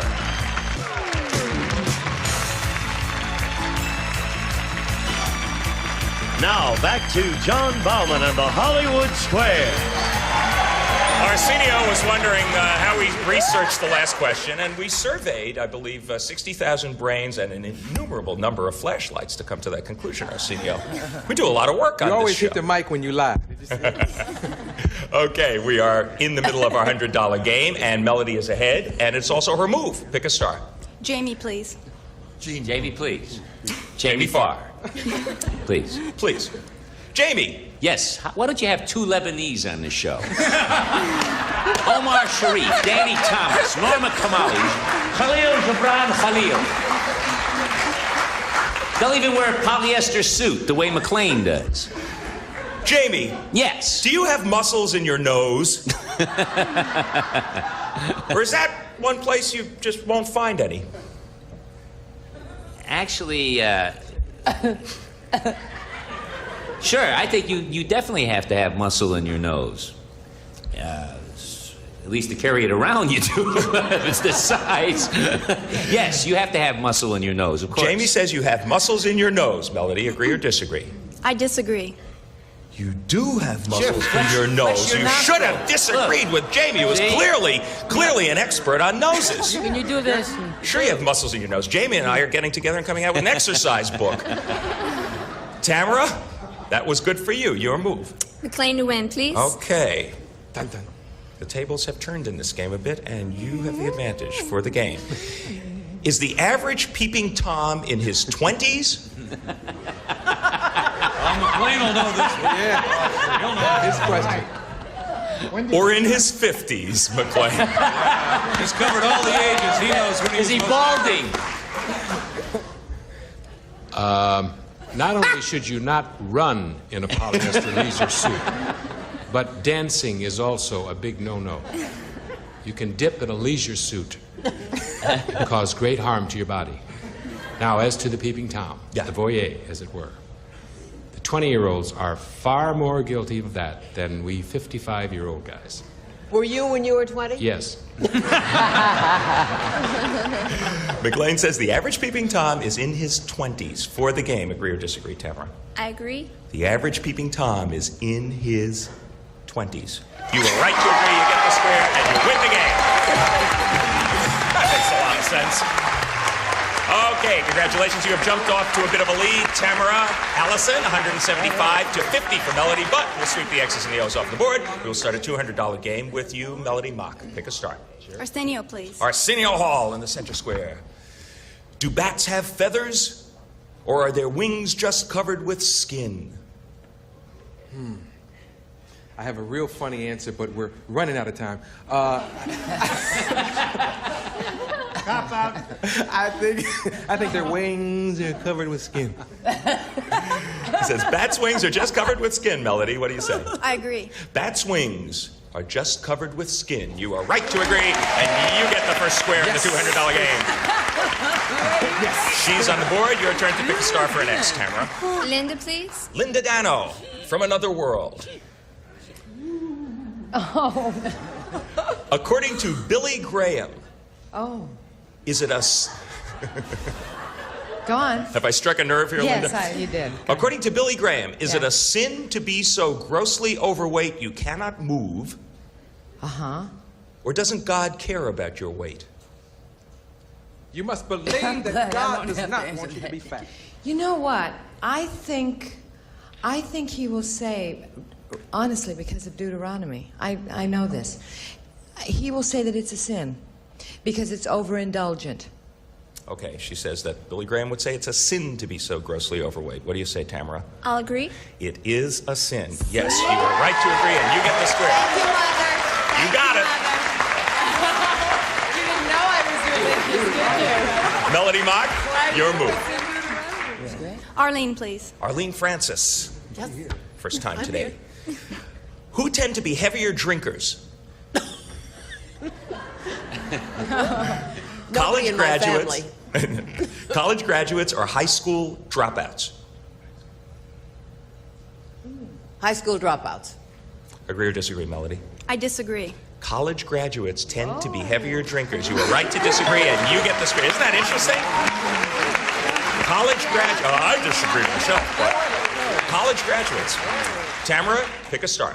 Heidi DeBlock, please. Okay, now you missed this one. The game in the lead flip-flops over to Melody. When a female firefly wants to attract a male, does she fly circles around him, or does she just lie around and light up? Oh, I think she just flies around and lights up. What do you think? To block? Yes? She said she just lies around and lights up. It sounded very clear to me. No, you're saying both answers. Oh, did you say flies around and lights up or lies around? I thought you said flies around. No, I said, I'm sorry, then it is my mistake. It's she either flies circles around him or she lies around and lights up. She lies around and lights up. Okay. What do you say, Tamara, to block? I agree. She does. She lies around and lights up. You get the square and you do block. Takes 60,000 brains to light her up. 60,000! Okay, all you 60,000 brains out there multiplied by many millions watching this fabulous show, return with us in a couple of minutes and we will complete the Hollywood Squares. Well, the last thing that happened was that our champ hung in there with a very critical block. What that means is that the tables have turned. Back to you, Melody Mock. Jamie DeBlock. Right, you missed this one, then it's a pretty big lead for Tamara. Which is bigger, Jamie? Not another nose joke. No. Okay. Disneyland or its parking lot? Ooh. I would think that the square footage of all the equipment that you have to have, I would think Disneyland is bigger than the parking lot. Agree or disagree to block, I agree. Melody? The parking lot is bigger than Disneyland. You should have disagreed with Jamie, and your opponent gets that square, and your opponent wins another game. The sympathies of the audience are a bit mixed. Here are the statistics on this. Here are the statistics. 107 acres for the parking lot and 76 acres for Disneyland. Wow. Isn't that fascinating? We will clear the board, move right on to the next game, even though she's got a pretty big lead, Melody. It's a $300 game, and you could do a lot of catching up if you were efficient. Pick a star. Arsenio, please. Arsenio Hall. The Arabs call it the father of all foods, Arsenio. Is it alfalfa or buckwheat? Okay, now...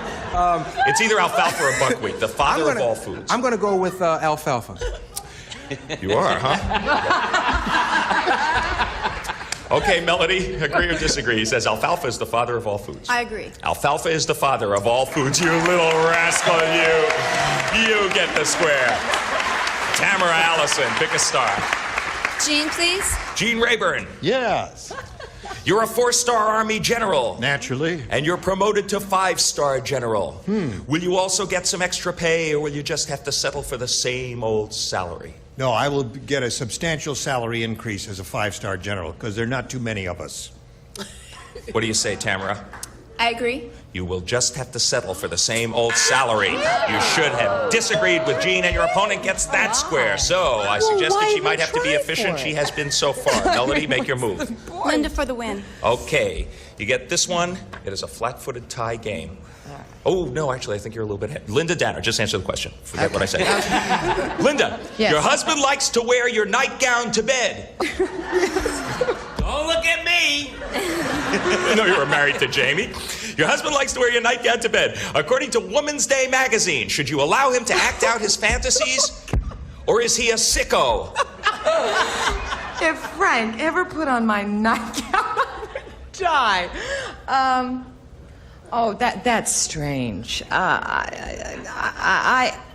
wouldn't be there to watch it, so I think maybe he might be a sicko. He says he's kind of a sicko. Agree or disagree, Melody, for the game? I agree. He is a sicko. He needs psychiatric help. Well done, you get the square and you win the game. And my corrected arithmetic was, in fact, correct. She's got a $25 lead. Take the 3 O's off of the board. It's a $400 game. It starts with the champ. It's as close as it can get. Arsenio, please. Arsenio Hall. Every square counts. You're planning a funeral for your cat. Will the pet cemetery allow your cat's buddies to attend? Or are live animals banned from pet cemeteries? Meow, meow, meow. Gosh. How can you ban a cat from... They just walk around. Actually, I think they would allow the cats in. He says your cat's buddies can attend. What do you say, Tamara? Agree or disagree? Agree. Agree? The cat's buddies can attend. We have a tie game. 475 to 475. Melody Mock, make your move. Gene Rayburn, please. Gene. Here we go. Who has a higher intelligence? An average cat or an average rat? A black Lebanese Arab. A cat or a rat, eh? Mm-hmm. I love cats. I'm going to say a cat. What do you say, Melody? Agree or disagree? He says a cat has a higher intelligence. I agree. An average rat has a higher intelligence. Your opponent gets that square. You should have disagreed with Gene. Tamara, 2 X's up there. You can really put it away now. Pick a star. Linda, please, to win. Okay. Linda Dano. Yes. You've just received a fan letter from the President of the United States. Oh, my. Would I love that? Up in the corner, are you more likely to find a brand new stamp? Uh-huh. Or will you just find the President's signature? Well, Up in the corner? Yeah, in other words, where the stamp would be. Would there With be a his stamp return there, or does he address. not have to use a stamp? That's the gist of the question. No, Can he I just think sign the it? president has to use a stamp. What do you say for the game, Tamara? I agree. You would be more likely to find in that corner a brand new stamp. You are right to agree. You get the square and you win the game. Good for you, Tamara Allison. You have forged for yourself a pretty big lead. Let's sweep the 3 X's off of the board. We still have time. It's a $500 game. Melody Mock, you get to start. Arsenio, please. Arsenio once again. You're having dinner at your girlfriend's house, and for dessert, she serves you a pear. That sounds like her because she can't cook. Really? I tell her to get me a beer. She says, uh-oh, I burned it. You know, it's like, a beer? How you burn a beer? Now, according to Emily Post, should you eat this pear by picking it up whole with your hands, or must you first cut it in quarters with your knife? Being the class guy I am, I have to go with cutting it in quarters. Agree or disagree, Melody? I agree. You must first cut it in quarters with your knife. Arsenio does, in fact, have class. Pair that pear with your knife, and you get the first square. And the bell means that time is up. She has done it 3 days in a row. 3rd day in a row. Tamara Allison is our champ. Why, I'm speechless.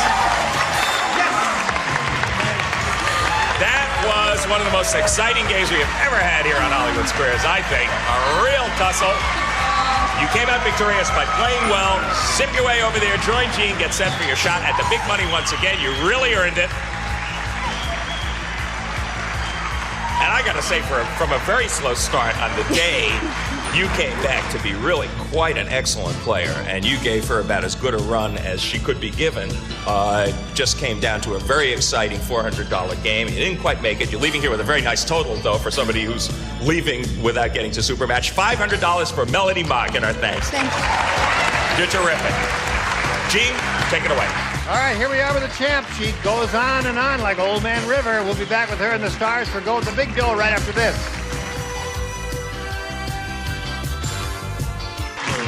And now, here to play the super match is Gene Rayburn. Thank you, Gene Wood. Here we are with Tamara. It's your 3rd day.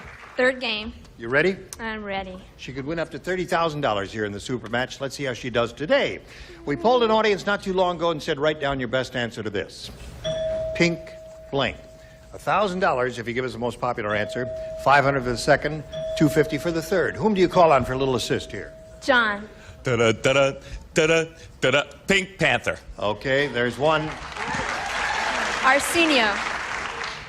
Pink Floyd. Pink Floyd. All right. Linda. I think Pink Lady. Pink Lady. All right.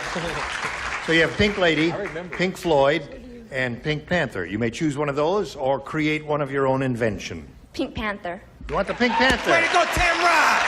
All right, we're going to find out if the Pink Panther's up there. May we see the $250 response? Pink Lady is there. All right, there's Linda's answer. The $500 response says Pink Floyd. You got two of the three Right the in stars order. gave you. It looks pretty good for the Pink Panther, right, audience? Right. All right, slide it, Steve. Yeah! Get him, Tamra! Yeah! Now it's time for the head-to-head match with any star of your choosing, and after you've made your decision, the star will reveal the hidden number. It'll be a 10. There are two, let's see, there are 4 10s, 4 20s, and 1 30 up there. Where do you think the 30 is? That's the one you're after. Arsenio. You think Arsenio's got it, in the middle. All right, we want you to reveal the hidden number. Play off the gin, would you? Let's see it. 20,000 is what you're playing for. A 20. All right. If you get to 20,000, you will be well over the $30,000 mark altogether. Good luck to you. Here we go. Diaper blank. D-I-A-P-E-R. Diaper blank. Okay, let's go with it. I don't want to think about it. Let's go. Don't think about Let's it. go. All right. Tamara, for $20,000. Diaper rash. You say diaper rash. Diaper rash is what she says to collect the 20,000. I was thinking diaper rash.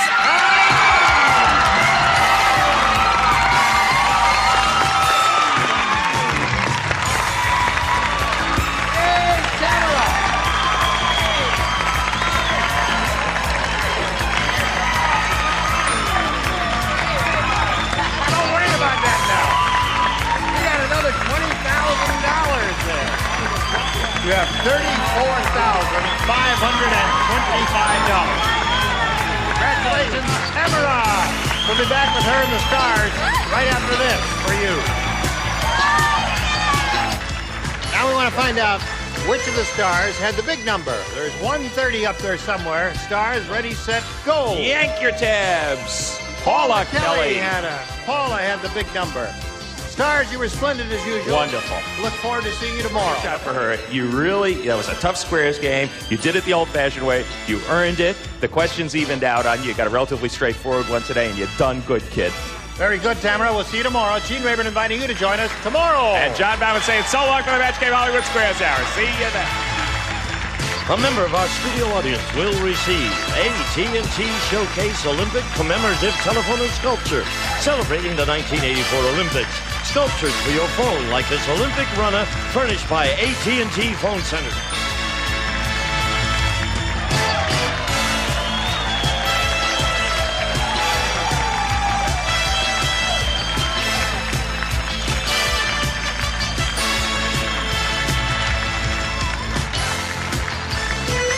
This is Gene Wood speaking for the Match Game Hollywood Squares Hour.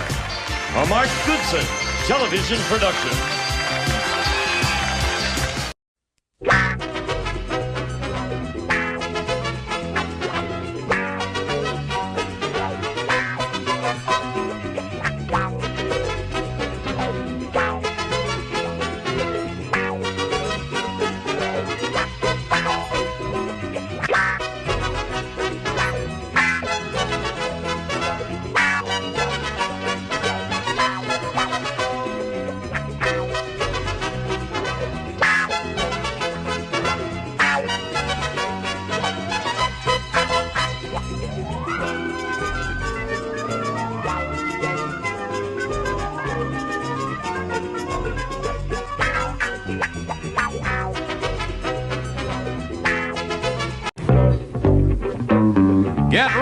to match the stars.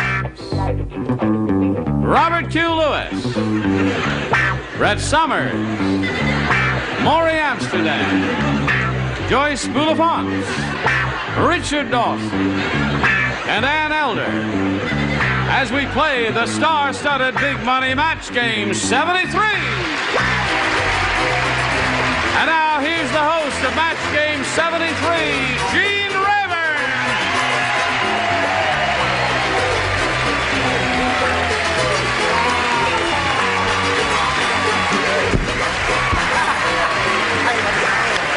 Hello there. How do you do, ladies? Hey, listen, did you know that Maury has written a book that's going to be published in a couple of months? That's right. I wrote a cookbook for drunks. It's called Betty Cooker's Crock Book. You didn't do that. Yes, You're I putting us did. out. 300 recipes made with booze. Is that true? Funny part is I don't drink, but I know a lot of guys manufacture brassieres, don't wear them. I guess we're ready to begin.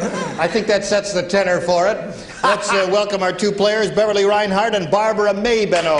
Hello, ladies. The time ran out last time. We had just started round one. Beverly had gotten her question and matched one celebrity, and we're about to get to your question. Is that right? Yes. Okay, that's the way we're going to do it. We'll do that right after we do this message for you. Okay, we're ready to have a go at it now. 1-0. We're in the middle of round one.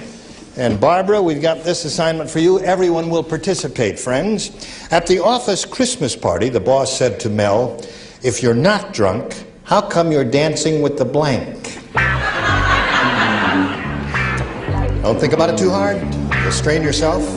At the office Christmas party, the boss said to Mel, "If you're not drunk, how come you're dancing with the blank?" Do you understand that, Barbara? I think so. All right. Never been to an office Christmas party, have you? Oh, yes, you have. Okay, they're all finished. All right, Barbara, if you're not drunk, how come you're dancing with the... Christmas tree. With a Christmas tree. He was pretty drunk, wasn't he? I mean, all those pine needles and the hell that. Listen, whatever turns you on, baby. Yeah, that's right, yeah. What is your answer, Bob? What turns me on is water. How come Water you're dancing fountain. with the water fountain? Okay. Christmas trees, hers. Brett, what about This you? was held in a Greek building. How come you're dancing with a pillar? The pillar. Hunk of marble. I thought that was a Mexican name. Isn't that John Wayne's wife's name, Pillar? Yes. Huh? Sure. I figured a janitor's brother. Janitor wasn't his type. The janitor's brother is your answer.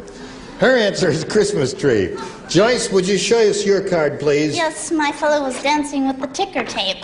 With the ticker tape. Okay. Richard? Forgive her. Been up all day. Dancing with a hat rack. Hat rack is a good They do answer. marvelous boleros. I wouldn't kid you. Ann Elder is a writer, as you all know. She writes a program called Stand Up and Cheer, so she ought to come up with a dandy answer. Yeah, well, ones I've been to, I've say the boss's wife. That's why you're not married. Ann Elder is not. All right. Here we go. With round two, 1-0 at the end of round one. The challengers ahead, and challenger, please make a selection. How about A again? How about A? Anything you say, dear. Oh, okay. Okay, here it is. Clarence said, Oh, Clarence. "My socks will never fall down again now that I've blanked them on." My socks will never fall down again now that I've blanked them on. Yeah. You don't play because you're... What are you... Oh, you're looking at my socks? I wear the kind that, hug your thighs or... Well, they come up to here, actually. No, I don't. I'm only kidding. Everybody ready? All right. Beverly, what do you say to this? Clarence said, "My socks will never fall down again now that I've blanked them on." How about glued? Glued them on? The audience thinks you've picked a winner, Beverly. We'll find out by beginning with Robert Q. How about glue? Glue. Okay, Brett? I probably would have said glue if I hadn't been married to Jack, but he tapes them on. He tapes them on. And he cries when he tries to take them off. Oh, that stings, doesn't it? That's Maury? pretty much like glued. Well, it's stick together. Glued. Glued. That's the answer. You're up to 3, Beverly. And Joyce matched last time. And Richard, what have you got? I used to nail them, Mom, but the nails rust in the shower, so I put glue. All right, Ann. I'm still thinking about the office party. I said nailed. You said nailed. Okay. That's okay. So you're up to 4, and now you've got to match 4 to stay in the running. 5 will win the game. And everyone will play in this. Twiggy and Raquel decided to trade blanks. That's what happened. Look at the audience. Twiggy and Raquel decided to trade blanks. We'll figure it out. I'll draw a picture. We're waiting for Richard and Ann. Now we're waiting for Ann.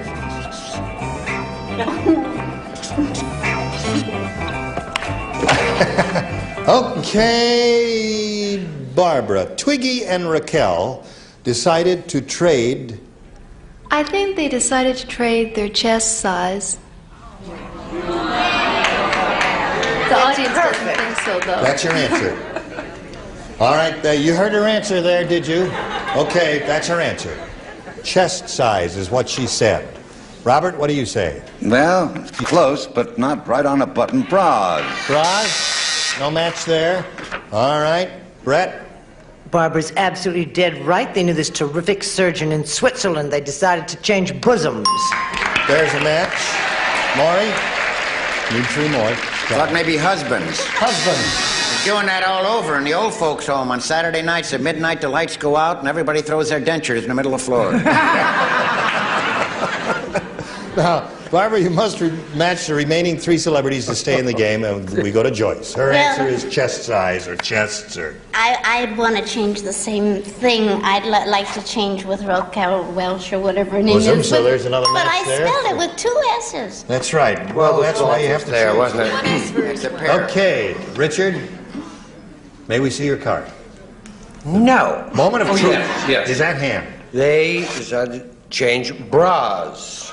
Bras is not a match, so Beverly is the winner. Congratulations, Beverly. You can come down, please. Okay. All right. Congratulations. You got $100 for winning the game. Excuse me for a moment while I have a chat here with Barbara. How much are you leaving with? $5,800. That's pretty good. That's enough. It's been a pleasure meeting you, Barbara. Thank you, Gina. It was nice meeting you, too. Good. Good luck to you. Thank you. And 5,800, huh? And you're really going to share it with the boyfriend, huh? No, that was just his idea. Oh, I see. Now, you do what you want with it. Let's say goodbye to Barbara Mabino. Thank you, Barbara. Thank you very much. Now, we're going to come back to you, Beverly, but first we've got to do a little business here. Here it is.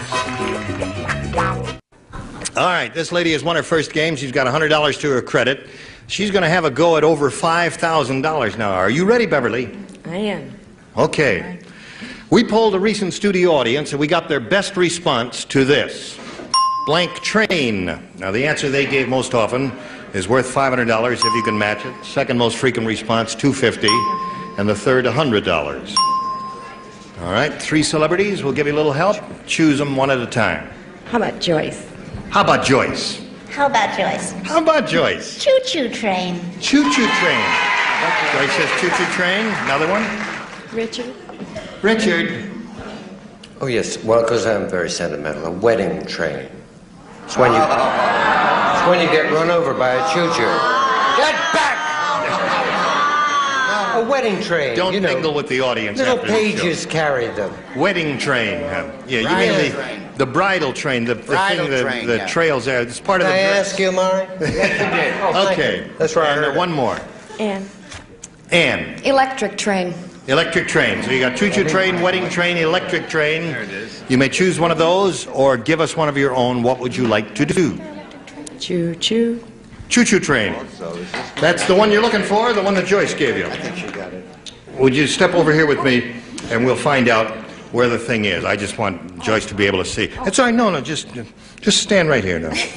Don't do a dance or anything like that. That's enough of that. May we see We're looking for choo-choo train. May we see the $100 response? Wagon train is a very good answer. That's what I meant. That's what I meant. Yeah. You just didn't tell. You know how those English are. They don't talk plain. No choo-choo train there. Let's see if the choo-choo train is under the $250 response. Choo-choo train it is. Congratulations. Now you'll be surprised. Right. Now you'll be surprised. When wedding train appears. Little side bet that wedding train is not under the phone. What do you think it is? Milk. Mule train. I bet it's freight train. And we see it freight train. There you are, freight train. So I was right. That's not a choo-choo train. That's different. All right. So you got the $250. You're going to play for 10 times that amount now, or $2,500. To collect, you got to match one celebrity head-to-head, exact match. Which one will it be? I'll go with her. You go with her?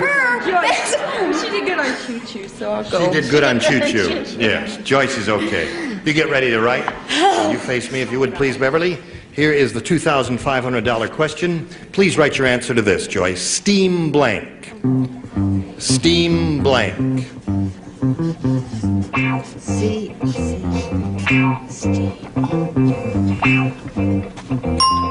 All right, Beverly. Joyce has finished her answer. We need a response from you. Now, how do you finish that blank? Steam blank.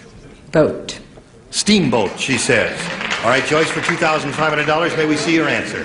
Well, what I really, I'm sorry, I was thinking of a steam bath. Steam bath is a good answer. Actually, they're both very good. Steamboat's a good response, as steam bath is. What about wedding train? What about wedding train? That's why you're not married, Richard. Oh, well, thank you. Okay. Now, listen, you've got $350, Beverly, and you're going to meet another challenger and play another game. There's time for that. Here is Ian McPherson.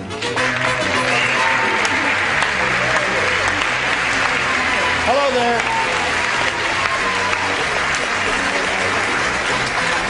You know Ian? Oh, I'm sorry. Congratulations. Is that the way you say it, Ian? Ian. See, you say Ian, don't you? I had a 50-50 chance again. Well, what do I know? Ian, tell us a little bit about yourself. I'm from Scotland. You're from Scotland? Yes. I've been here 8 years, and I'm a sales engineer. You're a sales engineer? Yes. All right. Good luck to you here, Ian. Thank you, Jim. You know, the challenger makes a selection, so if you would, please. B, please. He wants B. Everybody will play. This is it. The Jolly Green Giant said, "It was so cold in the valley last night, my blank turned blue."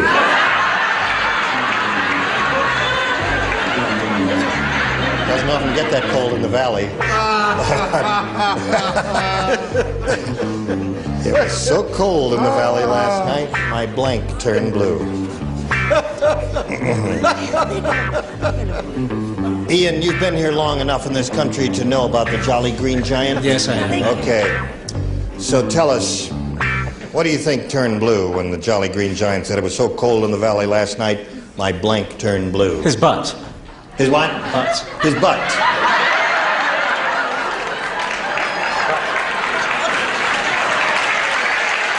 That's what he said.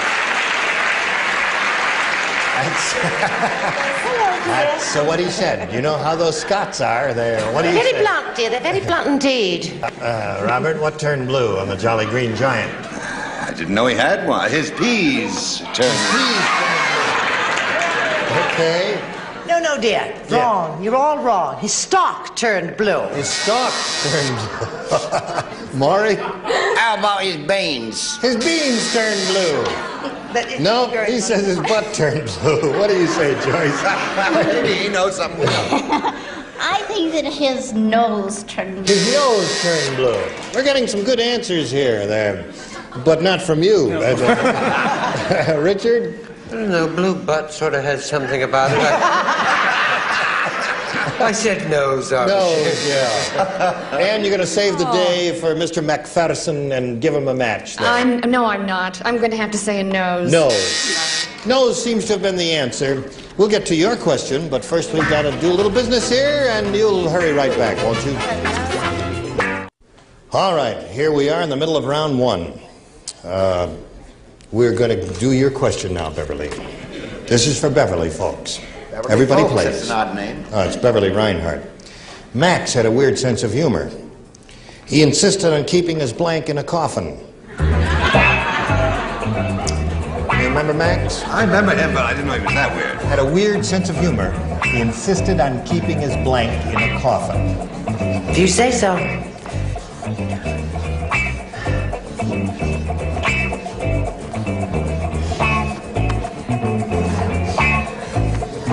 I just thought I wanted to make a garage out of this place.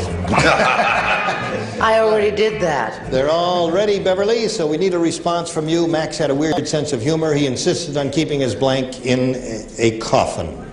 Well, I know it's cruel, but why? Kept his wife in a coffin. She's not sure of the answer, so she said it very softly. He kept his wife in a coffin. What do you say? I can't understand why she would whisper. She's right. She's right. Brett? Who do you think I got these white satin marks on my back? Wife. Wife. Very good answer. Maury? I heard he had a dead bird, so he kept his parakeet in the coffin. Kept the parakeet in the coffin. Okay, Joyce. Mine's terrible. He kept his wooden leg in the coffin. That's terrible. His wooden leg. Out of here. We won't require any more answers from you, but thank you very, very much. It was splendid, yeah. All right, Richard. What else would you keep in the coffin? But a wife. But a wife. Okay. Yes. Maybe I have a sandwich. You're a silly fool. Of course he kept his wife. Right. Wife in a coffin. 4 for you. All right. Now, as we go to round 2, you must match 4 celebrities to stay in the running. Please make a selection. B, please. B. All right. Mickey Mouse said, Good old Mickey. I confess, last night, Donald Duck and I went to a blank together. Mickey Mouse said that.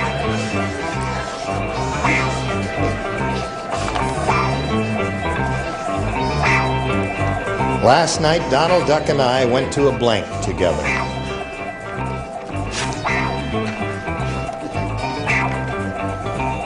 Maury's ready and likes his answer. I can tell by the smug look on his face. Yeah, Sam Smug, that's me.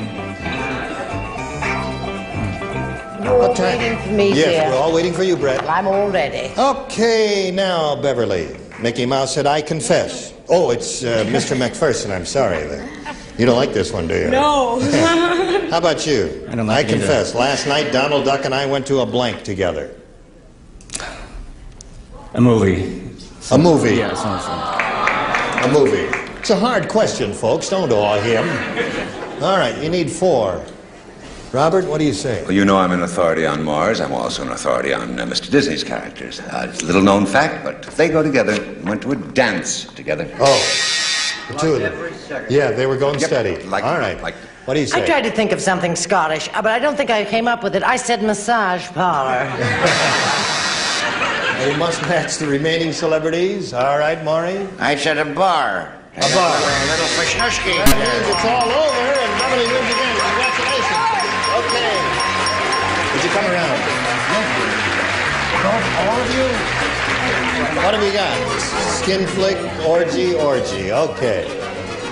Well, we've got to say goodbye to you, sir. We thank you very much for joining us here on Match Game 73. We've got a gift for you. Many thanks. Bye-bye. All right. Would you like to have another go at the super match here? You've done it before. You know how it goes. We polled a recent studio audience, got their best response to this. Blank face. Now, you know how the thing goes, 5, 250, and 100. Which 3 celebrities would you like to get a little help from? Brett? Brett? Funny face. Funny face is her answer. Robert Freckle. Freckle face is his answer.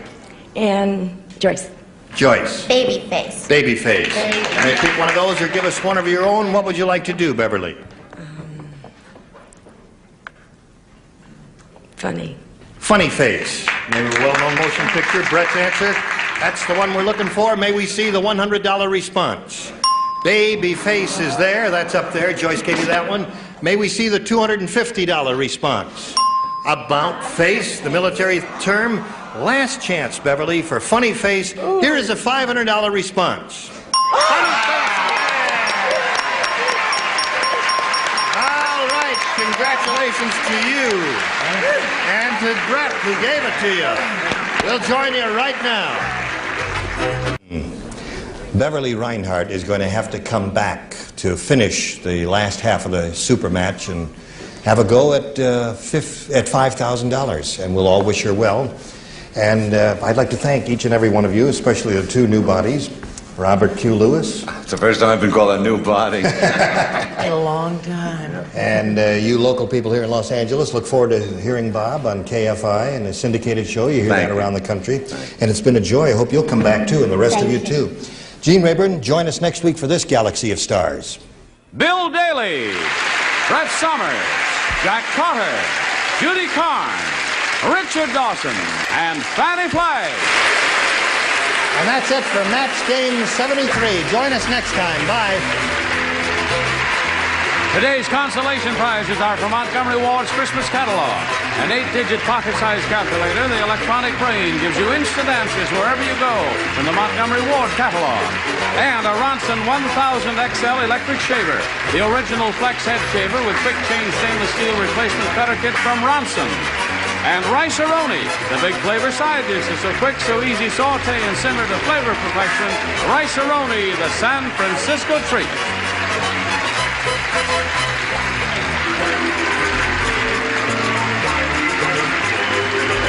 This is Johnny Olson speaking for Match Game 73, a Mark Goodson, Bill Todman production.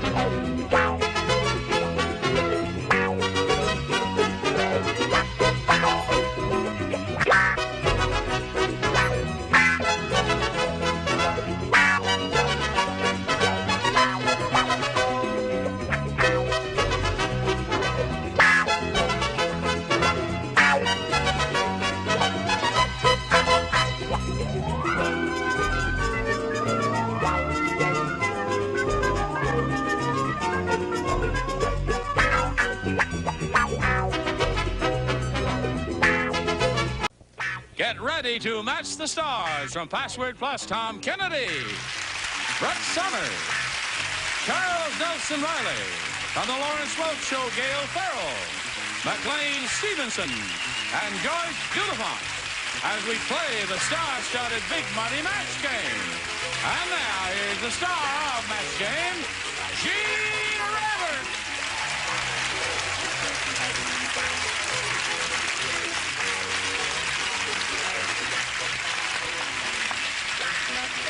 Yeah, is that a combo? Hello there. Yeah. Wow. We are a combo. That is Right. chic. Yeah. You did it again. Throw me the box of Kleenex. I'm with Charles. I don't like sissies. Who's a That's sissy? sissy pink, ain't it? She'll probably be doing the show a lot now, huh? Yes, you will. Just once a year to almost like a regular basis, I Right, suppose. If right. Keeps up. Yeah, I'll be in your chair. if you don't want Congratulations. to. Oh, I understand. That is so pretty. I think it's Thank you wonderful. very much. That is I very could use nice. that in the bedroom. You got 5 of those blue sweaters. That's great, isn't it? No, I didn't. I don't have 5 of these. What I told you was What? I got 5 sweaters. I played in 5 golf tournaments this year and got 5 tea prizes. So I can do this show 5 days in a row without doubling up now. Aha. Okay, well, you will be doing it 5 days in a row. Yeah. And that's our good fortune. All right, shall we have a go at it by meeting our 2 players here, Tom Davidson and Staff Sergeant Lois Hobby. Remember, Tom is a graduate of the Air Force Academy. He's married, has no children, right? And what do you do for a living now? I'm a builder. You're a builder. All that money went down the drain, huh? Trained you to be a pilot or a navigator or a bombardier or something or a flight engineer or whatever, and now you're building houses. They only had a 5-year term on my soul, and I repaid them. I see. Okay, Tom. Now, Lois, you've been in 7 years? Right. And how long you been in grade? Let's see, I made rank November 1st, Just about, 79. yeah, 2 years. 2 years. Yeah, you about due. What's your next step up? Be tech sergeant. Tech sergeant. Shall we make her a tech sergeant? Yeah. Hey! All right. So this is the game number 2. Last game, Tom, A or B? A. Ugly Alfrea is really ugly. In school, she was voted most likely to appear on the cover of blank. Also, Alfrea, I've always been through. UL. It's a totally synthetic, contrived name because when we were using names, we were offending some people. Oh, I see. So now we made no up one a would name. possibly have a name like that. No one has that ULF, name. But if you do have one out there, you're going to hear from him. Right. Or her. She was voted most likely to appear on the cover of. Right. This is something that I've never revealed to those of you who watch from at home, but no one on the panel wears anything from the waist down. That's the way it is. They just come out here with these tops, and they look very neat and put together. But from the waist down, it's zipped. Hello, Tom. Ugly Alfrea is really ugly. In school, she was voted most likely to appear on the cover of Field and Stream. Field and Stream. What did he say? Wonderful answer. Field and Stream. Oh, Field and Stream. Isn't that clever, Tom? That is clever. Yeah. I wish I had been that clever. I just came up with dumb old popular Popular Mechanics, another good possibility there. Field and Stream. Four-leaf clover. Ireland. Wrong. Mad Magazine. That's another good one. May I point out, in the rules of the game, only one-word clues are permitted. Oh, sorry about that. Four-leaf clover is not a one-word clue. Hello, Charles. Just was seeing if you were watching. Oh, again the right answer. Wow. Field and Stream. Charles, you have a way with words. I continue matching the wrong people. In school, she was voted most likely to appear on the cover of Brett and I had the same idea. Mad Magazine. Well, that was another good possibility. Yeah. This is a little-known publication that is very popular around my hometown, being a farm community. It's called Hog Life.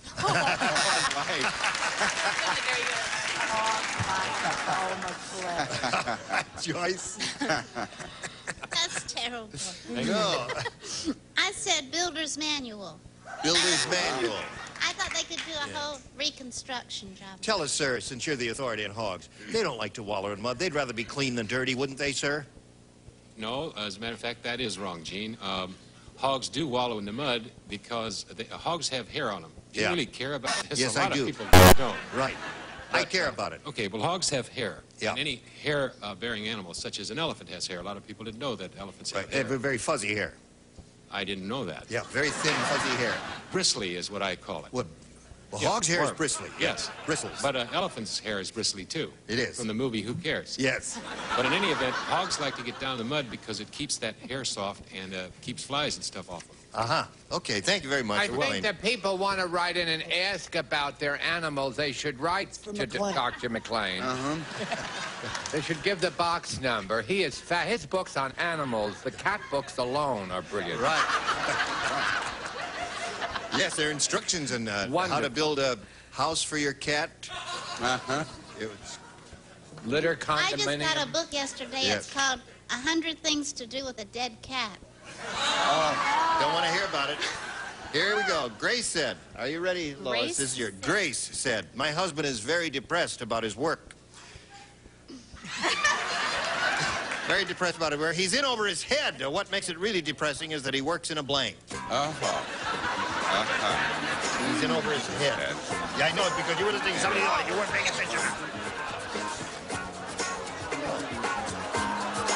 We're ready. My husband is very depressed about his work. He's in over his head. What makes it really depressing is that he works in a blank. Pool. Swimming pool. A swimming pool. What does he do in that swimming pool? Well, he builds swimming pools. He builds swimming pools. Right. And he's in over his head. All right. Show her a wonderful answer. All right, here it comes. Wonderful answer number one. Take one. Sewer. Sewer. What do you say there? Fabulous answer number 2. Sewer, right. He was in the fertilizer business. He had a manure plant. Uh-huh. It'd be terrible to be in over your head there. Gail? It's the uptown version of a sewer, isn't it? Sanitation plant. No, sewer is different from sanitation plant. I will show my answer, but just for those folks that did want to write down the number on that hog life thing, I would like to get letters from you, because a lot of people don't know that you can do interesting things with hog hair. Oh, really? You can do macrame with hog hair. I have a lot of macrame hog hair. Macrame with hog hair. Hang plants with hog hair. You hang the plants Right. with them. Isn't that interesting? Yes. Gross. It's there's actually people that do-it-yourself vasectomies will take by braiding their legs and using hog hair can affect a happy life. All right. But my answer, nonetheless, is sewer. Sewer. Wonderful answer. Could I ask you a professional question? Sure. As long as it has to do with your hog. Well, it doesn't, but it has to do with farms. Do you put manure on your strawberries? Only after I pick them. There you go.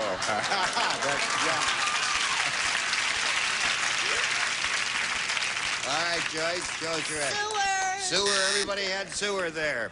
So 1-0 to score in favor of Tom at the end of round one. Now this for you, if you please. Here we go.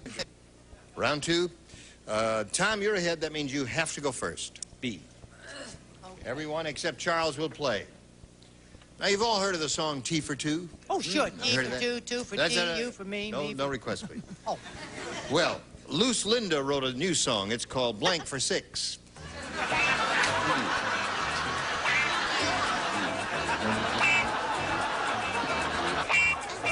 Okay. I'm still hung up on the previous one. Okay, Tom. You've heard of the song T for Two? Loose Linda wrote a new song. It's called Blank for Six. Tricks. Tricks for Six. Trick for six. Apparently the audience doesn't understand you, Tom. But I do. Tricks for six. Huh? Yeah, right. I was still on that sewer question, the previous one, and I came up with slop for six. Slop for six. Yeah. Well, if you use the right spices. Yes. All right. Well, Joyce and I were talking before the show, and she was talking to me about her premarital activity, so I said sex for six. Really? Everything. Loose Linda wrote a new song. It's called Blank for Six. Sex for six. All right. Oh. All right. I was just wondering what your interpretation of Tricks for Six was. Oh, all right. We'll just keep marching right on ahead here. Okay, McLean.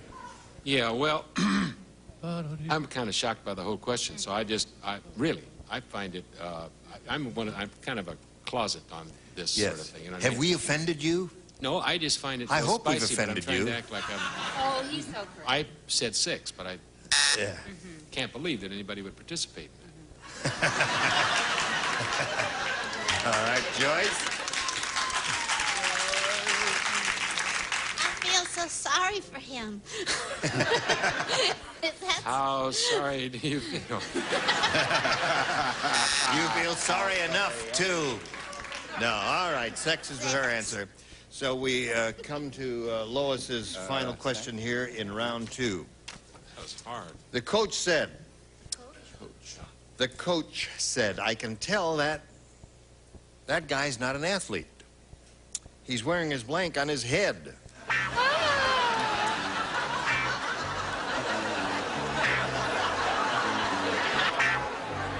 Come on, Joyce. You got all those kids in your family, all those athletes, and you're an athlete. One of those?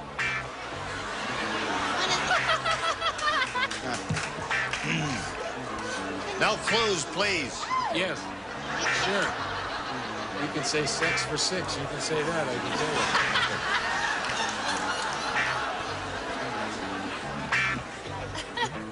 The coach said, I can tell that guy's not an athlete. He's wearing his blank on his head. Athletic supporter.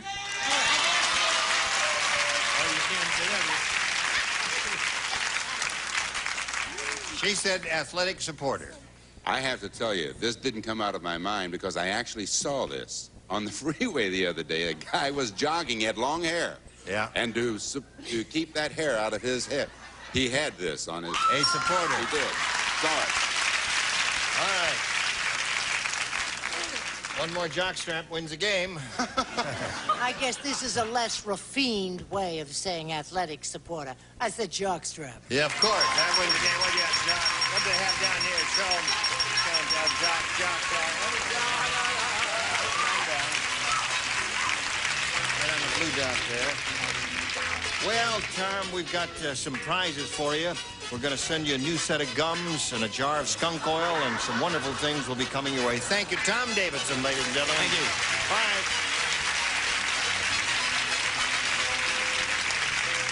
Here you are again. Good luck to you this time. Let's see what we've got for you now. We polled the studio audience, said write down your best answer to this. That's the last blank. Oh, boy, That's the last blank. All right. Whom do you want to call on for a little help here? Okay, Brett. That's the last straw. And Charles? That's the last word. All right. And Joyce. That's the last dance. All right. It is for you, hon. Dance, word, and straw are the three they've given you. You choose one of those, or do you think up one of your own? I'm going to go for straw. Straw is what you want. All right. That's the last straw is what she wants. Let's see if it's under the $100 number. The last chance is there. The $250 number says that's the last time. And the $500 one says that's the last straw. Congratulations. So another $500 for you.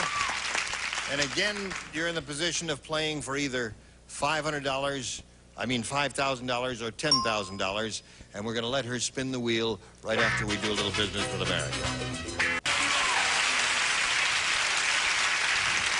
All right. Again, Lois Hobby is going to spin the wheel here and see if she's going to play for $5,000 or for $10,000. Good luck to you. Let's step right up here and have a go at it.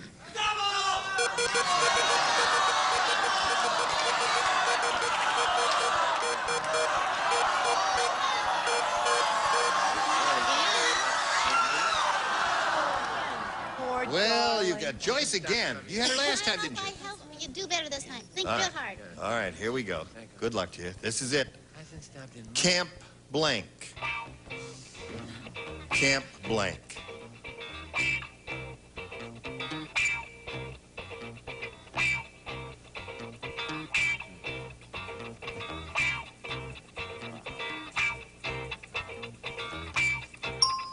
All right. Joyce has finished her answer. It's in the slot. Your job is to match her. If you do that, you get $5,000. What do you say? Camp out. Camp out. Camp out. What was your second choice? Well, there's so many different camps. There's Camp Dix, and so I didn't want to pick a name of a camp. You didn't want to pick a name of a camp, Yeah, so you just said camp camp out. Yeah, camp out. Campfire, I suppose, would have been a possibility if you were camping I out. don't like this game anymore. What'd you say? I like to win. Campground. Campground. There was Camp David, Well, they were Camp Counselor. kind of on the same wavelength, but no exact match. Listen, you have a total of $1,000, and our congratulations, and thanks for being with us here on Match Game. Thank you, Lois Pompey. Bye. Now here comes Elizabeth Augustine and Larry Bowles. Yay! Welcome to the two of you. Nice to have you with us. Larry, tell us about yourself, please. Well, I'm a minister in the Presbyterian Church in Covina, and I have a wife, 2 children, Tammy and Paul, and my wife and I enjoy collecting antiques and refinishing antique furniture. That's interesting work. Yes, indeed. All right, Larry, good luck to you. And Elizabeth, tell us about you, please. I'm a singer-songwriter, and I moved here 2 years ago from St. Paul, Minnesota, so I'm living in Los Angeles. And I'm about to celebrate my birthday and my first-year anniversary of marriage. Congratulations on both counts. All right, here we go, Larry. A or B? B. All right. This is for Larry. Did you hear what happened at the television studio restaurant? No. He wants to hear, doesn't he? I guess we better tell him before he gets violent. Well, their special was all you can eat for $5. The Incredible Hulk ate one of the blinks. This is at a studio restaurant. Yeah. Let's The say TV Uncle studio Dean. restaurant. All you can eat for $5. One of the blanks. The Incredible Hulk ate one of the blinks.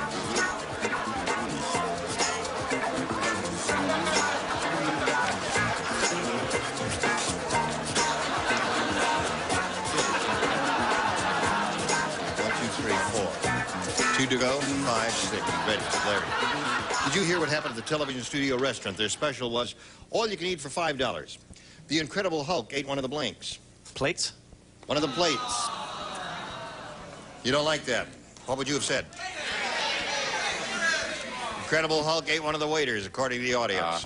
What do you say? Well, when I think that you use the word restaurant, it's more, a commissary is a more accurate term. Exactly. Or a cafeteria. Right. And when you follow that, you end up with the steam table. Steam table. Yeah. Right. If you follow that line of reasoning. They all have steam tables. Keeps the food tasteless.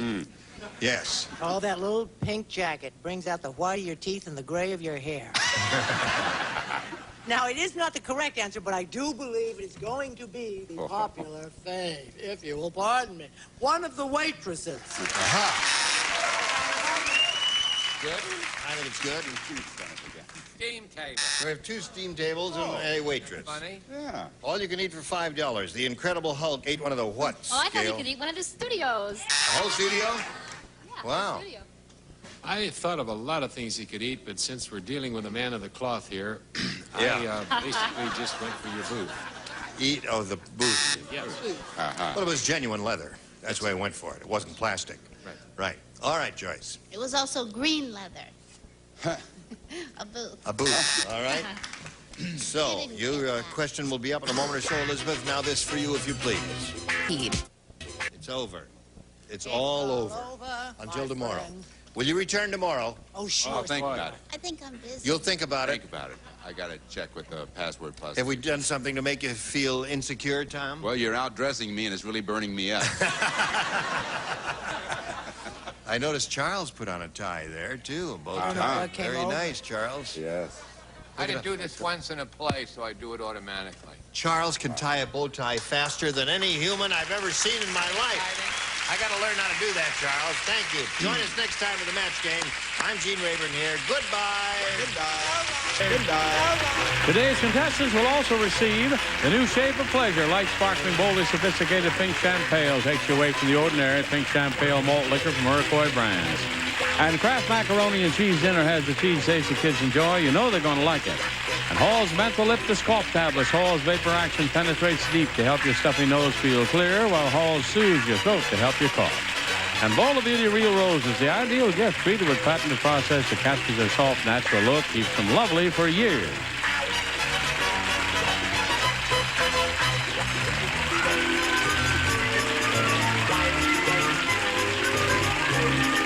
This is Johnny Olson speaking for Match Game, a Mark Goodson, Bill Todman production.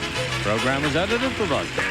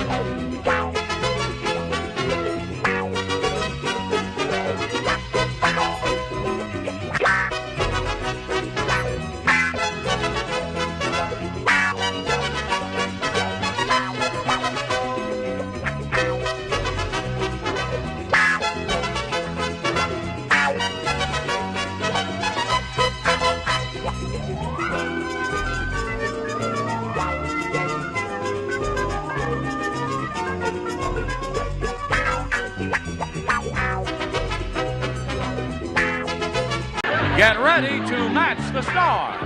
Nipsey Russell, Brett Summers, Charles Nelson Riley, Sarah Purcell, Richard Dawson. From the Betty White Show, Betty White's, as we play the star-studded Big Money Match Game 77. And now, here's the star of Match Game 77, Gene Rayburn.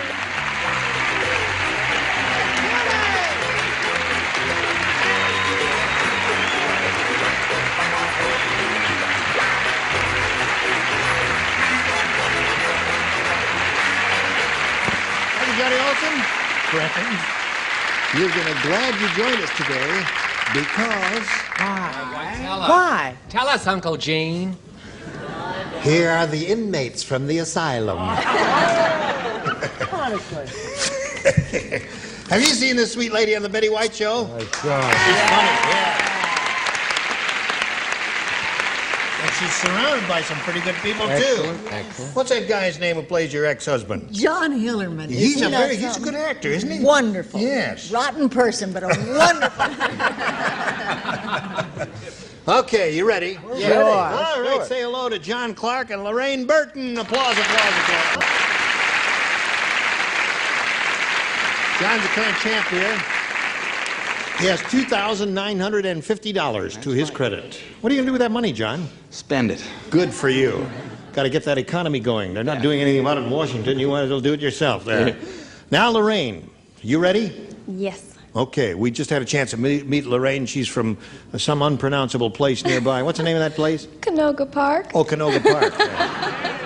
That's not too unpronounceable, is it? I just forgot, Lorraine. I'm level with you. I forgot where you're from. Can you forgive me? Easy to forget. Yes. All right, good luck to both of you. We'll start in a minute or so. Right now, we got this for you. Oh, hello there. Hello. Let's push this button here and find out what we have. We have A or B, Lorraine. I think I'll take B. B. All right. Now, at some restaurants, they bring a finger bowl to your table so you can wash your fingers. At Horrible Hank's restaurant, instead of a finger bowl, the waiter brings you a blank. The waiter brings you a blank. It's at Horrible Hank's restaurant.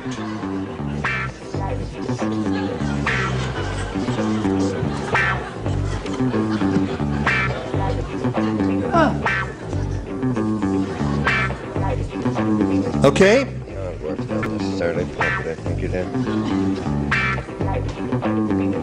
Have you been thinking about it? Lorraine, as you can plainly see, brought along a good luck symbol here. Cute little, looks like a koala bear. I think that's what it is, yeah. Yes. There it is. I hope that koala works.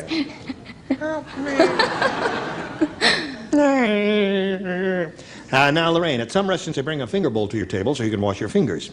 At Horrible Hank's restaurant, instead of a finger bowl, the waiter brings you a blank. Heaven forbid a toilet bowl. Really?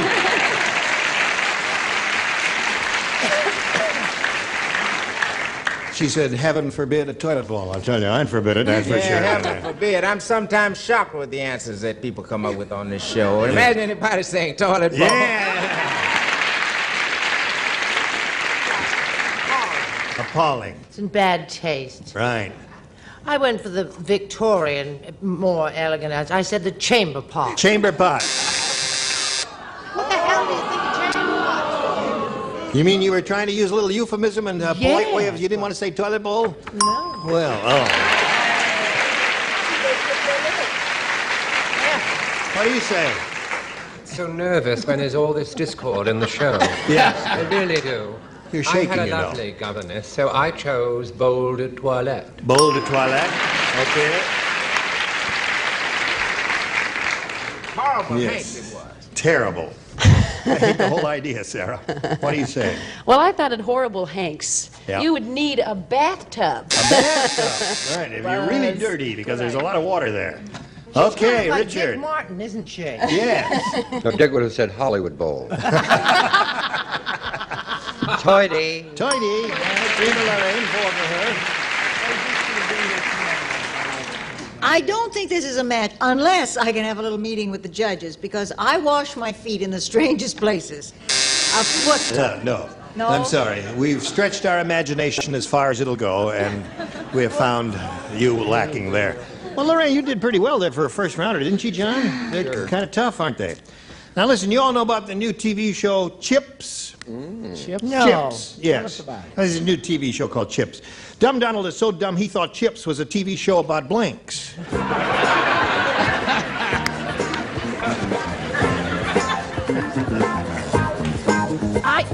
What is it? Chips? Who's in it? You all know about the new TV show Chips? I think we just made that up, you see. Oh, honey, I thought that was... Oh, California Highway Patrol. Pixie, big H, little I. Oh, right. Yeah, it's on at a bad time. People are still up. Dum Dum. What? I finished. Well, give him a little help, because we don't want to be Fine, here come all on. day. After all, it's only a half-hour show. John, you ready? Yeah. All right, don't say it yet. Now, this new... Oh, all right. Anything you say, Charles. By Jove, I think he's got it. This new TV show, John, it's called Chips. Dumb Donald is so dumb, he thought Chips was a TV show about blanks. Potatoes. Potatoes. What are you owing? That's a good answer. Don't give me that old stuff. I will be the final judge whether it's a good or a bad answer. That's a good answer. Show about potatoes, right, Nipsey? Why, I thought that Dumb Donald was dumb because he's from the country, and I thought he thought it was. I think I'm only going to Wait a say minute. the one. Hold on, wait a minute, wait a minute. We're The gonna audience get has already letters. anticipated your answer. They know what you're going to say. I know what you're going to say, so let's go to Brett. From the same company who bought you toilet bowl. Right. He okay. thought it was about cows. About town. Okay.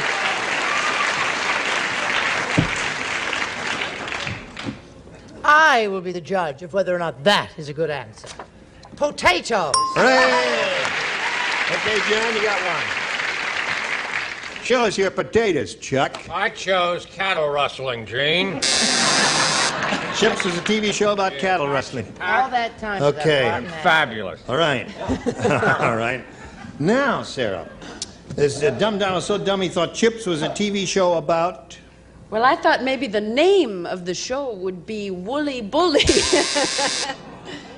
Name of the show, yeah. Woolly Bully. Not only is it a rotten answer, I don't understand it. She has two shows? She has two shows, right. Yeah. Jeepers Christ. Okay, Richard. Woolly Bully?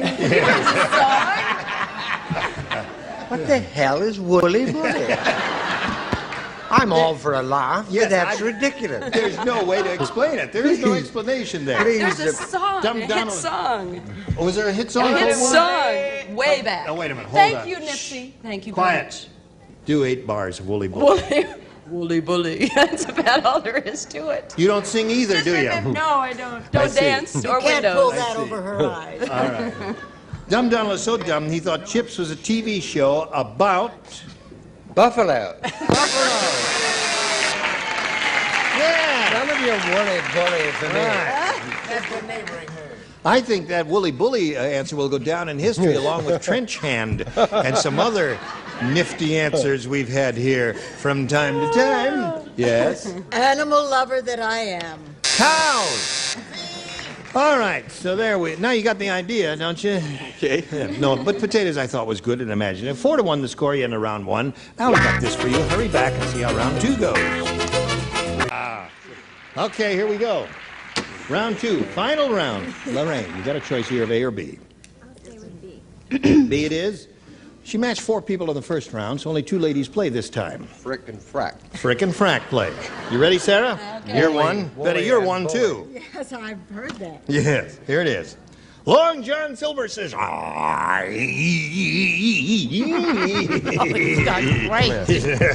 Long John Silver was not one of the Three Stooges. matey. Right? Aye, matey. Much better. Me new dog looks just like me. He even has a blank.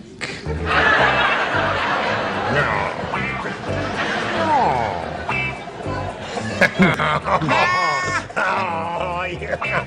Oh. I insist on Betty showing her answers. Charles sent me a note. Are you ready, Lorraine? Yes. Long John Silver says, "I, me new dog looks just like me. He even has a blank. A wooden leg?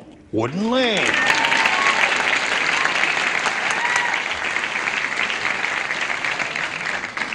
Show us your wooden leg.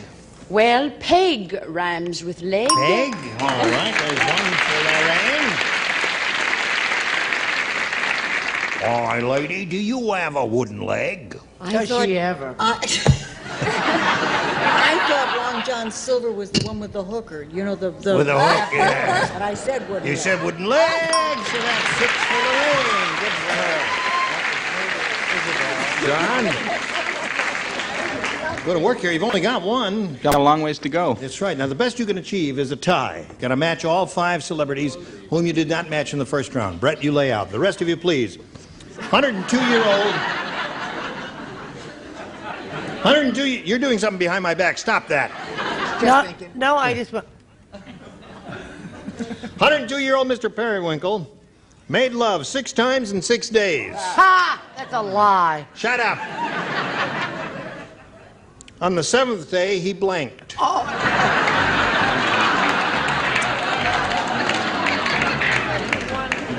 Wes. Could I borrow it and take it home?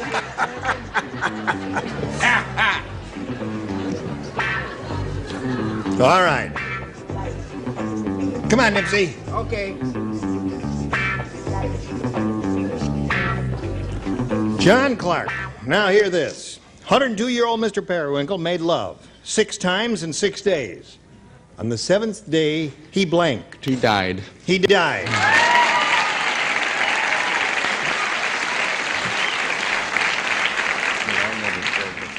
With a smile on his face and a song in his heart.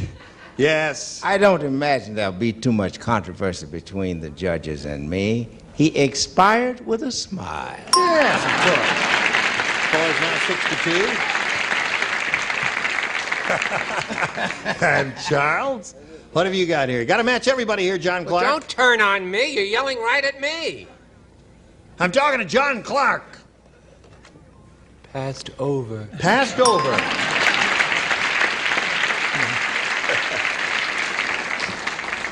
Got one for us? I sure do. He kicked the old bucket. Bucket. Score is now 6-4. Got to match everybody here. Both Richard and Betty, John. Let's see what we get out of Richard, shall we? He passed on. He did. Thank you. Now, don't let him down. He didn't go to the ball game. He died. Right.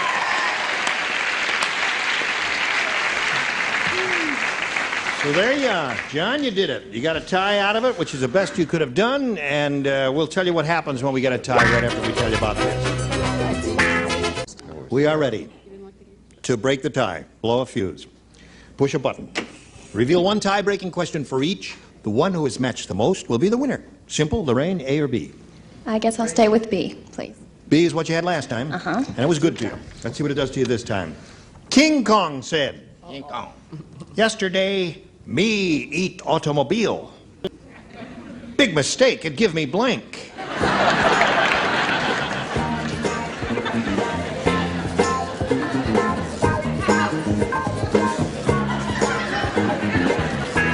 All right.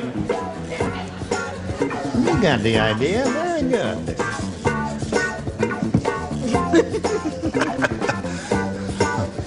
I finished. I don't need your answer. What do you...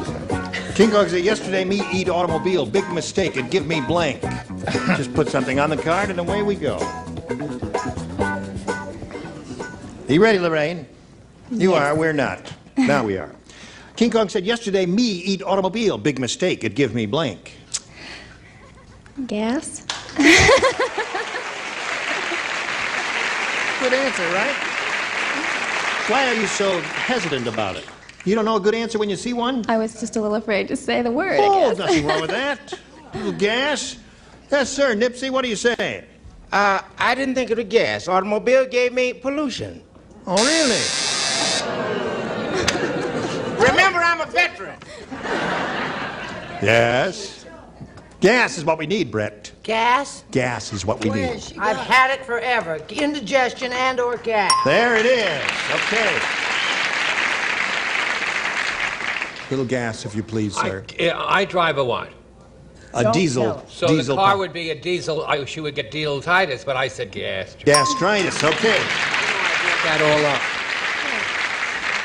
That's all right. He's trying. He's trying. So leave him Trying alone. to keep it afloat.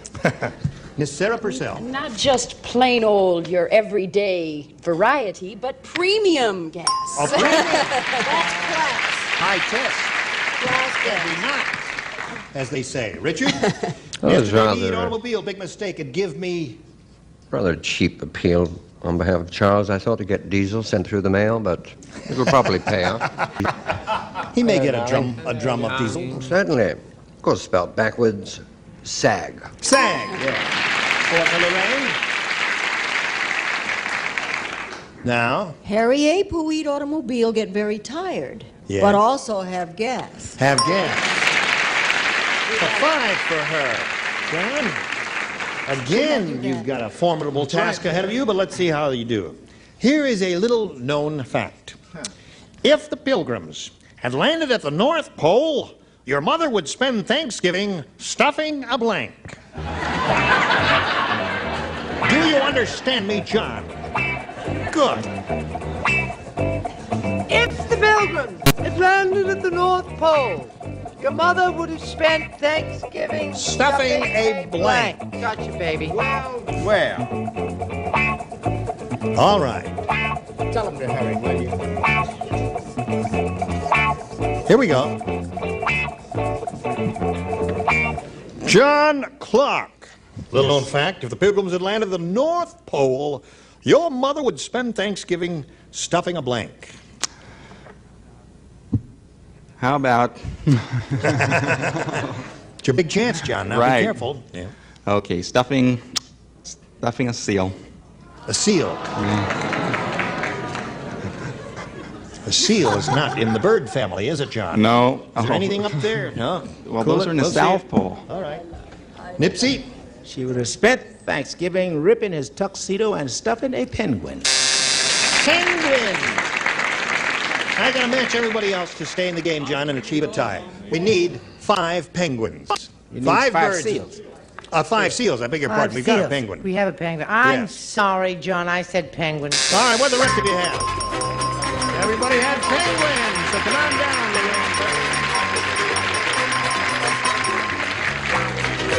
There we go. Yes, hold on. Hey, he said it was a Christmas she'd be stuffing the seal. The That's Christmas right, seal. Christmas seal, yes. But she... he How said about it. a polar bear? You're really setting them up there, aren't you? John, you're going to leave here with $2,950. And you're going to spend all that money You bet. and help America out of this terrible deflation we're in, right? Right. Good luck to you, John Clark. Okay, thank you very much. Come on, John. Okay. You ready for yours? How do you feel? Terrible.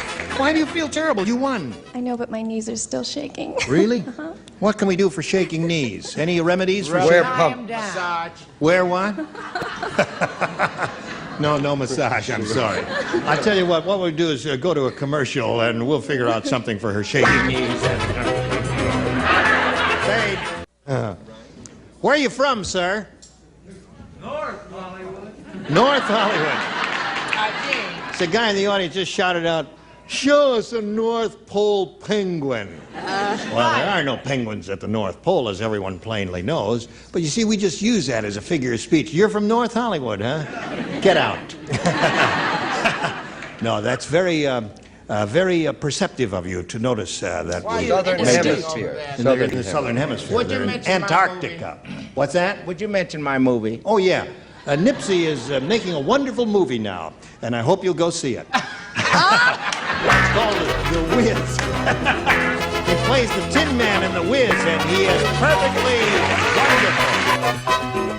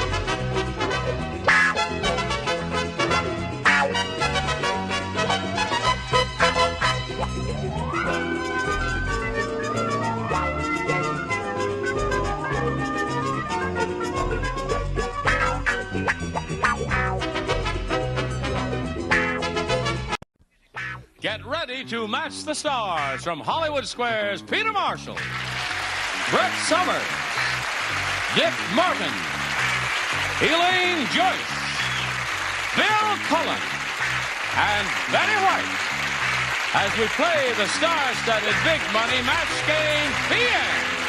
And now here's the star of Match Game PM, Gene Rayburn.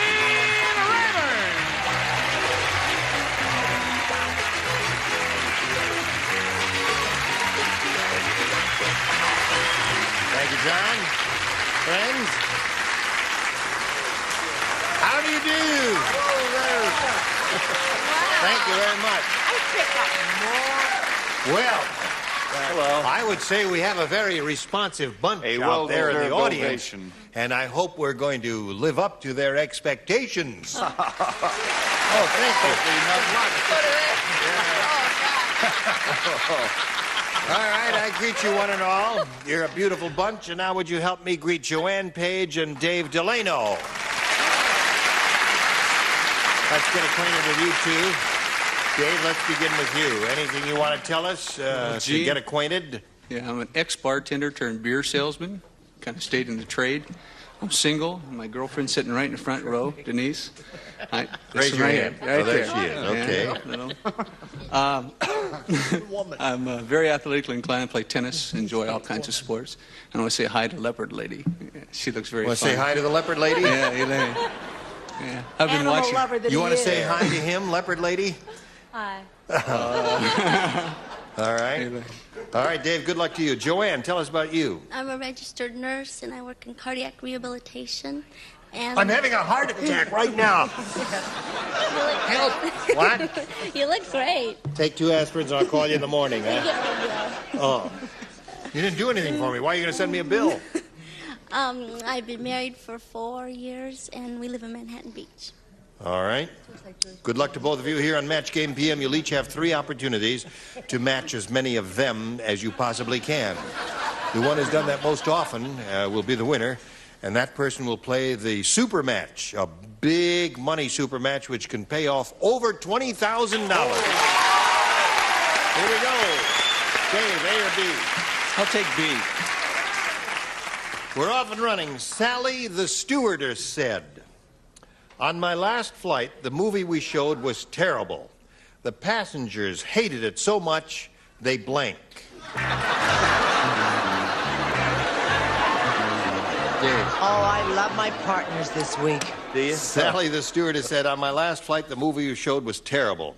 The passengers hated it so much, they..." Threw up or got sick. Threw up or got sick. All right. The euphemism we use around here, Dave, is barf. Yes. What do you say?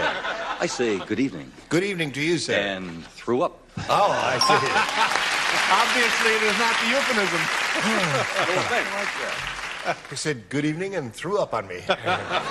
What do you say? Not the first time. Right. I want to say I love having Peter here, and I love having Dick here, and America, eat your heart out. I said, oh, I don't have the right answer. Jumped. Jumped. That was another possibility.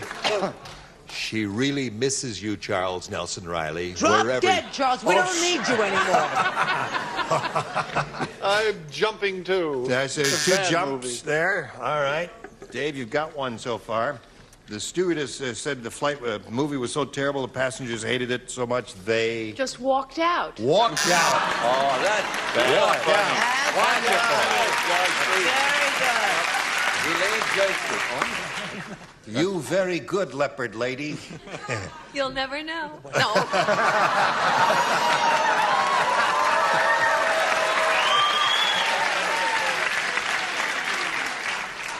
Every time you come, I ask, though.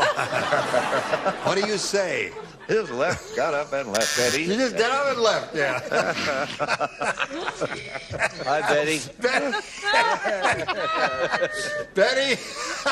I am so glad that Brett has those gentlemen up there because it's up to her to handle them. Walked out. Walked out. All right. So that seemed to have been the answer, Dave. All right, now let's see what we have for Joanne here. Notice how I can just touch the common folk. Yes. Dean said, this whole town is full of gourmets. Today, I saw a robin putting blank on a worm.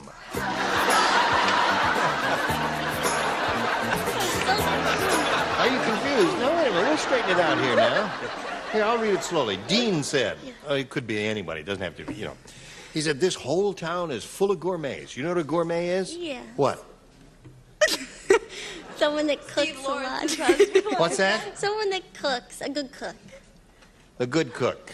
Yeah. Close enough. He said, today I saw a robin putting blank on a worm. Salt. Salt? You see, if you were a gourmet cook, a fancy I'm cook. not. You're not a gourmet cook? No. But gourmets, they cook fancy dishes with wonderful sauces and all kinds of stuff like that, you see. Oh. Oh, you see. Now, She sounds just like Joyce Bulifant. Yes, she does. She is Joyce Bulifant. Oh. Yeah. Yes. Put a red breast. Aha!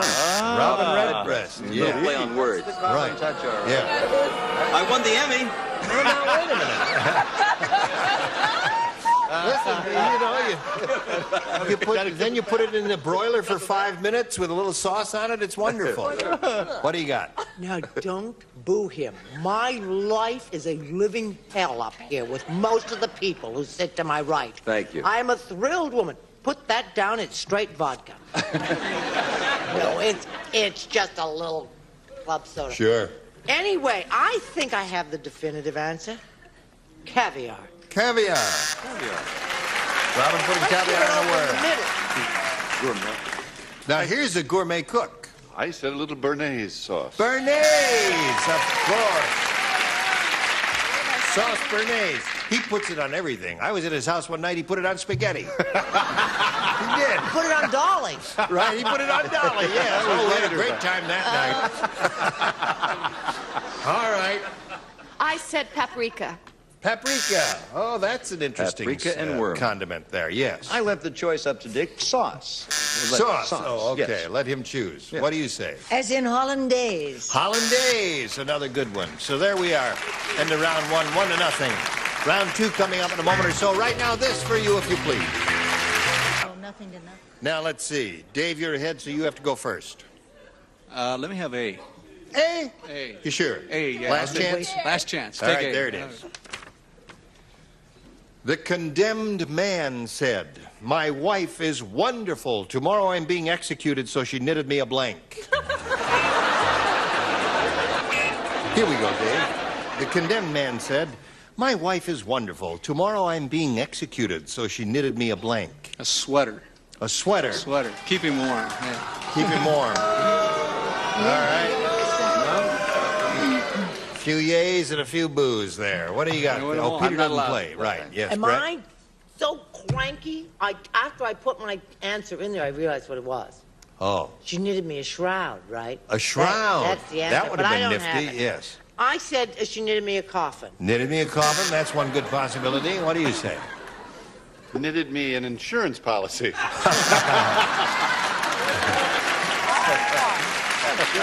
was a rush job. Yes. All right. My wife was so wonderful. I'm being executed, so she knitted me a Blindfold. blindfold. Oh, that's a good one. Didn't occur to me. What do you say? The other eye, a blindfold. Little sweater there. I must have missed something along the line. She knitted him an electric blanket.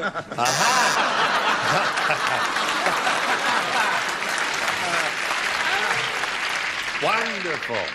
Well, we got some nifty answers over there, Dave. No sweaters. No sweaters. Joanne, you ready? Yep. Judy said, I think that milkman used to be a doctor. Instead of leaving me a bottle of milk, he left a blank on my doorstep. She's not spelling anything. I'm the soft of it. It's the old spell my answer routine. Yeah, right. That's exactly what it is. Anytime she's blowing in his ear. Oh, boy. Judy said, gosh, I'm so overexcited. I think that milkman used to be a doctor. Instead of leaving me a bottle of milk, he left a blank on my doorstep. A baby? A baby? Leave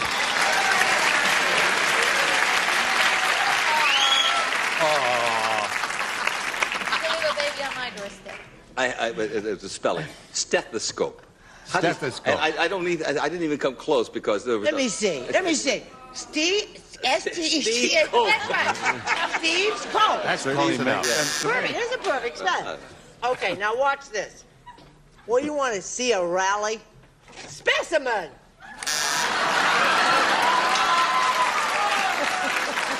They like it. That comes in a bottle. Right, that's true. No, he left 2 aspirin, called me in the morning. 2 aspirin. Call me in the morning. Instead of leaving me a bottle of milk, he left a blank on my doorstep, Elaine. An old appendix.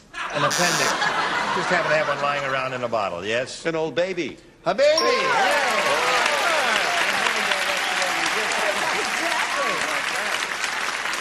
Very good. What do you got for us, madam? I am so humiliated. I apologize, America, for my poor soul that I dress with. I can't call her a friend. It's just, I mean, it really is embarrassing. I said specimen. Oh. See what happened? Yes, I see, of course. All right, here we go. Now, we have a tie score, and Dave went first last time, so Joanne, you go first this time. B. B? All right. B says, did you hear? Oh, you're going to love this one. Did you hear that the India rubber man and the India rubber woman got married? You didn't hear about it? Oh. Well, I'm going to tell you about it. You want to hear about it, Taylor? Terrific. At the wedding reception, they had a rubber blank. At the wedding reception. Could you read it one more time? Sure. Could I read it? Sure. You want to read it? Yeah. You want to read it out loud? Read it out loud. No, come on, read it out loud. I want to hear you read it out loud. Read it out loud. It'll help you. Let me read it first. And Oh, then... yes. All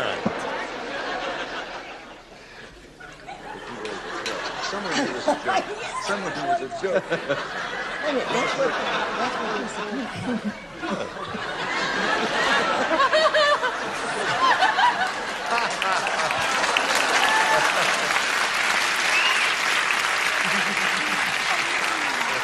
Okay, ready? Now, do you want me to read it to you? Yes. Oh, you want me to read it to you? India rubber man and the India rubber woman got married. At the wedding reception, they had a rubber blank. A rubber band. A rubber band! Who got a rubber band? She got a rubber band! That's good. That's not. I don't have. They had a rubber ball. A rubber ball. Took pictures and everything. All right. You got a rubber band? No, honey, she's too smart for the room. I said a rubber cake. A rubber cake. I said rubber ball, too. So we have 2 rubber balls and 1 rubber cake. Somebody please say rubber band. Don't disappoint this girl. Band! Rubber band!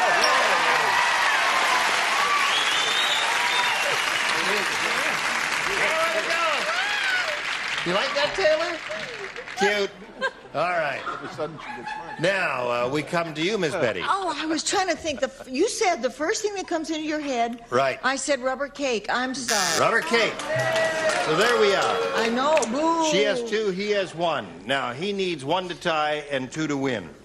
Norman said that girl at the party must have been a train conductor. All night she kept saying blank.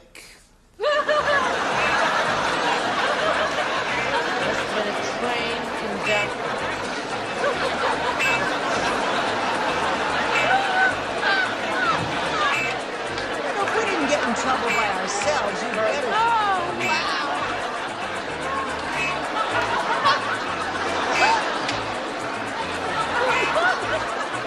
All right.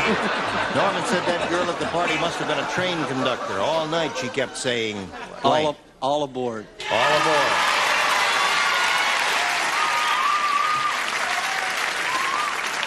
Now you need 1 to tie and 2 to win, Dave. Even if I'd thought of it, I wouldn't have said it. I said next stop. Next stop. All aboard!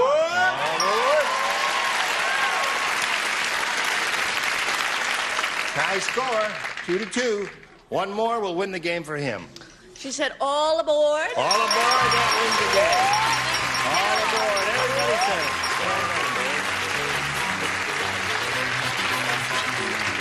All right, we will take your place on the spot there.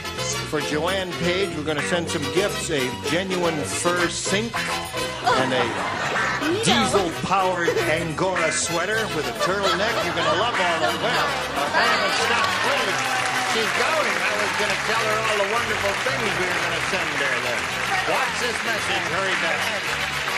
He's won the game. He's going to have to go with the big money. His is where he could go over $20,000. Now, to do that, sir, we have 2 audience matches for you. Let's begin with the first one. We polled a studio audience not too long ago and said, write down your best answer to this.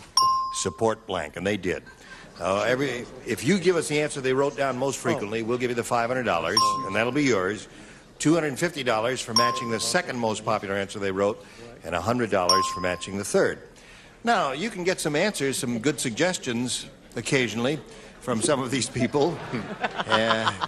You have to do a little thinking on your own, though. Call on the ones who are trying to get your attention, then. Well, I have to go with Elaine. All right. She got his attention. When she came in. Yes. A support hose. Support hose. All right. Brett? What I have always done, support your local police. All right. And Betty. I hate all of you. Have you got one, Miss Betty? Oh, did he say? Oh, I was trying to look. Well, in the space program, it's a support system. Support system. All right. So you have support system, support hose, I'm in orbit and support your most local of the police. time. Now, You just go for hose, baby.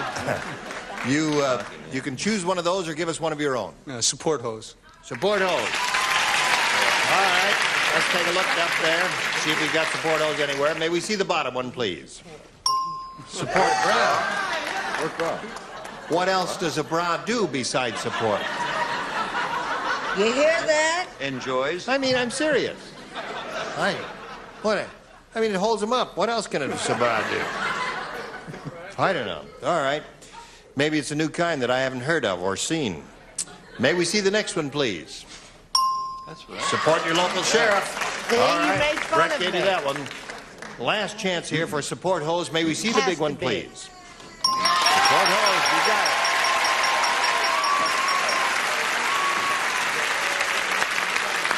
Now, you've got $500 means the least you'll play for is 10 times that amount, or $5,000. But let's see if you're going to win a little more here. Go. Love thy blank. Oh, I always have. Dick. Love thy neighbor. Peter. Love thy neighbor's wife. Oh, I'm... Oh, I had support hose. Love thy brother. Love thy brother. And Bill. Love thyself. Love thyself. Thank thee very much. Love thy local sheriff. I thank thou. Love thy local sheriff. If you live in my neighborhood. All right, let's see what we've got. You got love thy brother, love thy neighbor, and love thyself. You want one of those? Maybe you got a better one. No, love thy neighbor. Yeah. Let's take a look at the $100 response. Love thy neighbor's wife is there. Oh, you rascal. Oh, boy. Let's take a look at the next one, please. Boy, do I have. Love thyself. All right, neighbor, slide the big one. Yeah, you got it.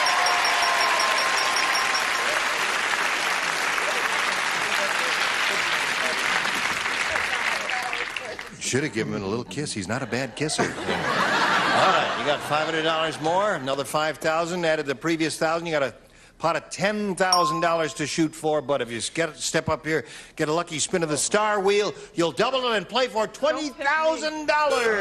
Baby, double it up. Just double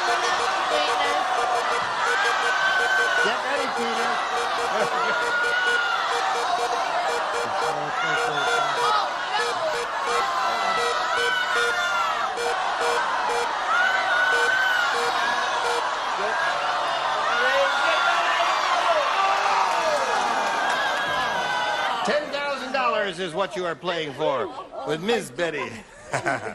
All right, face me if you would, please. Here we go. They're Ready? never too young. No help, please. Yours blank.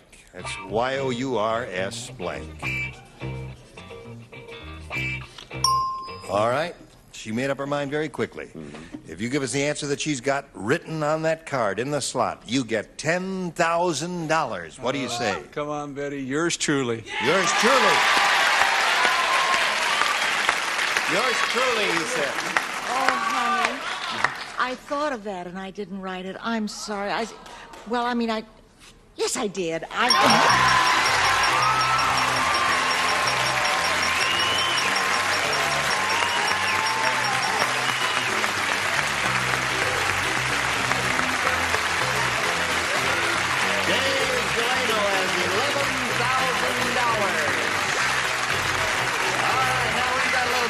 For you.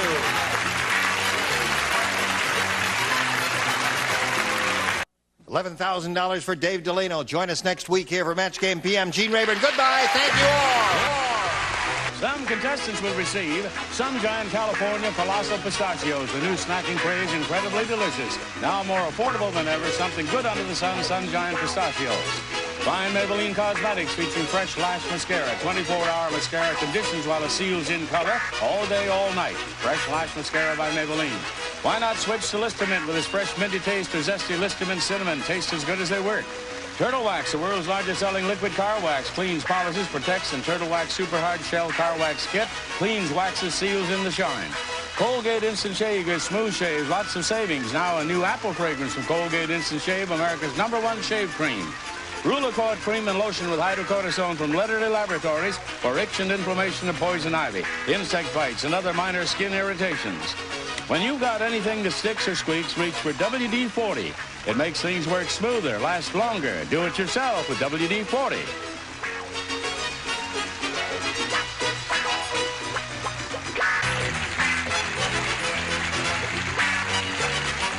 This is Johnny Olson speaking for Match Game PM, a Mark Goodson, Bill Todman production.